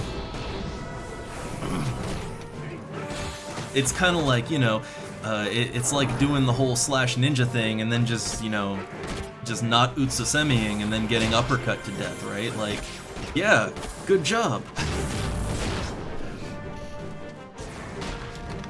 But, I don't know, I just alternate as I get bored with something.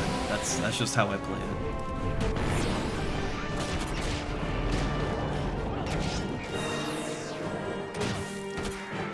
I don't know. I really like seeing people that they go for something really specific and then they just sort of forget to actually use it. I like seeing that. It makes me, I don't know, it makes me weirdly happy.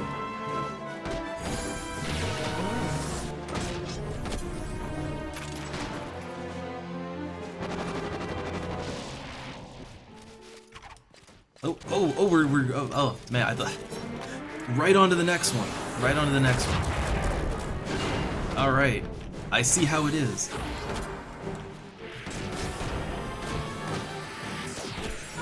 But I might alternate over to my axe in a little bit. I might do that. Well, I don't, the thing is I guess my axe is actually higher level than my scythe by like 1 level. I think its damage is comparable to the Demon Slicer. It's just not a special axe, right? Like, it does damage, but that's really all it does. The Demon Slicer has that little additional effect on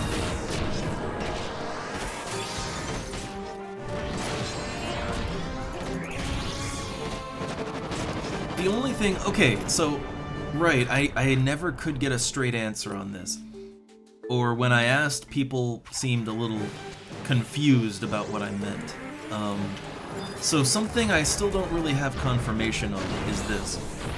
So when you have a multi-hit weapon skill, like Rampage, let's take Rampage is the example here. So if you sneak attack Rampage, the sneak attack only goes off on the first hit of Rampage, and that's why when you do a sneak attack Rampage, it barely does anything for it. But my question is, if you do a trick attack Rampage, does the aggro transfer, is it transferring the aggro from all 5 hits, or just from the first hit? Because that's actually really important. If it's only transferring aggro from the first hit, then I could get in trouble with that. Like, that could get me in trouble. Because yeah, like if it works the same way as sneak attack, then it would only be the first hit. But you see the issue, right? Because Rampage can deal some really good damage, especially because yeah, again, I build for crits and everything, and yeah, when my Rampage criticals, when like multiple hits critical, it's a lot of damage. But if the aggro, if only the first hit is transferable, then I'm gonna get myself killed rampaging. That's the problem. I might have to test it out now. I don't know. I may need to test that theory. I want to say it's the whole weapon skill, because the chat log only counts it as 1 weapon skill, but like in reality it's 5 hits kind of combined. But you know, sneak attack doesn't go for the whole skill, so it's, yeah. And trick attack is very specific, the first, like the next attack, right? So I might, yeah, I might switch over to my axe for a bit here and just kind of play around with that a little bit, because I cannot find a straight answer about this anywhere. All right. So I think the best axe I can use at this level is my Dark Steel, which is higher level than my level than my Demon Slicer. And oh, I can even use my attack +5 Commander Shield. Nice. Okay. Honestly, I'm gonna admit, like, I have better axe gear at this level than scythe gear. If I could use my better scythe that does more damage, but yeah, we'll test this out and see how it works. If I rampage and well, if it doesn't transfer aggro, or it, you know, I get the aggro, well then I'll know how it works. If I get my head punched clean off, I'll know exactly how it works.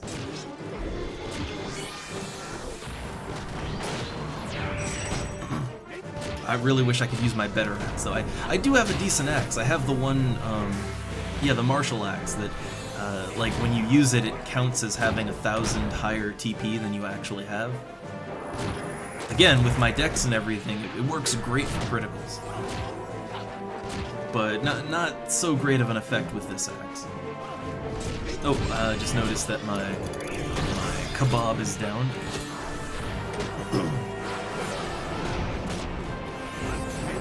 Alright, so I'll just build my TP up and get to it. I do kind of notice that my TP accumulation is a little bit slower with an axe than it is with the scythe. I mean, that's just because two-handers generate more TP, and if you are triple hitting, like 3 hits of a scythe is gonna generate a lot more TP than 3 hits of an axe. So it's like when I get lucky on those triples, I can fill my TP bar really fast with a scythe.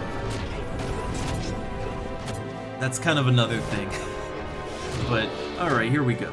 So this just might kill it, right? We'll see. And Rampage!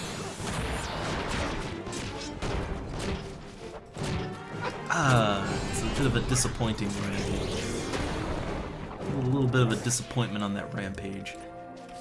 Like, I even have this nice shield that boosts my attack and everything, but... And welcome back, Sito. In and out, as always.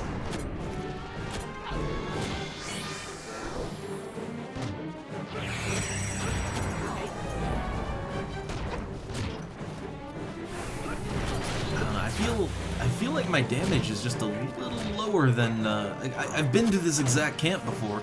I feel like with both my scythe and my axe, my damage is a little lower than it normally is. And I'm not sure why.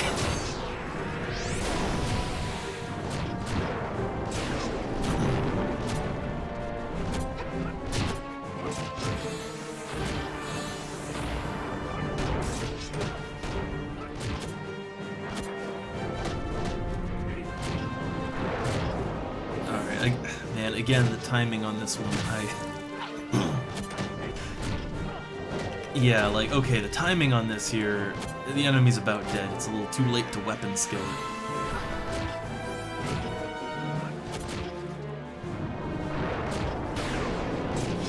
it. Like, I really just want to play around with this to see if the trick attack really properly works for a multi-hit weapon skill. I want to say that it works, I want to say it works fine, but Ooh, also a clump of goo-goo hummus. Like hummus like the stuff you eat? Or is that 2 M's? I don't know if you want to eat goo-goo hummus or not.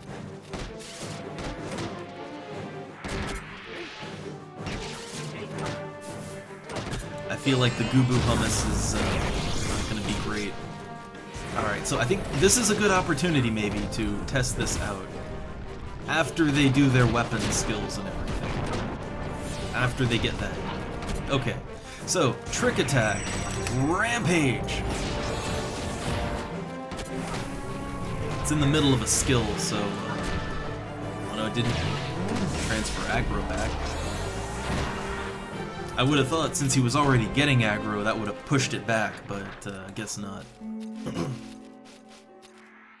Yeah, I already, I actually said that earlier.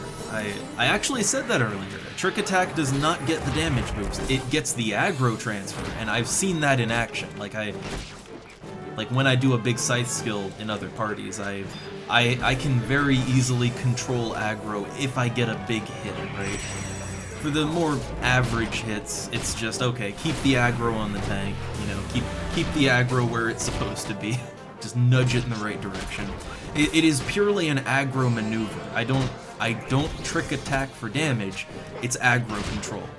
It's so that I don't suddenly find myself getting, you know, attacked when I land a big weapon skill. It's really good for that. Again, I've never been uppercut before, and that's because I always trick attack.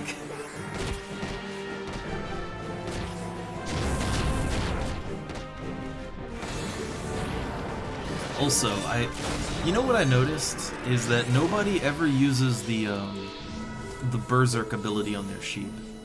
Like, no one ever uses it, and I'm not really sure why. Doesn't it, like, wouldn't it just be a nice passive damage boost for a certain amount of time? I feel like that would be better than just a raw weapon skill.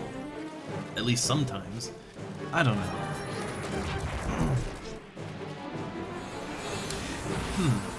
Yeah, I tried. I looked at multiple sources. I tried to do my research, right? But everywhere I looked, and I even looked, like, I was even looking through, like, forum threads from 2008 or whatever, right? And nothing. I could find nothing about this. Alright, okay, here's a good opportunity. Rampage! Well, okay, look, yeah, I pulled it right back on him. Okay, so... Like, I highly doubt that only one hit out of the 5.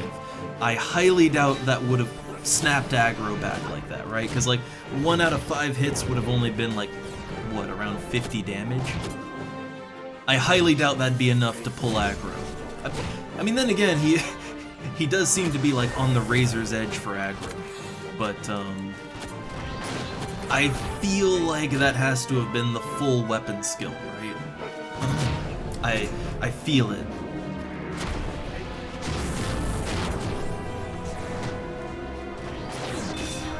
Ah, oh, okay, wow, then I missed it. I swear, I tried to look at every wiki and source I could, and I didn't see anything about multi-hit weapon skills. Again, severe attention problems, so maybe my brain just skipped a line of text, I don't know.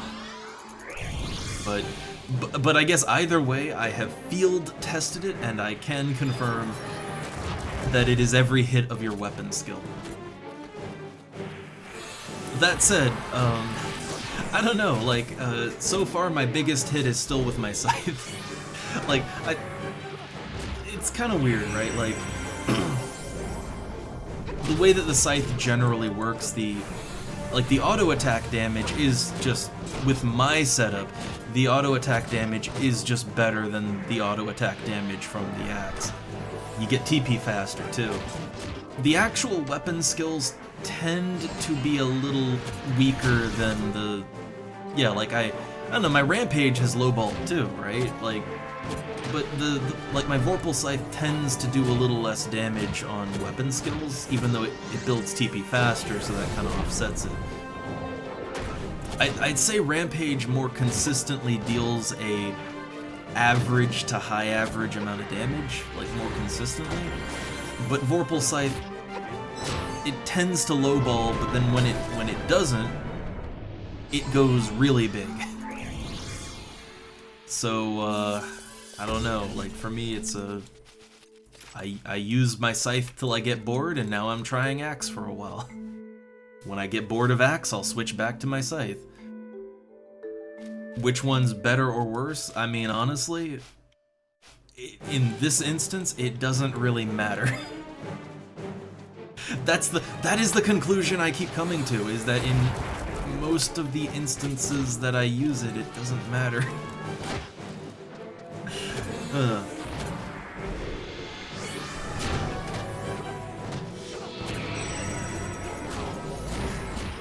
Oh yeah, well I think the thief over there, he's just doing his thing behind the paladin.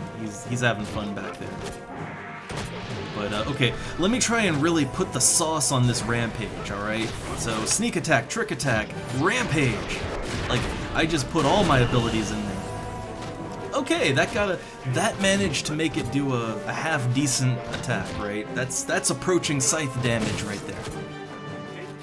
I just had to sneak attack it too. And also I had 2000 TP.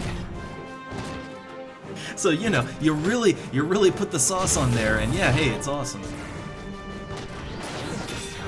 But I think that, yeah, that most certainly makes it clear that it's the whole weapon skill goes into the trick attack. That makes it clear. Okay, so yeah, I'm gonna try and just do that on the paladin now. I just wanted to test that out. I wanted to be 100%. But like with that amount of damage, yeah, like it either wouldn't have done anything or it would have gone to me. So, oh, that's.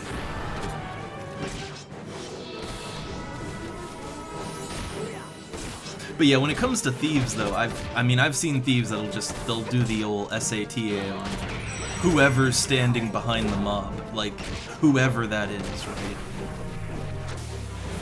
Like generally when I put the aggro on someone as a slash thief, I make sure it's someone who can take the hit, right? Like I know this guy can take the hits, right? Like I know that. At least he can take it for like a few seconds until the aggro just snaps back. Because my SATA is not that big. But if like a proper thief, you know, if they dump like over 1,000 damage on you, and you can't take it, like that's yeah, that's not great.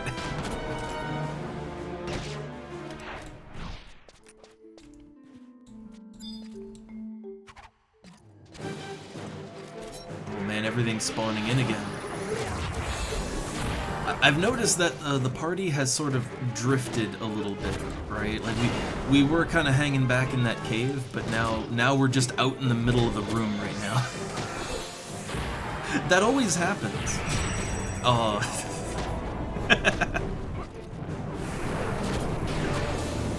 Oh man, get the old solid state drive in there. Or well, that would acronyms. Okay, so let's see. I'll do this a little more economically here. So just make sure I'm not behind the thief,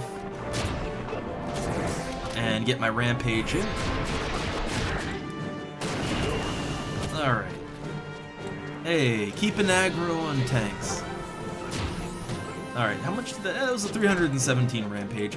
Okay, so now that's on me. I'm not sure how they want to go about this exactly. Like, I'm not sure if they want to.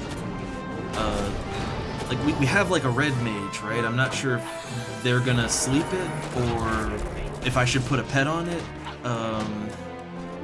Like I'm not really sure what's the what is the procedure in this party for ads.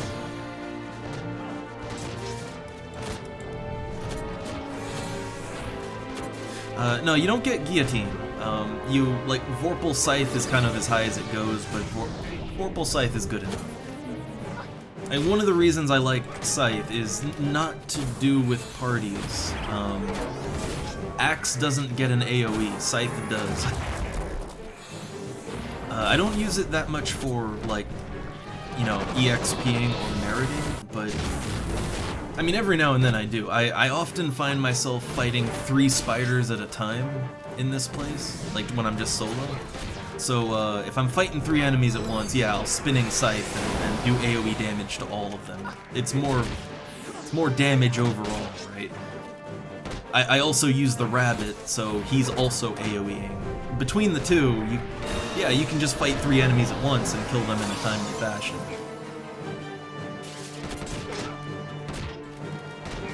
Like that really is one big benefit to Scythe. It has an AoE, which that's also good if you want to just farm things. Like, you know, if you're doing the old round everything up and then AoE it to death. That's how I got Lily, the Carbuncle Ruby, and the Elshimo Marble, right? Round everything up, and then unload a spinning scythe and everything dies.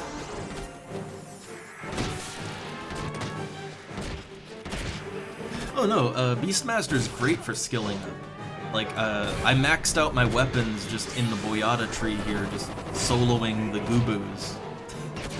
I think I maxed my weapon skills out in, like, less than an hour.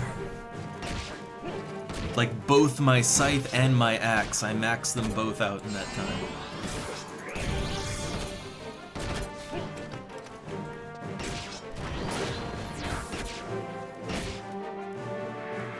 Ooh, Cyclone. Wait, Cyclone, that's... I mean, isn't that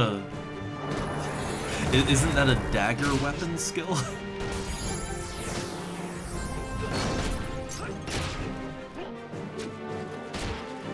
Yeah, I guess black mages do use daggers.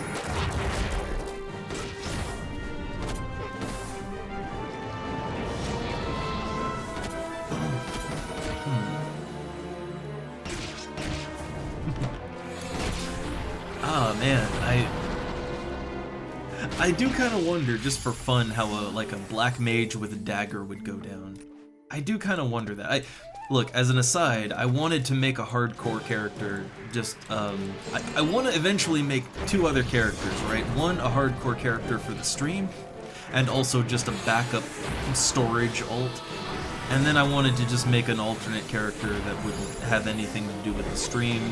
Nobody knows who that is, just an anonymous alt, right?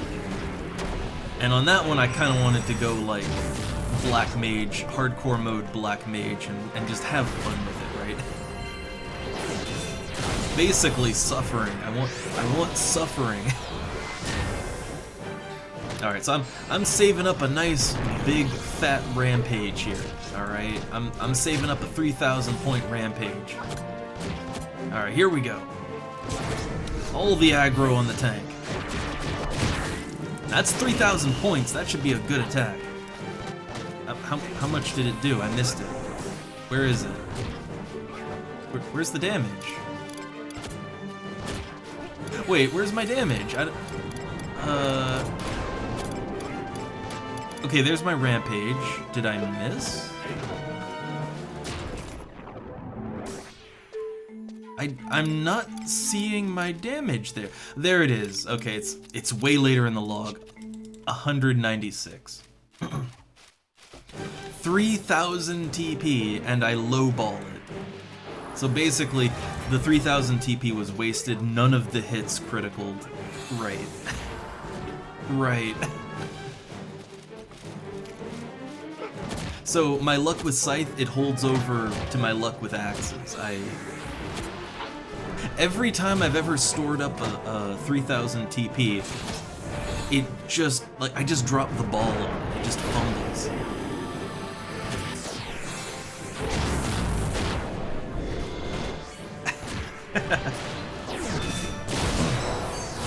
Man, the Hellraiser cube.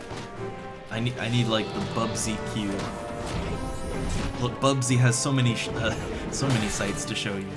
Just open the box. What could possibly go wrong?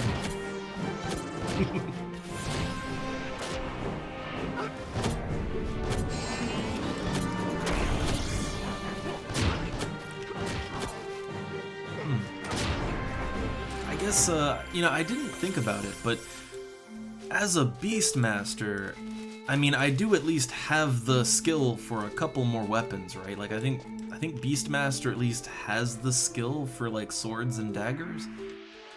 I'm just thinking, I know I can skill up clubs, so I might actually want to just get a crappy weapon and, yeah, just you know, poke gooboos, right? Like, I could max out, or at least for this class, I could max out a couple of things.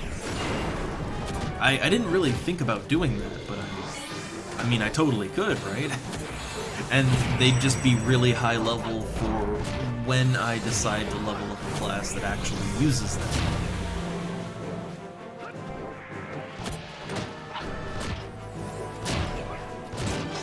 I don't know, I don't want to go too far out of my way just for something like that.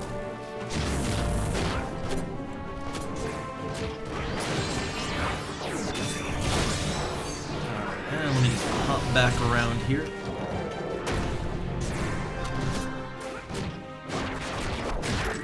Making sure I rampage on the tank. Okay, now that was a low, TP rampage. How much did that do? 238, which is for these, that's about average.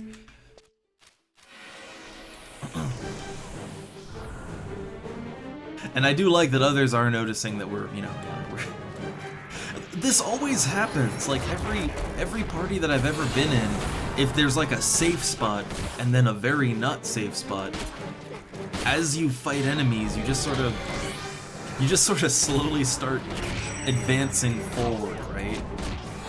It's usually because people just get greedy to jump into combat first, right? But then before you know it, you're just in the middle of the room. Like, you're in the middle of the room and you're just fighting things as they spawn on top of you.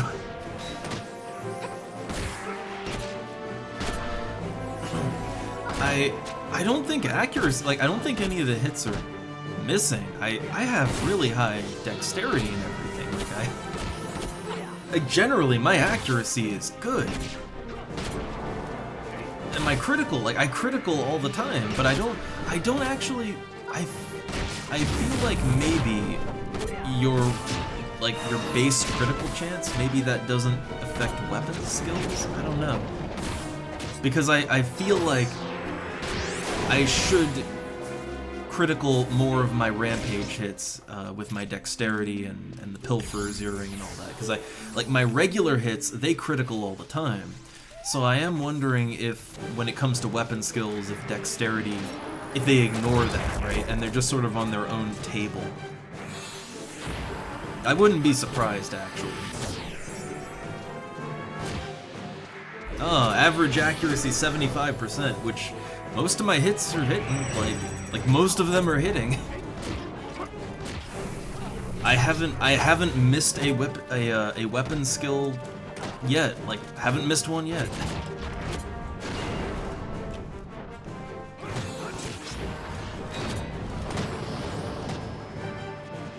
But honestly, 75 is, like, that's good. Like, for me, that's good. The thing is, I'm not sacrificing, I'm eating strength food and everything, and I critical a lot, so, like, I'm not sacrificing damage for my accuracy.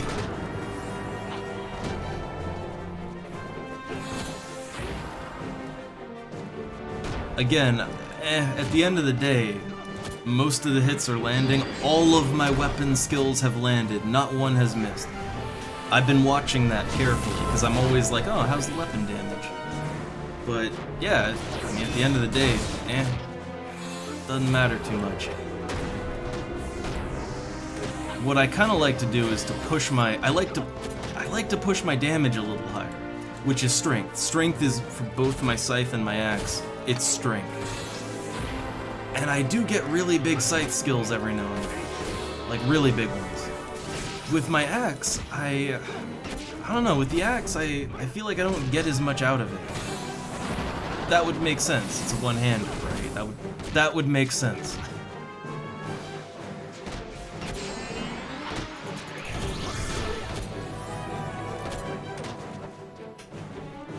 Like, okay, so I've only really had, like, that really good, oh my god, awesome damage with Rampage. I've only gotten that with my higher level axe, with my martial axe, right? That has it has that TP bonus, so it's, like, it's kind of punching above its weight. With that, whenever I Rampage, like, when I'm just out soloing spiders in the Boyata tree, like, I regularly Rampage for 600 to 900 damage, which is, yeah, like, that's kind of, it's a little under when my Vorpal Scythe gets super lucky. But, like, that's that good damage, right? But that's really the only time I've gotten really good damage out of Rampage. Like, if I'm using a lower level axe, if I'm, like, any other axe, I don't know, Rampage just does very average damage. So I'm not really sure how I can kind of pump that up a little bit, right? And I'll save my TP for the next one.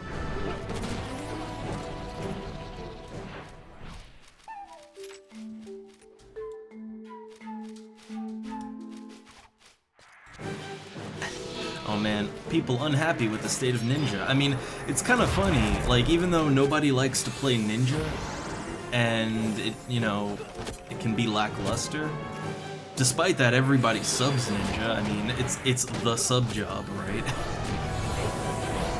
Okay, I don't wanna get my attack on him.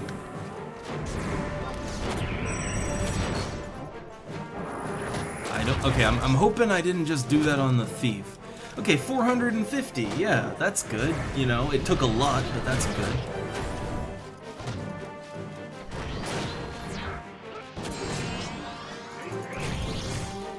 Yeah, like, I only really feel like I do good, like, in this instance, in this group, like, I only feel like my Rampage does good damage like when I save up 3,000 TP, right? Then it does good damage, but otherwise it's just kind of, it's just meh.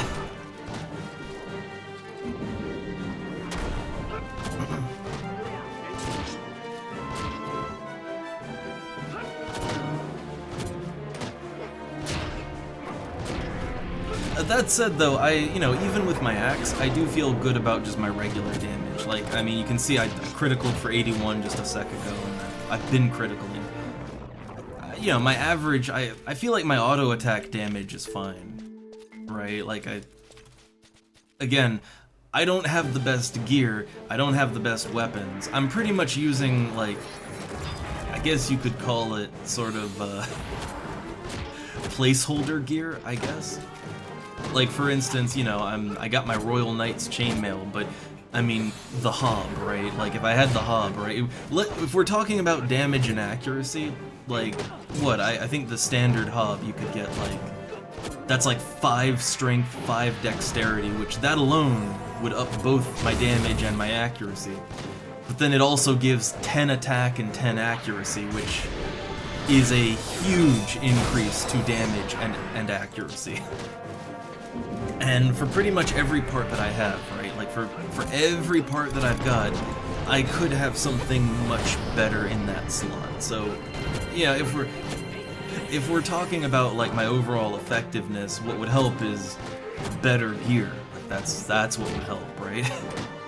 Like I make absolutely no pretenses about that. Like, yeah, if I had better gear, yeah, everything would be awesome.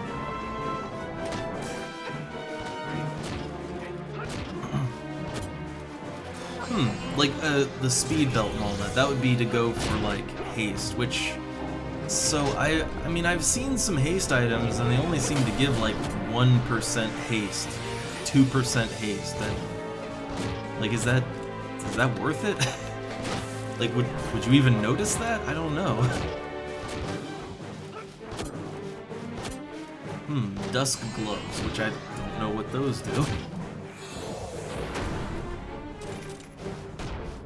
But yeah, I think my main, you know, if I really want better damage, if I want better damage and accuracy, I think that's the main thing, right? Like, I have a very high ceiling that, like, I'm happy where I'm at for what content I do, right? Like, I'm happy with my damage and accuracy, it works.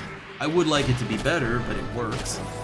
Remember, before I got this placeholder gear, I didn't even have DPS gear. I was just using my Beastmaster artifact armor that doesn't do anything for my damage. So compared to what I had before, this is a lot better, but I have a lot of room for improvement. A whole lot of room for improvement.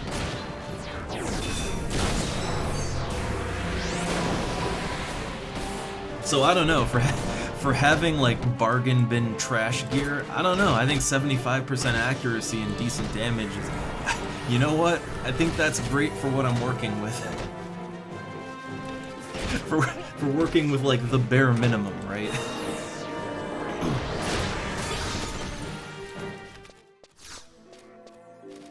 I don't know, to me, I kind of like having a high ceiling, right? I like that I have a lot more room for improvement. I have goals, right? Like, I have equipment goals. There's a lot of things I could work for, and it'll take a really long time to get all of it, and I'm cool with that. Like, the ceiling is way over me, and honestly, I kind of like it. It'll keep me playing the game longer.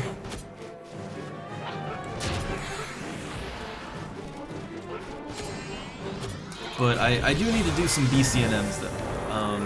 The only BCNM I tried yet was Petrifying Pear, which not so much for Beastmaster, but for, I don't know, like maybe if I go back to Thief, right? Because I am considering leveling Thief up to 75. But for other classes, I might want those boots, right? However, other things might help me, too. Like, yeah, I'm using the spike necklace, which, I mean, I like it. It's 3 strength, 3 dex. You know, that's more damage, it's more accuracy and crit chance, and I like that, but yeah, I could most certainly do better in that slot. But the Peacock Amulet Charm thing, that's another BCNM, and I mean, I want to do some research on what you have to do for that BCNM, but I'd be down to try it out.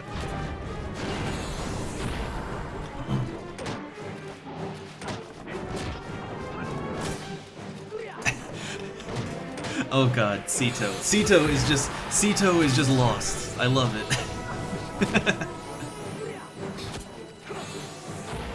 But I mean, to be honest, like, okay, the spike necklace here, I kinda, you know, without spending obscene amounts of money, I couldn't really see an alternative that would be better for what I want, right? Like, I want damage, and my main focus is damage and crit chance. I am a crit build, right?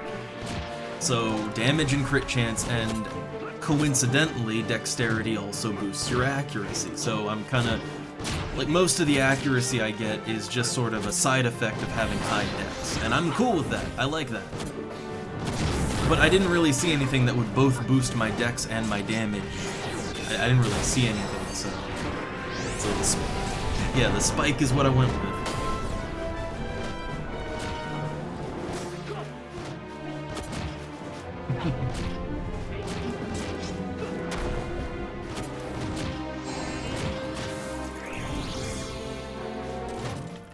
But I will say, like, and this is one of the things that holds me back from buying better gear, or trying to earn it, so I have that problem where I look at the different slots of my gear, right? And I struggle to think what would be better for how I play the game. Like, okay, I want to have a high crit chance, and I want to have high damage, right? So crit chance, damage, and then also accuracy, so that tends to mean dex and strength. Dex and strength, right? But, I mean, you could also get attack, you could get accuracy, you could, you know, there's a couple ways to go with that. But, like, I have the issue that if I'm gonna drop a ton of gil, or I'm gonna spend a ton of time working towards something, well, okay, which one do I work towards? What if I buy something to fill a slot, and then it turns out, oh, no, you don't need that. That was worse than what you put there for how you play the game. I always worry about that. And that's kind of why I just sort of settled on very low-cost placeholder gear that roughly does what I want to do. I settled on that because it's like, okay, if I need to just totally replace all this, it's not a huge deal to do it. But it gives me some baseline of efficiency, right? Like, it gives me a baseline where, okay, I am properly contributing to the teams I join. I'm properly dealing damage, you know? It's that baseline, right? But then working up from the baseline, it's like, ooh, there's so many options. That's the problem, there's so many choices. And the thing is, I'm level 75, but I don't really consider myself to be an endgame player. I mean, all I'm really doing is getting merits, right?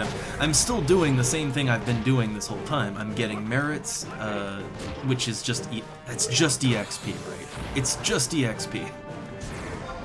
So yeah, I'm just EXPing, you know, casual parties like always. I'm not, you know, my gameplay hasn't changed since I hit 75. I mean, for me, this is my casual player endgame right here. This is what endgame looks like to someone like me. But, you know, if I were to go higher, then, okay, I might want to get better gear, but I could also earn better gear doing more advanced stuff too, right? Like, I'd like to do Dynamis at some point. You get pretty good stuff from that, right?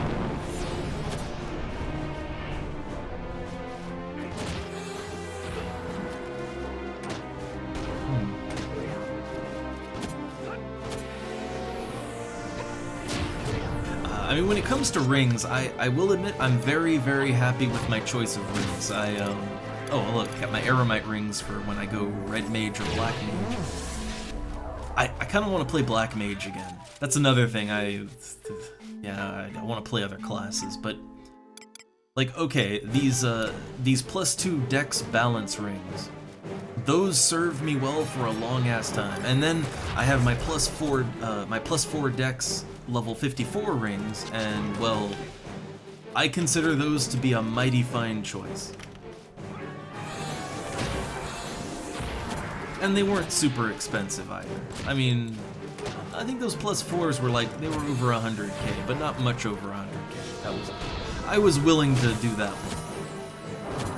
And I don't know, +8 dex between the two of them is very nice.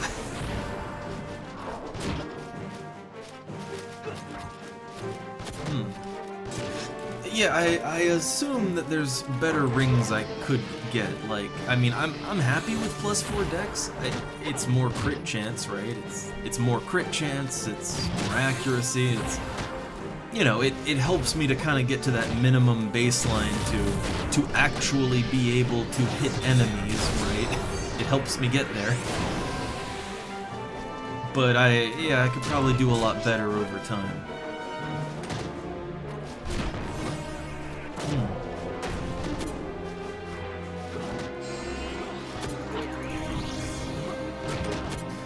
The +136s. I'm betting those are really expensive. See, I always try to keep cost in mind, and I'm not unwilling to spend gil on what I wear, but I try to not go crazy, right? I don't do any big ass purchases. Like, hey, I'd like that hob, right?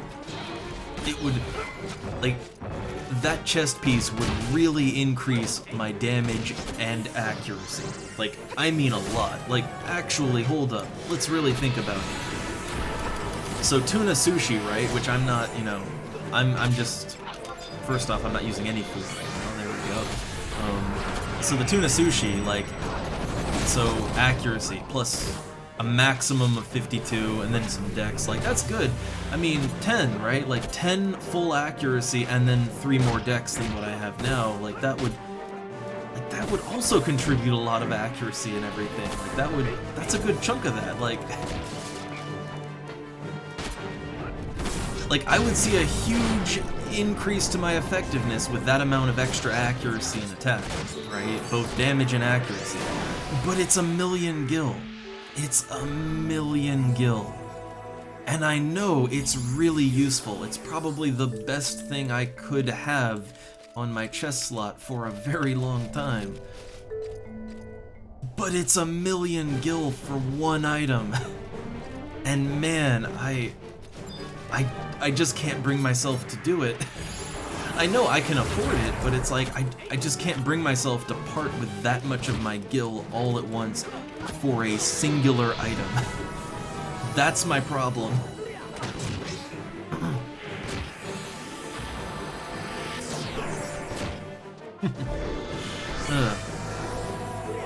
I mean, yeah, I do want to save that money for bookshelves. I gotta get that storage space,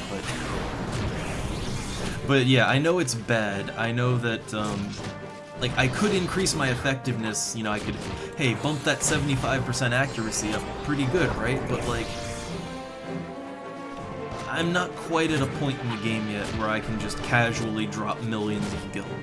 Like, I've seen the kind of trading people do, right? Like, I've seen people selling things for tens of millions of gil, and they just casually make trades like that, right? I'm not there. I can't do that.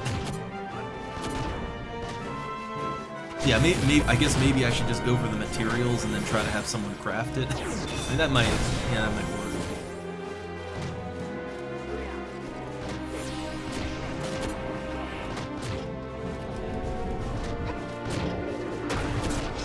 But, yeah, I don't know. I have over 2.5 million gil, and that's a respectable amount of gil. But, yeah, I can't just, like, dropping 1,000,000 would be dropping, like, half of my money, right? Like, that's almost half my money. And I just can't do it.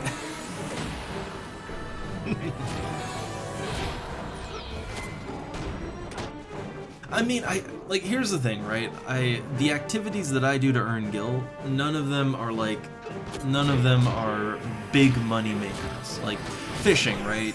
Like I can very easily fish up like 100,000 gil in maybe like a few hours before I go to bed, right? While I'm doing other things. If I really dedicatedly just sat down fishing up Tavnasian gobies, I could probably do maybe 200 or 300k in a day, right? Like, if I was really no-lifing it. Oh, I'm taking the damage. Let me just put my pet on that. There we go.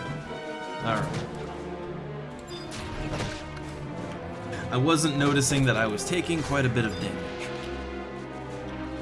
But yeah, like, you know, fishing, yeah, like 100 or 300 if you're no-lifing it. Like, hey, that's a good, respectable amount of money, but yeah, that's, like, it's gonna take you some time to build up, like, 1 million doing that, right?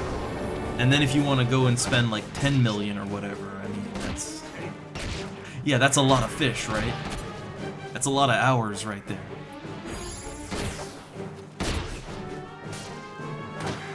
Yeah, if I can get really high in a craft, that would also help me to get that money, but, yeah, like, right now, I can make respectable money, but I can't make, like, giant mountains of cash just whenever, right? Like, that's why I can't just drop I can't drop, like, 1 million gil on, you know, on a single item or whatever, because it takes me a while to get 1 million gil.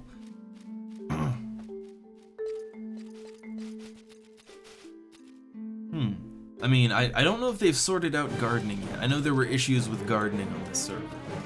I guess, yeah, I could get into gardening. That might help.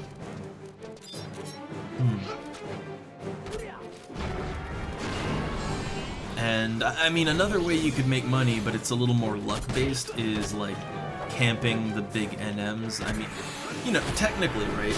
Technically speaking, there are named monsters that if you kill them, if you're lucky enough to get the claim, and you kill them, and then you're lucky enough to get the loot, like, there's NMs that drop items that sell for hundreds of thousands of gil just right there all in one go. Or even, I mean, I think even potentially millions of gil, right? Like, you could, theoretically, if you got really, really lucky, you could make a ton of gil very, very quickly.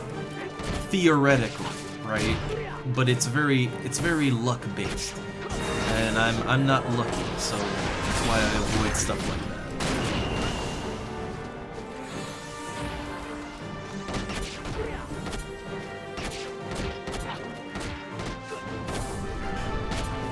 Oh, also, I guess a link shell, the way that it's set up, it is a little pyramid scheme, isn't it? Like, I mean, if you think about it. Like, you have the sack holder, right?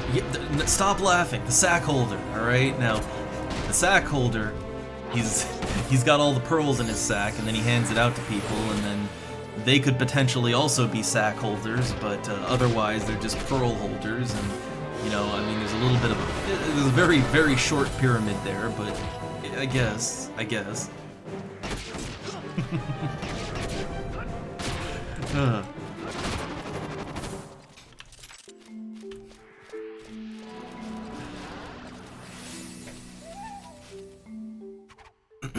Yeah, see, that's the thing. I would imagine, like, every other server that I've ever been on, I would imagine that there's a few people who just sort of have a almost robot-like lockdown on every named monster that's worth any real amount of money.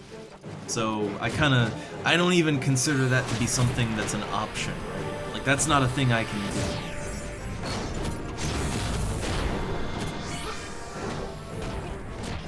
But I mean, you know, theoretically, right?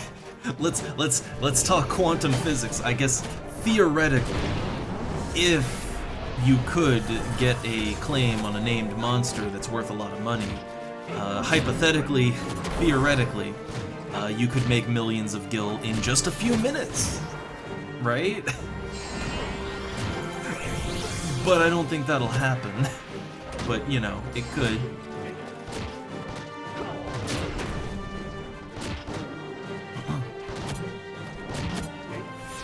So yeah, for me, I don't know. There are things I could do to make more gil than I do. If I level my fishing up to 100, if I get a legendary rod, then I mean I could sit in Juno and I could catch black souls all day, and black souls are worth like 700 gil each.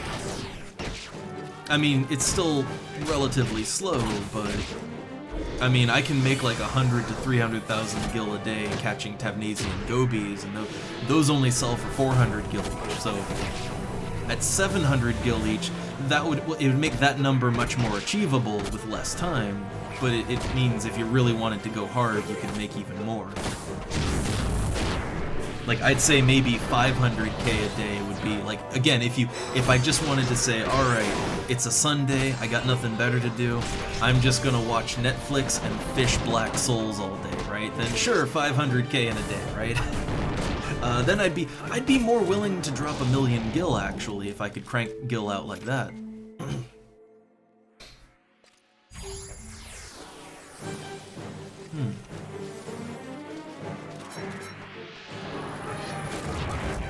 I mean, like, I've kind of just watched people fishing black souls. Like, in Juno, I'll just watch people. They fish up black souls at pretty much the same rate that I've fished up anything else. It doesn't seem like they're terribly bad on the bite rate, but again, this is just as an observer, just watching someone just fish up black soul after black soul in Juno.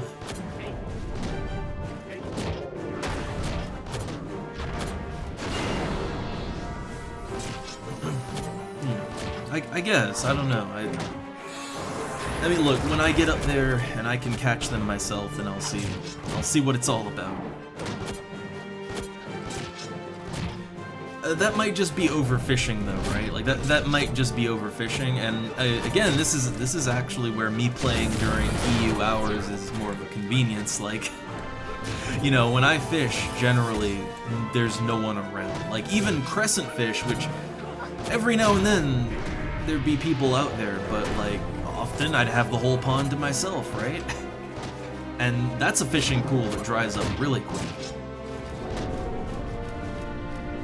So that might be where my off hours actually do me a favor.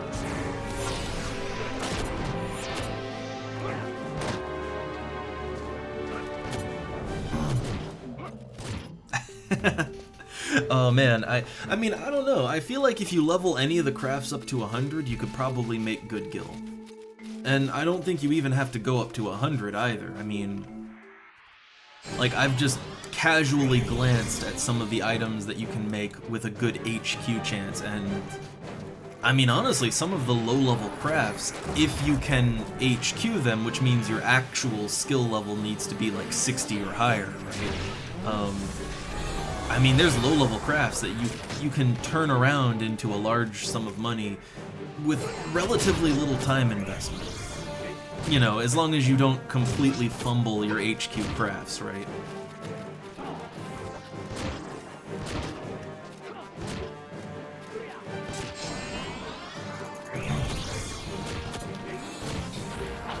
See, I was considering going to Dragon's Eyrie for those crescent fish, but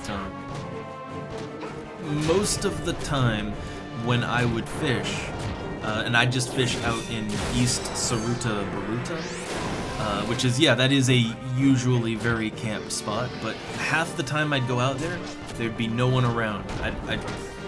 No fishing pool problems, and I know for a fact that if I was playing in a more populated time, I would not have been able to do that.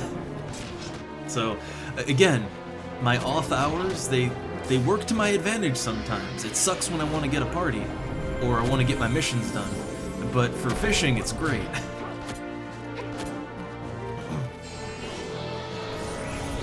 Because, yeah, like, I feel like I probably wouldn't have been able to, like, I fished crescent fish for as long as I could, and it was just right outside of Windurst, right? Again, I'm pretty sure that wouldn't have worked out during, like, peak hours.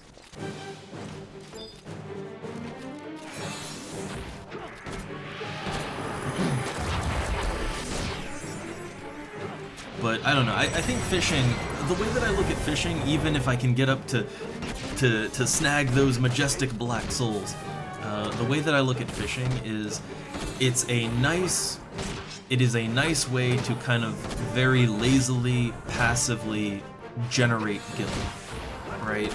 Like, if I just want to watch a movie, right, and hey, I got 2 hours where I'm at my PC, but I don't have to fully pay attention to something, well, just fish while you're doing it, and hey, next thing you know, you've got 50k on your hands, right? You've got 50k or more in fish on your hands for basically doing nothing. That's kind of, you know, to me, that's the perk of fishing. It's not big gill, but it's very reliable, steady, passive gill income.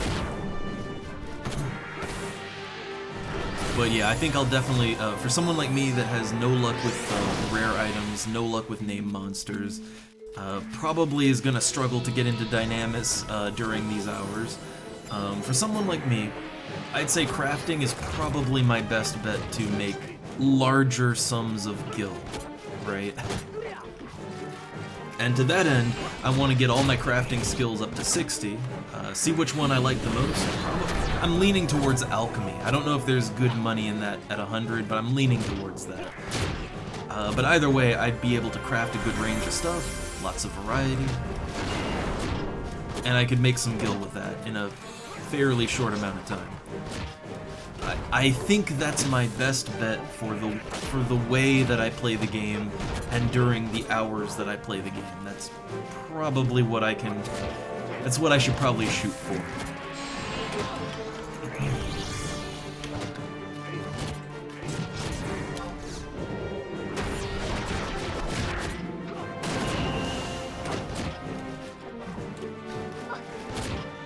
I think, yeah, for stuff like that, it just sort of depends on how you play, when you play. There's a lot of factors that go into what really makes for, like, you know, the ideal situation. Like, if I played during peak hours and I had a really good guild that would do, you know, they'd do BCNMs, Dynamis, whatever the hell I wanted, right? If I had that, then I'd say my options are much more open. But since I don't, yeah, for me, like, you know, fishing for passive income, crafting for the bigger income.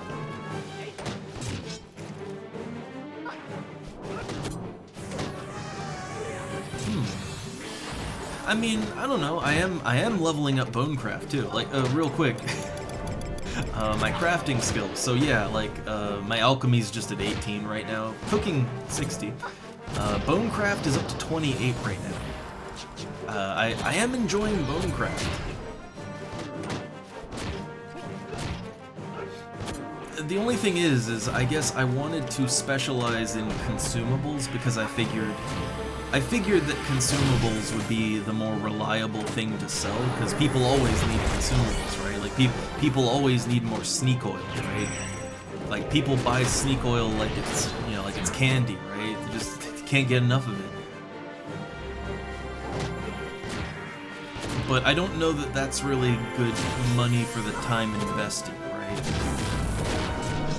Like, when I can reliably HQ it, I figure I could make sneak oil fairly fast, but, you know, okay, how many stacks of that would I have to sell to make, like, 1,000,000 gil, right? Look at it like that.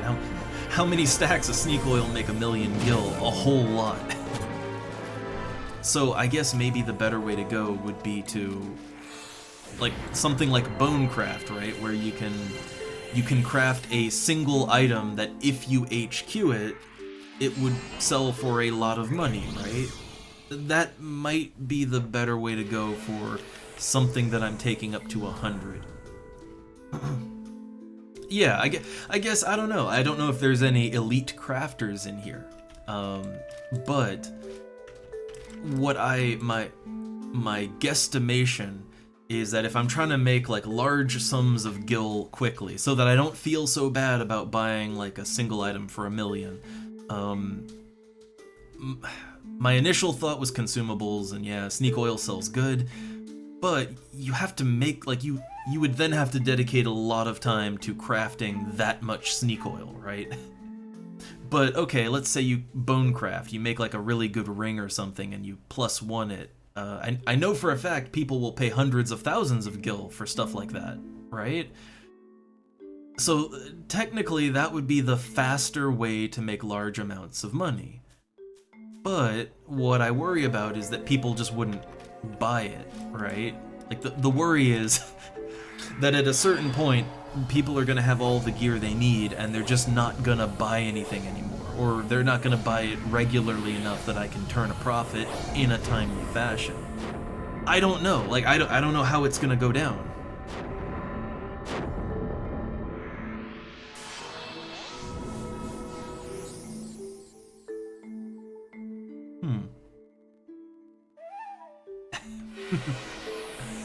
Huh. I guess. I mean, wait. When it comes to your HQ chance, I mean, if you're like, you know, 51 levels over, I mean, don't you have like a 50% HQ chance? Like that's my understanding. So like +1ing a ring, right? That should be a 50% chance, right? So again, I don't know, but just looking at wikis and stuff, and well, what experience I have with crafting and HQing things so far. Okay. I guess, well, yeah, I guess not everything that's +1 is super profitable.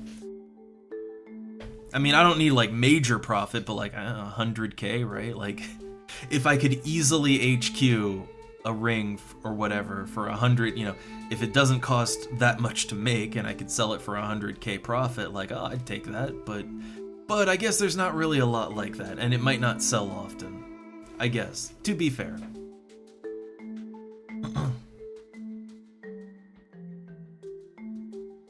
So yeah, I guess consumables are the way to go, and that's kind of how I thought, right? Like my initial thought was, that's why I went up cooking first, but then I gotta be honest, I don't really use that much from cooking, and I don't really sell that much from cooking either. It's hard to find things that are really profitable there. But I'm considering alchemy, because yeah, sneak oils and stuff, right? People always need them, they buy out fast. I guess just HQing large amounts of consumables, I guess that is the way, I guess.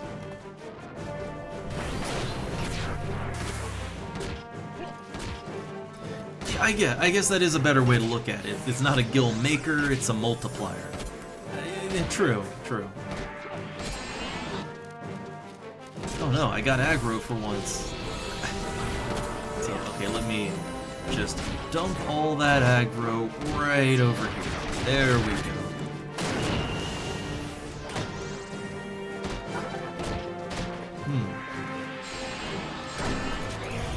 Okay, I mean, honestly, my main thought was that I either wanted to take cooking or alchemy up to 100. I want to take all the crafts up to 60 before I start going for 100 on anything. Like, I just want to kind of test the waters with everything and have I like the act of crafting. Like, I like playing the game like some kind of fantasy merchant, right? So I like having a lot of options for crafting and playing the economy. So 60 everything is a must for me. However, yeah, between cooking and alchemy, I think alchemy is probably the more profitable thing to take up to 100, so yeah, I'll just do that. But yeah, that's kind of the... I mean, honestly, that's the issue with every single MMO that I have ever played that isn't EVE Online. EVE Online kind of gets around that because you can lose everything all the time, right? Like, oh, you bought a battleship, boom, no battleship, gotta buy another one. So that gets around that, but every other MMO, they tend to treat items like permanent character upgrades, and I prefer that. But the problem is yeah, if like, I don't know, if you're a sword maker and you make the awesome sword of awesomeness and you sell it for like, you know, 10 million gil, well, okay, now the guy's got it, and they're never gonna buy another one ever again, right? When everyone has it, they're never gonna buy it ever again. So now you just have, now what do you do, right? That's kind of the problem with every MMO.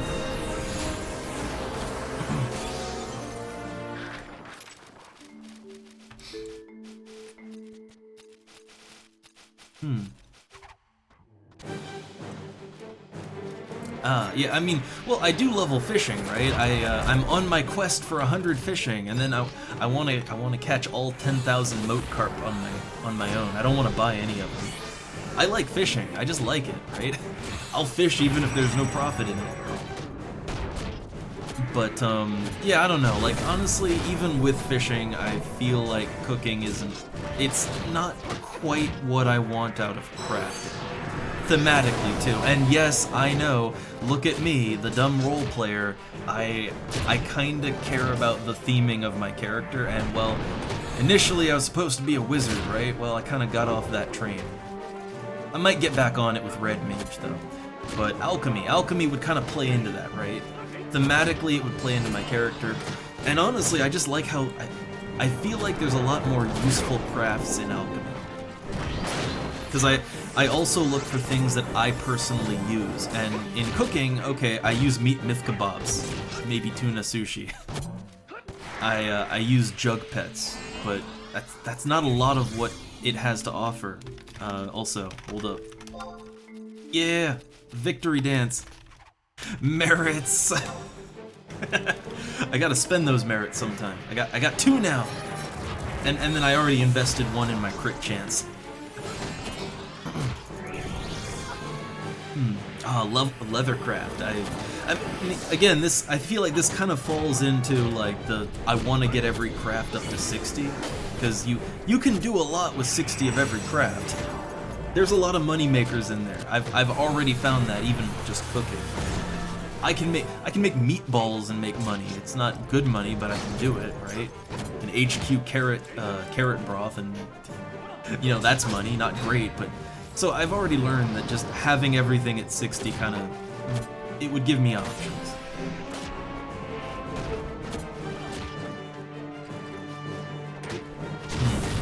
Wait, now I feel like, well, I guess, you know, to be fair, I'm not sure that I'm not sure if I have hit 200 fish in a day. But on this server, I haven't noticed any kind of fatigue. Like, I've fished up, like, hundreds of thousands of gil worth of Tabnasian gobies in a single day. So if it's here, then it must be so high that even a fishing addict like me doesn't hit it, right?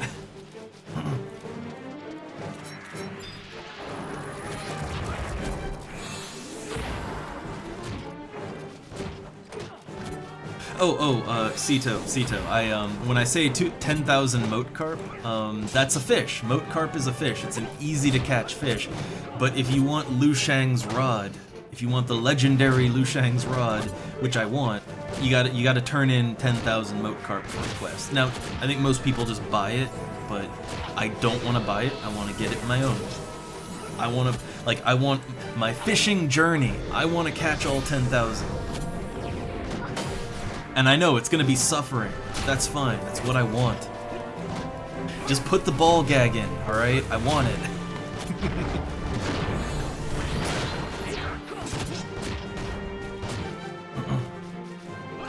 Yeah, I don't think there is fatigue on this server, but there is definitely, like, I mean, the fishing pools deplete fairly quickly, but again, this is where me playing during, like, you know, EU hours is a good thing. I usually have fishing pools to myself or with minimal competition.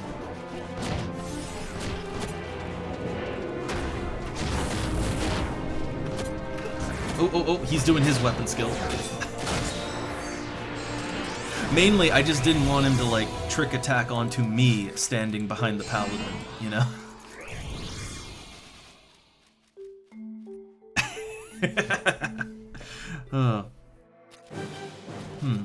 But yeah, I don't know, like, look, honestly, there are a lot of good options to make gil. It's just, I mean, hey, I could just kill spiders in the boyata tree, make merits, and the spider web is like what, 20? It's between 20 and 25,000 gil a stack, sometimes more, but it depends. There's a lot of ways to make gil, but I guess what I'm looking for, especially if I want to start making big purchases, I'm looking more at ways to quickly make gil, or rather with as, you know, yeah, just as little actual time investment to gil ratio, right? And honestly, I feel like crafting is the way to go, and crafting large bulks of consumables. Like, if you can HQ it and make stacks of, like, sneak oil really quickly, I mean, that alone would probably make good money. But I'm sure there's higher level alchemy stuff that would work better, but as kind of a start, right? Like, as a start, I feel like mass manufacturing sneak oil is maybe my way to go.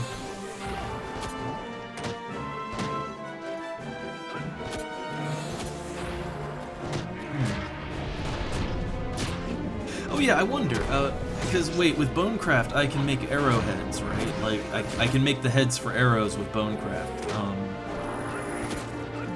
I mean, I only made one, like, I made like the easiest one so far, but I don't know, do the better arrowheads sell decently? I don't know.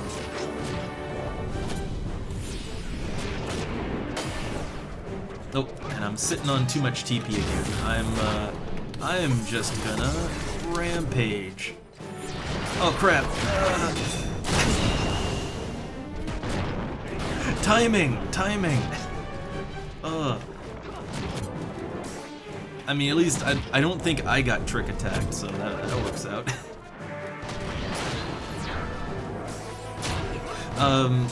Let's see. I mean, for the spider web, it's just like 20. It's like the most I've seen spider web go for is 28k a stack on the auction house, and it sold like immediately because it makes rainbow thread, right? So that people buy it if they're crafting. But I don't know. Like the problem with many of the methods I could use to make good bulks of gil like that is that it's a bit of a time investment, right? Whether it's fishing or it's farming a particular enemy, it's a bit of a time investment, and you know, I'm down for it, but if I'm gonna be making large purchases frequently, I need faster gil income. I need it to come in quicker.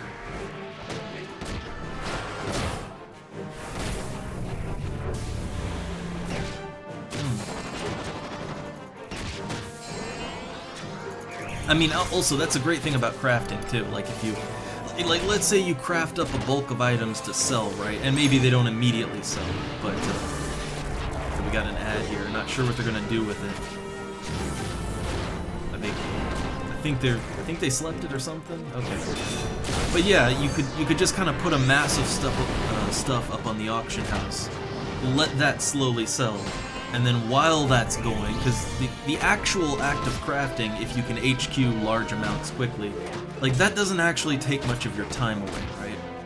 Like that's not the time-intensive part. So while it's selling, then you go and farm other things, fish, whatever. So kind of double it up, right? And I guess altogether, that's as good as it's gonna get for someone like me that isn't gonna. I am not gonna camp some rare mob that's probably gonna get taken anyway. Like, I'm not gonna do that, right? I know it's that chance at winning the lottery, but outside of that, I think this is my best bet.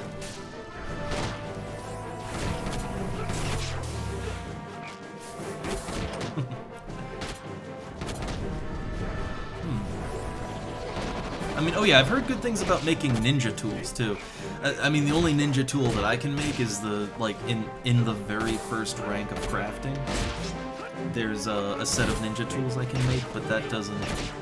That one wasn't good. I assume higher end and also HQ, I assume. Oh, the wife brought eggs.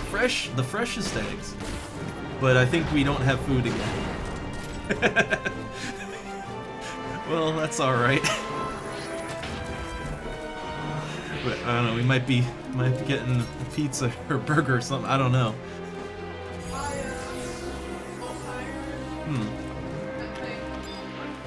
Okay, okay. They're not too expensive though, that's fine.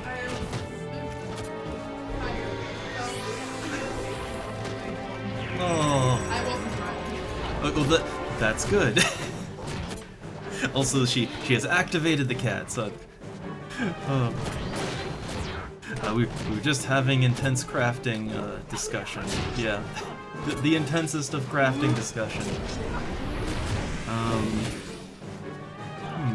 Hi, Cito. I am very tired, Bean. Oh. And the cats. I'll get to him in just a sec. But I like to finish my thought, or at least just read what y'all said up until then. Oh, also, how many merit points has this all gotten me? Well, 2, right? I've gotten 2 merit points. They're only, I mean, by the numbers, it's only 10,000 EXP per merit point, right? And I mean, they're making around that per hour. We haven't been going that long, but also I haven't been using an EXP boost or anything like that. I'm taking it slow. No, he is so hungry. Oh.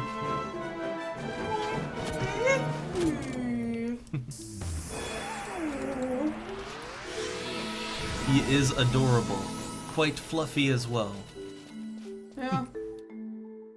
Not very soft right now. Oh, also on consumables, I mean, well, yeah, okay, I think I said it, and you all witnessed it, but the reason I leveled cooking up to 60 was literally just because there was no F carrot broth on the auction house. So I didn't, I made my own, right? I made my own. I think I made a great mistake in teaching this cat of getting picked up at 105. I did it when he was a kitten and he didn't weigh much. Under the assumption that he wouldn't get much bigger than his mom.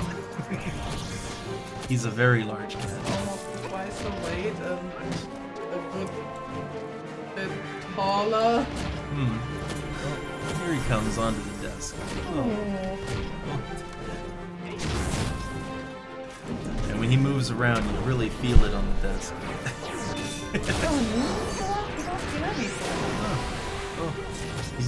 He's just doing the back and forth in front of my keyboard and resting his tail on my keyboard too. A little distracting. Okay, listen. Would you prefer him taking serial screenshots while you're playing? Yeah. He generally stays off the keyboard. Yesterday, while I was playing a Steam game, Moon put her paw on the F12 key and caused major lag. And no, he's not chunky. He is not chunky. He is getting a little heavier now as it's getting colder. But yeah, Silver isn't chunky. My brother agrees with me that he's been pretty much ideal weight. His fiance and our mom. This time he stepped on the keyboard. Yeah, now he went on the keyboard. You saw it. His fiance and our mom even thought that he was a little thin. Yeah. But that's because he has very short fur and you really see the contours of his body. No, Silver is just tall and lengthy. A tall cat, a long cat, if you will. And there he goes.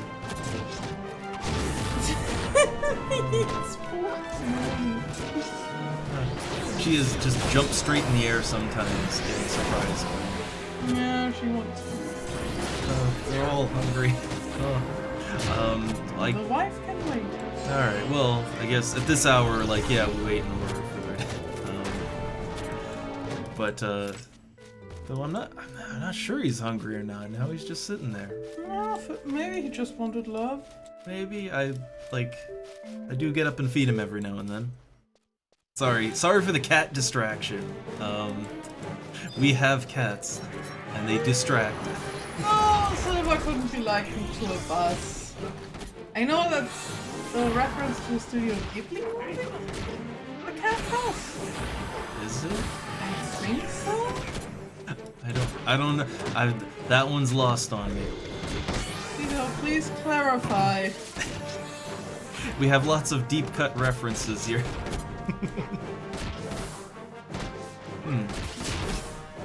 Oh, little cats. Oh, well, I mean, as just a meme. Like, oh yeah, that's a vintage meme now.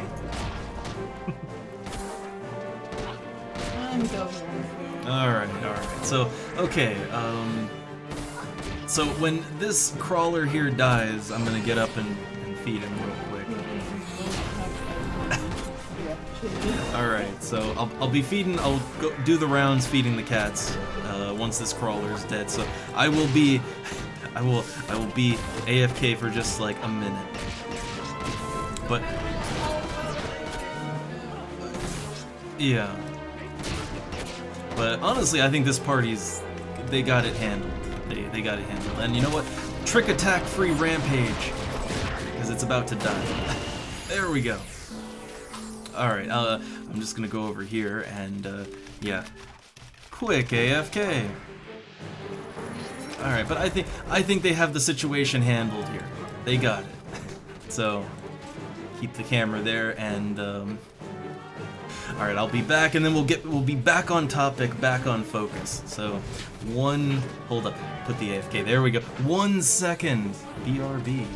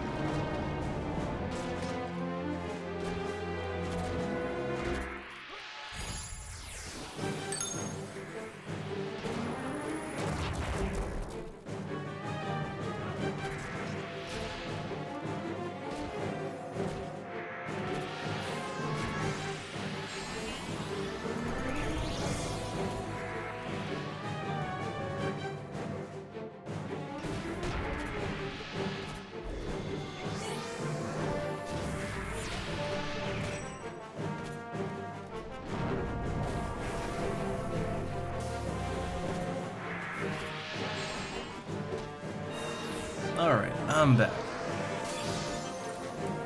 It's cat o'clock, alright? Cat o'clock. Alright, and yeah.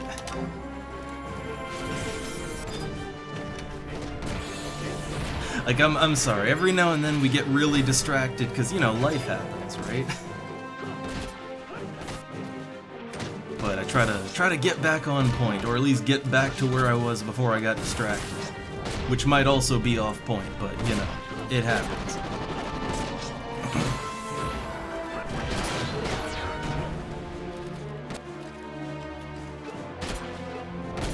So, I don't know, I guess when it comes to my crafting journey, yeah, I think I'm just gonna commit to like 100 alchemy.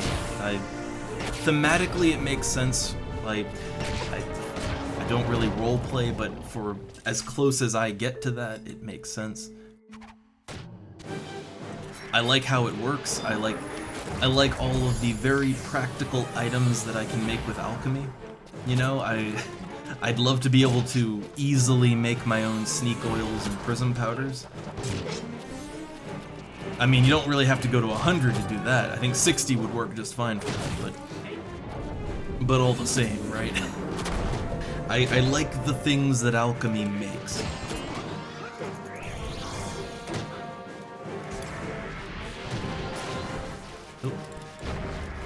Get away from me here. But I don't know, I will admit, while I do like the combat and all that in this game, and I do want to do more, I want my character to get stronger, right? But I have to be honest, the more that I like fish, craft, just do other things than the combat, the more I get into the other systems of the game, the more I kind of realize I sort of like that more in a way. I don't know if that's weird or very atypical, but for me, the combat is, you know, it's fine, I like it, it's fun. I like team dynamics, but I am finding that one thing I really love about this game is kind of playing the market, making things, right? Like gathering stuff, fishing, participating in the world's economy. Honestly, it's kind of fun, right? I kind of like it more than, like, I get more excited about leveling up my trade skills than I do getting like a new piece of equipment, right? I don't know if that's heresy, but yeah, like I kind of have more fun with the non-combat stuff, honestly. Delete fishing. I don't know, the way Conquest is going, delete Windurst, then I'd be happy. Just put all the stuff you need from that, just put that in Sandoria or Bastok. I needs my crafting mats. You can't get the materials to make the sheep. You literally can't get them because all the regions have fallen, and the regions that haven't fallen are now under Windurst control. I can only assume that Windurstian treachery is why we no longer have the Northlands. I can only assume.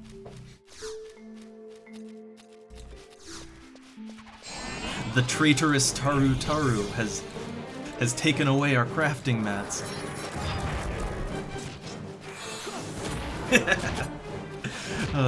I still don't know how it's happening that Windurst is #1 all the time. I don't understand.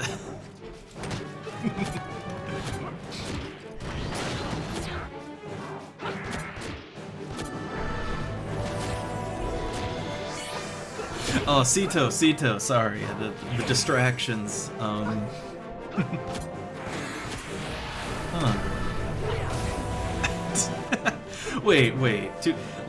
Wait, give subs for it. Stream you don't even watch, and then just for unique and tie-ins. To me, that's on the same level as when. Oh, good lord, it's on the same level as when like Final Fantasy XIV has a promotional, and it's like tied to some shitty fast food thing or fast food related service. Like what the big shitstorm was the pizza emote. The pizza, I remember that. If you want a pizza eating emote, then what was it? You had to like, I think it was with Uber Eats or something, right? You had to order food, right? And so people would just get shitty food they don't even want because they want that pizza emote. I think they even did a weird promotion. There was a themed mount or something for Butterfingers, like you buy Butterfingers bars and then you get a themed mount in the game for that. So people would just be buying mountains of Butterfinger bars that they hate, and you know, just for the mount. I wouldn't really consider something like that with well, A, with a single player game, but B, with CD Projekt Red, I wouldn't have considered it.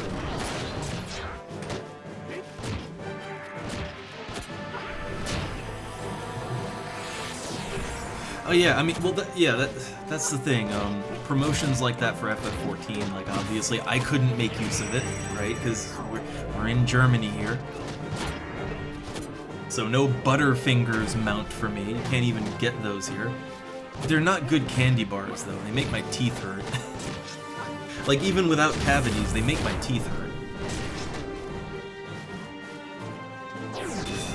But yeah, so if you're outside of the region, then you just, oh no promotion for you, or I guess you have to I guess you have to have a friend in the region who's willing to buy the product for you and then give you the code, right? That is a perfectly normal thing that people do. Though I think the shitstorm now is that there's there's like a KFC cross promotion with Final Fantasy XIV now, I think, right? But it's a Japanese thing because they apparently really love KFC. So if you're not in Japan, then well, no KFC, no slash chicken for you or whatever. And I know that people are just throwing a hissy fit about that all over the internet.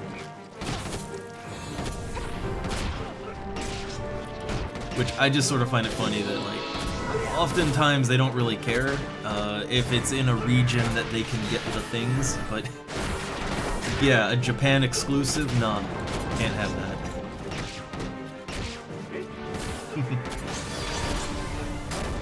Oh no, Choco Burger.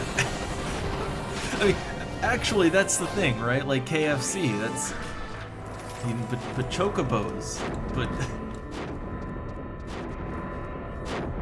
It stands for Kentucky Fried Chocobo.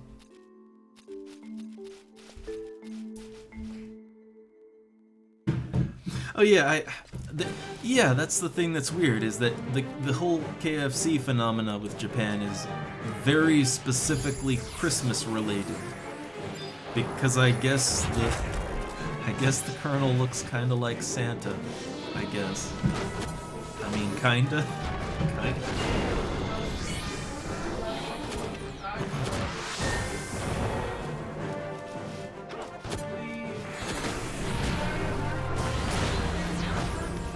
I guess? Maybe, it's just, to me, I don't understand the cross there with Christmas and KFC. Give a loss to make, I guess?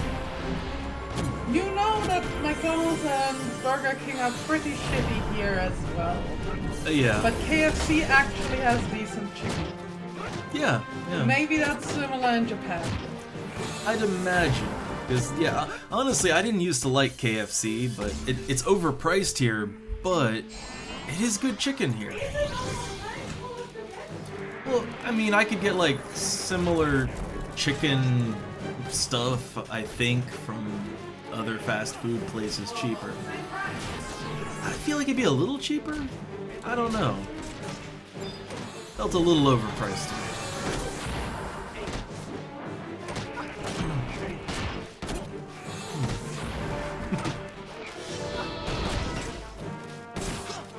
I mean, look, I won't deny if look, Chocobos look delicious, alright? I won't deny that.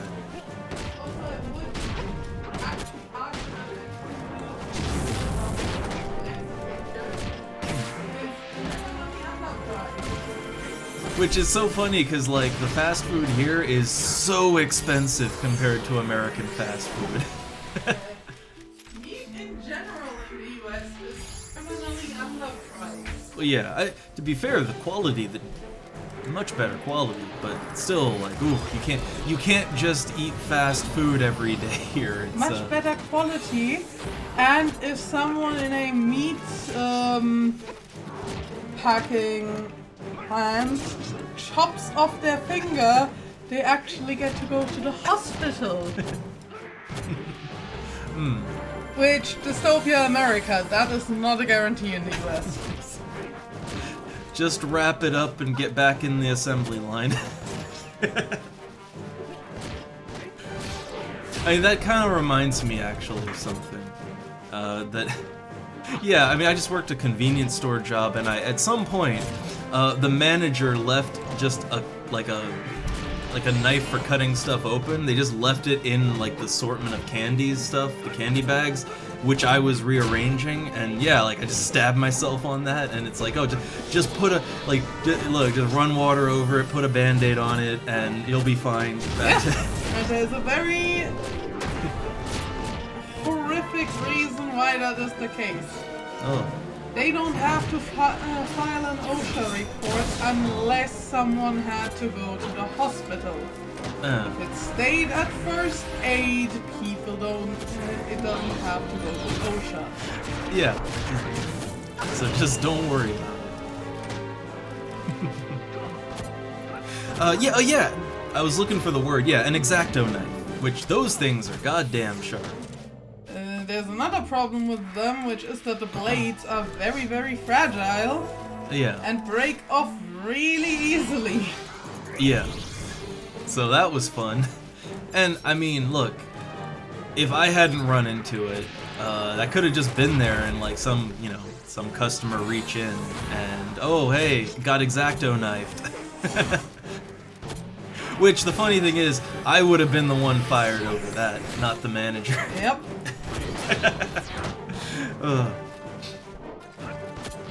So, yeah, not to get too off topic here and too into it.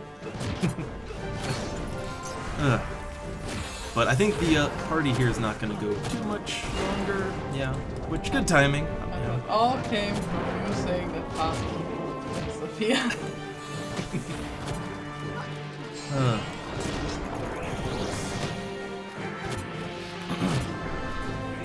But I guess good timing on the party, kind of, yeah, because I'm getting hungry. I'm getting there. But I got my 2 merits, which I.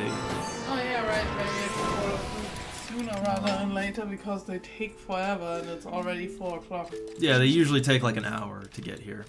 But I guess we don't have too much longer here, so I'll let that go out.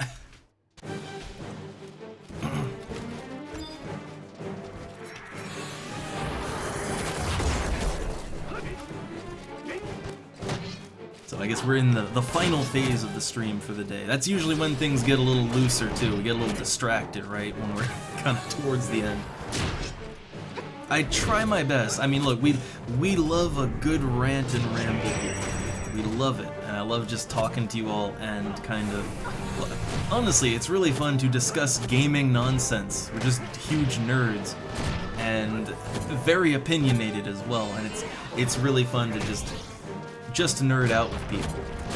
But we do tend to get more unfocused towards the tail end of the stream, just because that's when things are usually happening here in the real life, and cats start getting hungry, wife comes home, I'm hungry for dinner, it's, you know, how it goes. So things get looser towards the end.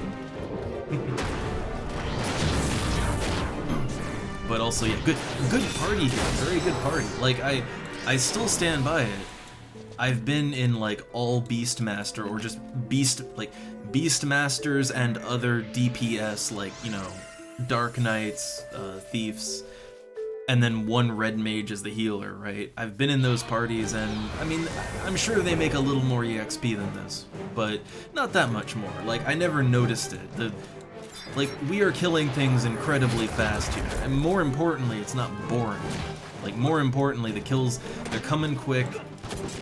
You know, we're having fun, like, it's going good, right?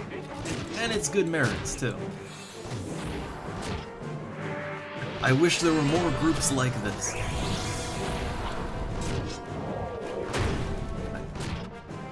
Again, I just love the more traditional party setup. I can't help it. Oh, I think I did an attack before my rampage went off. Maybe, I'm not sure. Not sure on that.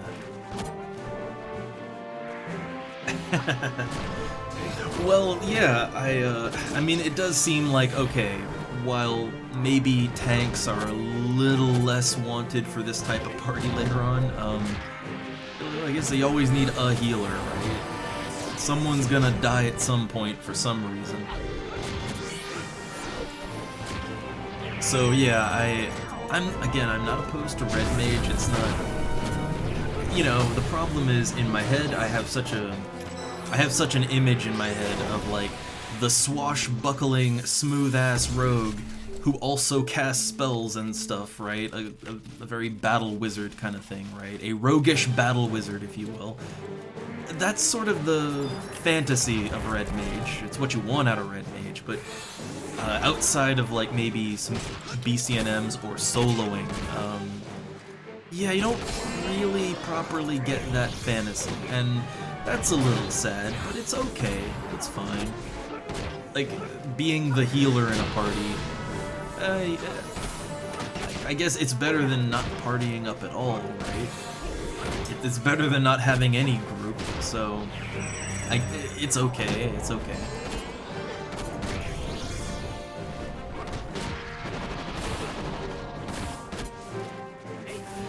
Yeah, I will admit, like the party that I did yesterday when I went from 30 to 31 Red Mage, and in Valkurm Dunes, but it was a fun group, right? I had fun with it.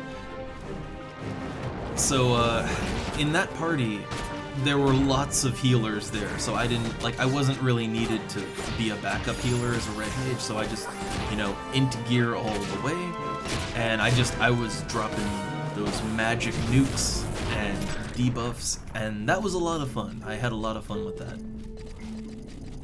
But the thing is, I had a thought.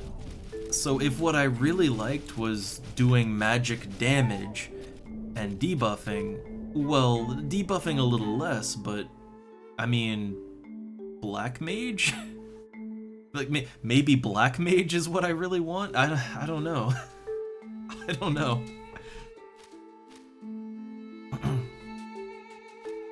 But you get what I mean, right? Like, if that's how I was having fun and that's how I was playing, I mean, isn't that kind of just Black Mage?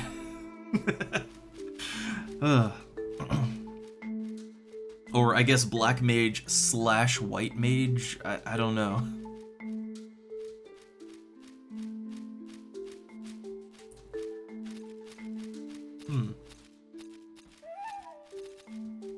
Oh, Sito. I mean, man, I never knew that they nerfed Knight Enchanter.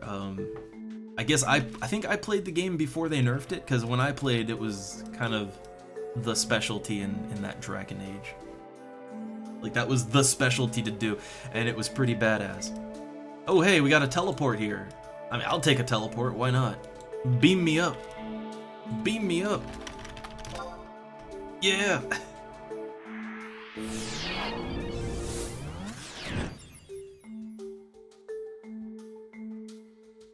Yeah, that's kind of the thing, right? And for me, I love Beastmaster, right? I know that Beastmaster is technically one of those more laid-back jobs, but for me, I don't know, I feel like I always have something to do with Beastmaster. I'm either commanding the pet and thinking about what I want it to do, more so solo than in a party, but still. Or, like, yeah, I'm personally setting up, like, weapon skill chains and all that, and I don't know, I feel like it's got enough, but it does sometimes get a little slow, right? So, for me, I don't know, I think a mage of some sort is more what I want, alright? Probably more. So, good times! There we go. Gotta order that food soon. And I guess I can just take the chocobo here and I can get to Rabao, or Rabeo, or however you want to say it. Get my good golden fancy scythe back on. Love that thing. But yeah, I will say in most games I generally prefer a mage class, and generally I prefer one that has lots of utility. Like in most games I play, I like a more utility-oriented class. One that, they don't just do damage, but they also have buffs, debuffs, maybe crowd control, whatever. Hey, I mean, look, one of my favorite classes in, like, City of Heroes is the one that just does everything, right? And is so hectic to play. I like that kind of thing. So maybe Red Mage is a good fit after all. It's just, it's not quite the class fantasy that I want. It's not quite, it's not exactly what I want, but in a way, it kinda gets there, right? Like, it does have a lot of options. You can do a whole lot with it, right? It's good in many types of different play. You're maybe not going to be juggling everything you can do all at once, but hey, you can heal, you can be more black magey, you can be more melee, you have a lot of options, right? And I guess it's just, I guess you just don't do it all at the same time, which is kind of the class fantasy, you know? I guess that's the thing. I sort of picture like, I don't know, red mage slash ninja, dual wielding enchanted swords, swashbuckling all over the place, you know, occasionally doing a skill chain, and then magic bursting off of my own chain with someone, right? And then, oh, they need a heal, throw a heal on there. Like, that's kind of the class fantasy, right? Of literally doing everything all at once, just at the same time. But I guess the way that it actually plays isn't like that. It's good enough, right? It's good enough, but not quite that.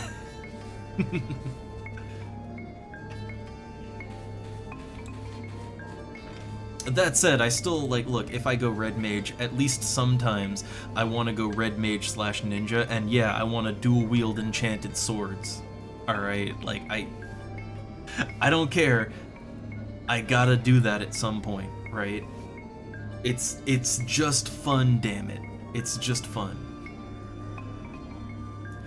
But, yeah, I don't know. I guess for me it's also kind of hard to think about leveling up another class because, well, you know, I would like to work on my Beastmaster here. I'd like to, you know, like I said before, what would really help me with both my accuracy and my damage and, well, everything is get better gear, and that's going to be really expensive or really time consuming or both. So I would like to kind of make my Beastmaster be the best they can possibly be, but at the same time, yeah, other classes are interesting. It's not enough time in the day, man. There is not enough time in the day.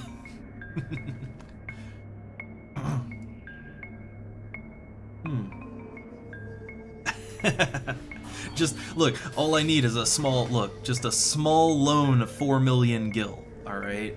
It's just a small business loan. It's an investment. Oh, delete all pet jobs. I kind of want to specialize in pet jobs. Like so okay, look, when Ot Ergen comes out, I would really like to try Puppet Master. It looks like fun to me. I'd like to try Puppet Master. I would like to level up Summoner as well. I like Summoner, I do. So I kind of wanted to maybe specialize in pet classes, just all pet classes, right? But I feel like that might get a little repetitive, right? Like if all I am is a pet class, even if they're different, that's maybe too similar. I might burn myself out on that. So it's okay. Red mage is a good break away from that. Blue mage. I mean, I do like the idea of blue mage a lot. But, I mean, A, you gotta wait for the expansion to come out, and B, I don't know, I'm not really sure what the role of a blue mage is in this game. I honestly, like, what is a blue mage in this game? I assume they're just another DPS, I assume, or are they more than that? I don't know. Like, I don't really know I don't know what blue mage's function is in a party, really.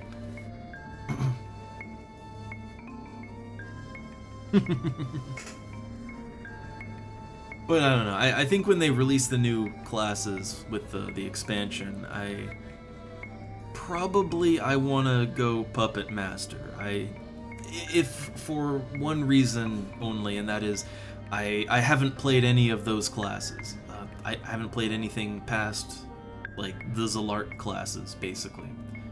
So I want to see how it plays, and I guess to that extent I would at least try out Blue Mage and Corsair as well, because I want to see how they play. Okay, so damage primarily, and then, but like with some buffs and stuff, and just utility. So that's kind of what I expected. Which apparently that's Corsair too, right? Like apparently, which I thought it was more support oriented. I thought it was just a bard with a gun basically, but I think that's not what it is. Oh wait, hey, doesn't Corsair need like cards or something? And doesn't like isn't that an alchemy craft thing? So hey, that might work out. I feel like alchemy is used in a lot of classes that have some kind of consumable. But yeah, just getting the blue mage, I gotta admit, like that's that seems like a lot of fun. I mean, I know that in FF14, collecting all the blue mage spells was like half the reason I went blue mage, was for the almost Pokemon element of, you know, catching all the spells, right? I'd be down to do that again here. I'd be very down to do it. But I don't know. I think I'm gonna, like, rather than have some kind of existential crisis and constantly self-doubting, I think, yeah, I want to work on Beastmaster more. I don't want to give up on it, but Red Mage. I generally like it even if it's not exactly what I want. So my next class up, I think, will be Red Mage. I already have White Mage as a sub. I think I should definitely also, maybe before I even go into Red Mage, I think maybe I should get Black Mage up to level 37. Because, I think, like, okay, Ninja, White Mage, Black Mage. I think those are, like, the three main things that Red Mage might want to sub, depending on the situation. So I might want to level Black Mage up first, before I go into Red Mage too deep. I feel like that'd be a good idea, you know, get the subs out of the way first. And hell, while I'm at it, while I'm leveling up lower end jobs, I mean, I want to get Warrior up to 37, right? I want to get it to 37. I feel like every now and then I would want to use Warrior with Beastmaster, like every now and then. If I ever go up Paladin, then I'll need it. I don't know if Red Mage, I feel like Red Mage probably wouldn't get much use out of Slash Warrior. I don't know. I don't know, actually. But either way, I feel like Warrior is just one of those things that every now and then there might be some circumstance where I want to Slash Warrior with something that I do play, right?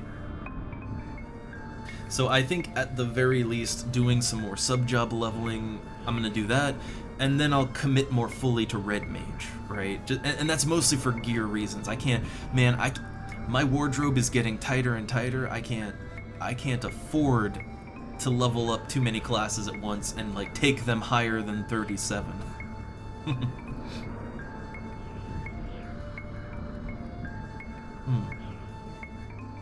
Yeah, I figure that if anything, going Slash Black Mage would be good for, well, you'd get Elemental Seal, right? Which, that'd be nice. But also your intelligence would be a little higher. Like, Black Mage would just be better overall for doing more magic damage. Like, you know, hitting more and for more. So, yeah. It'll be sub-job time, I think. It's sub-job time. So, I guess, if I have a plan, if I have, oh, I think it's that time, so, okay. Alright, well, I'm gonna call it here, because it's getting distractingly hungry, but, alright, I said my thoughts, so, today, got things I'm gonna do. I will see you guys next time. I hope you all had fun today, but I'm really hungry. We'll continue our plans next time. I'll be back again for more tomorrow, same time. Alright, if you're down for it, I'll be around. It's not always Final Fantasy, but tomorrow it'll be Final Fantasy again. So, till then, I wish you all well. I'll see you when I see you. Hopefully next time, but it's all good. Till next time, let's get out of here. Later.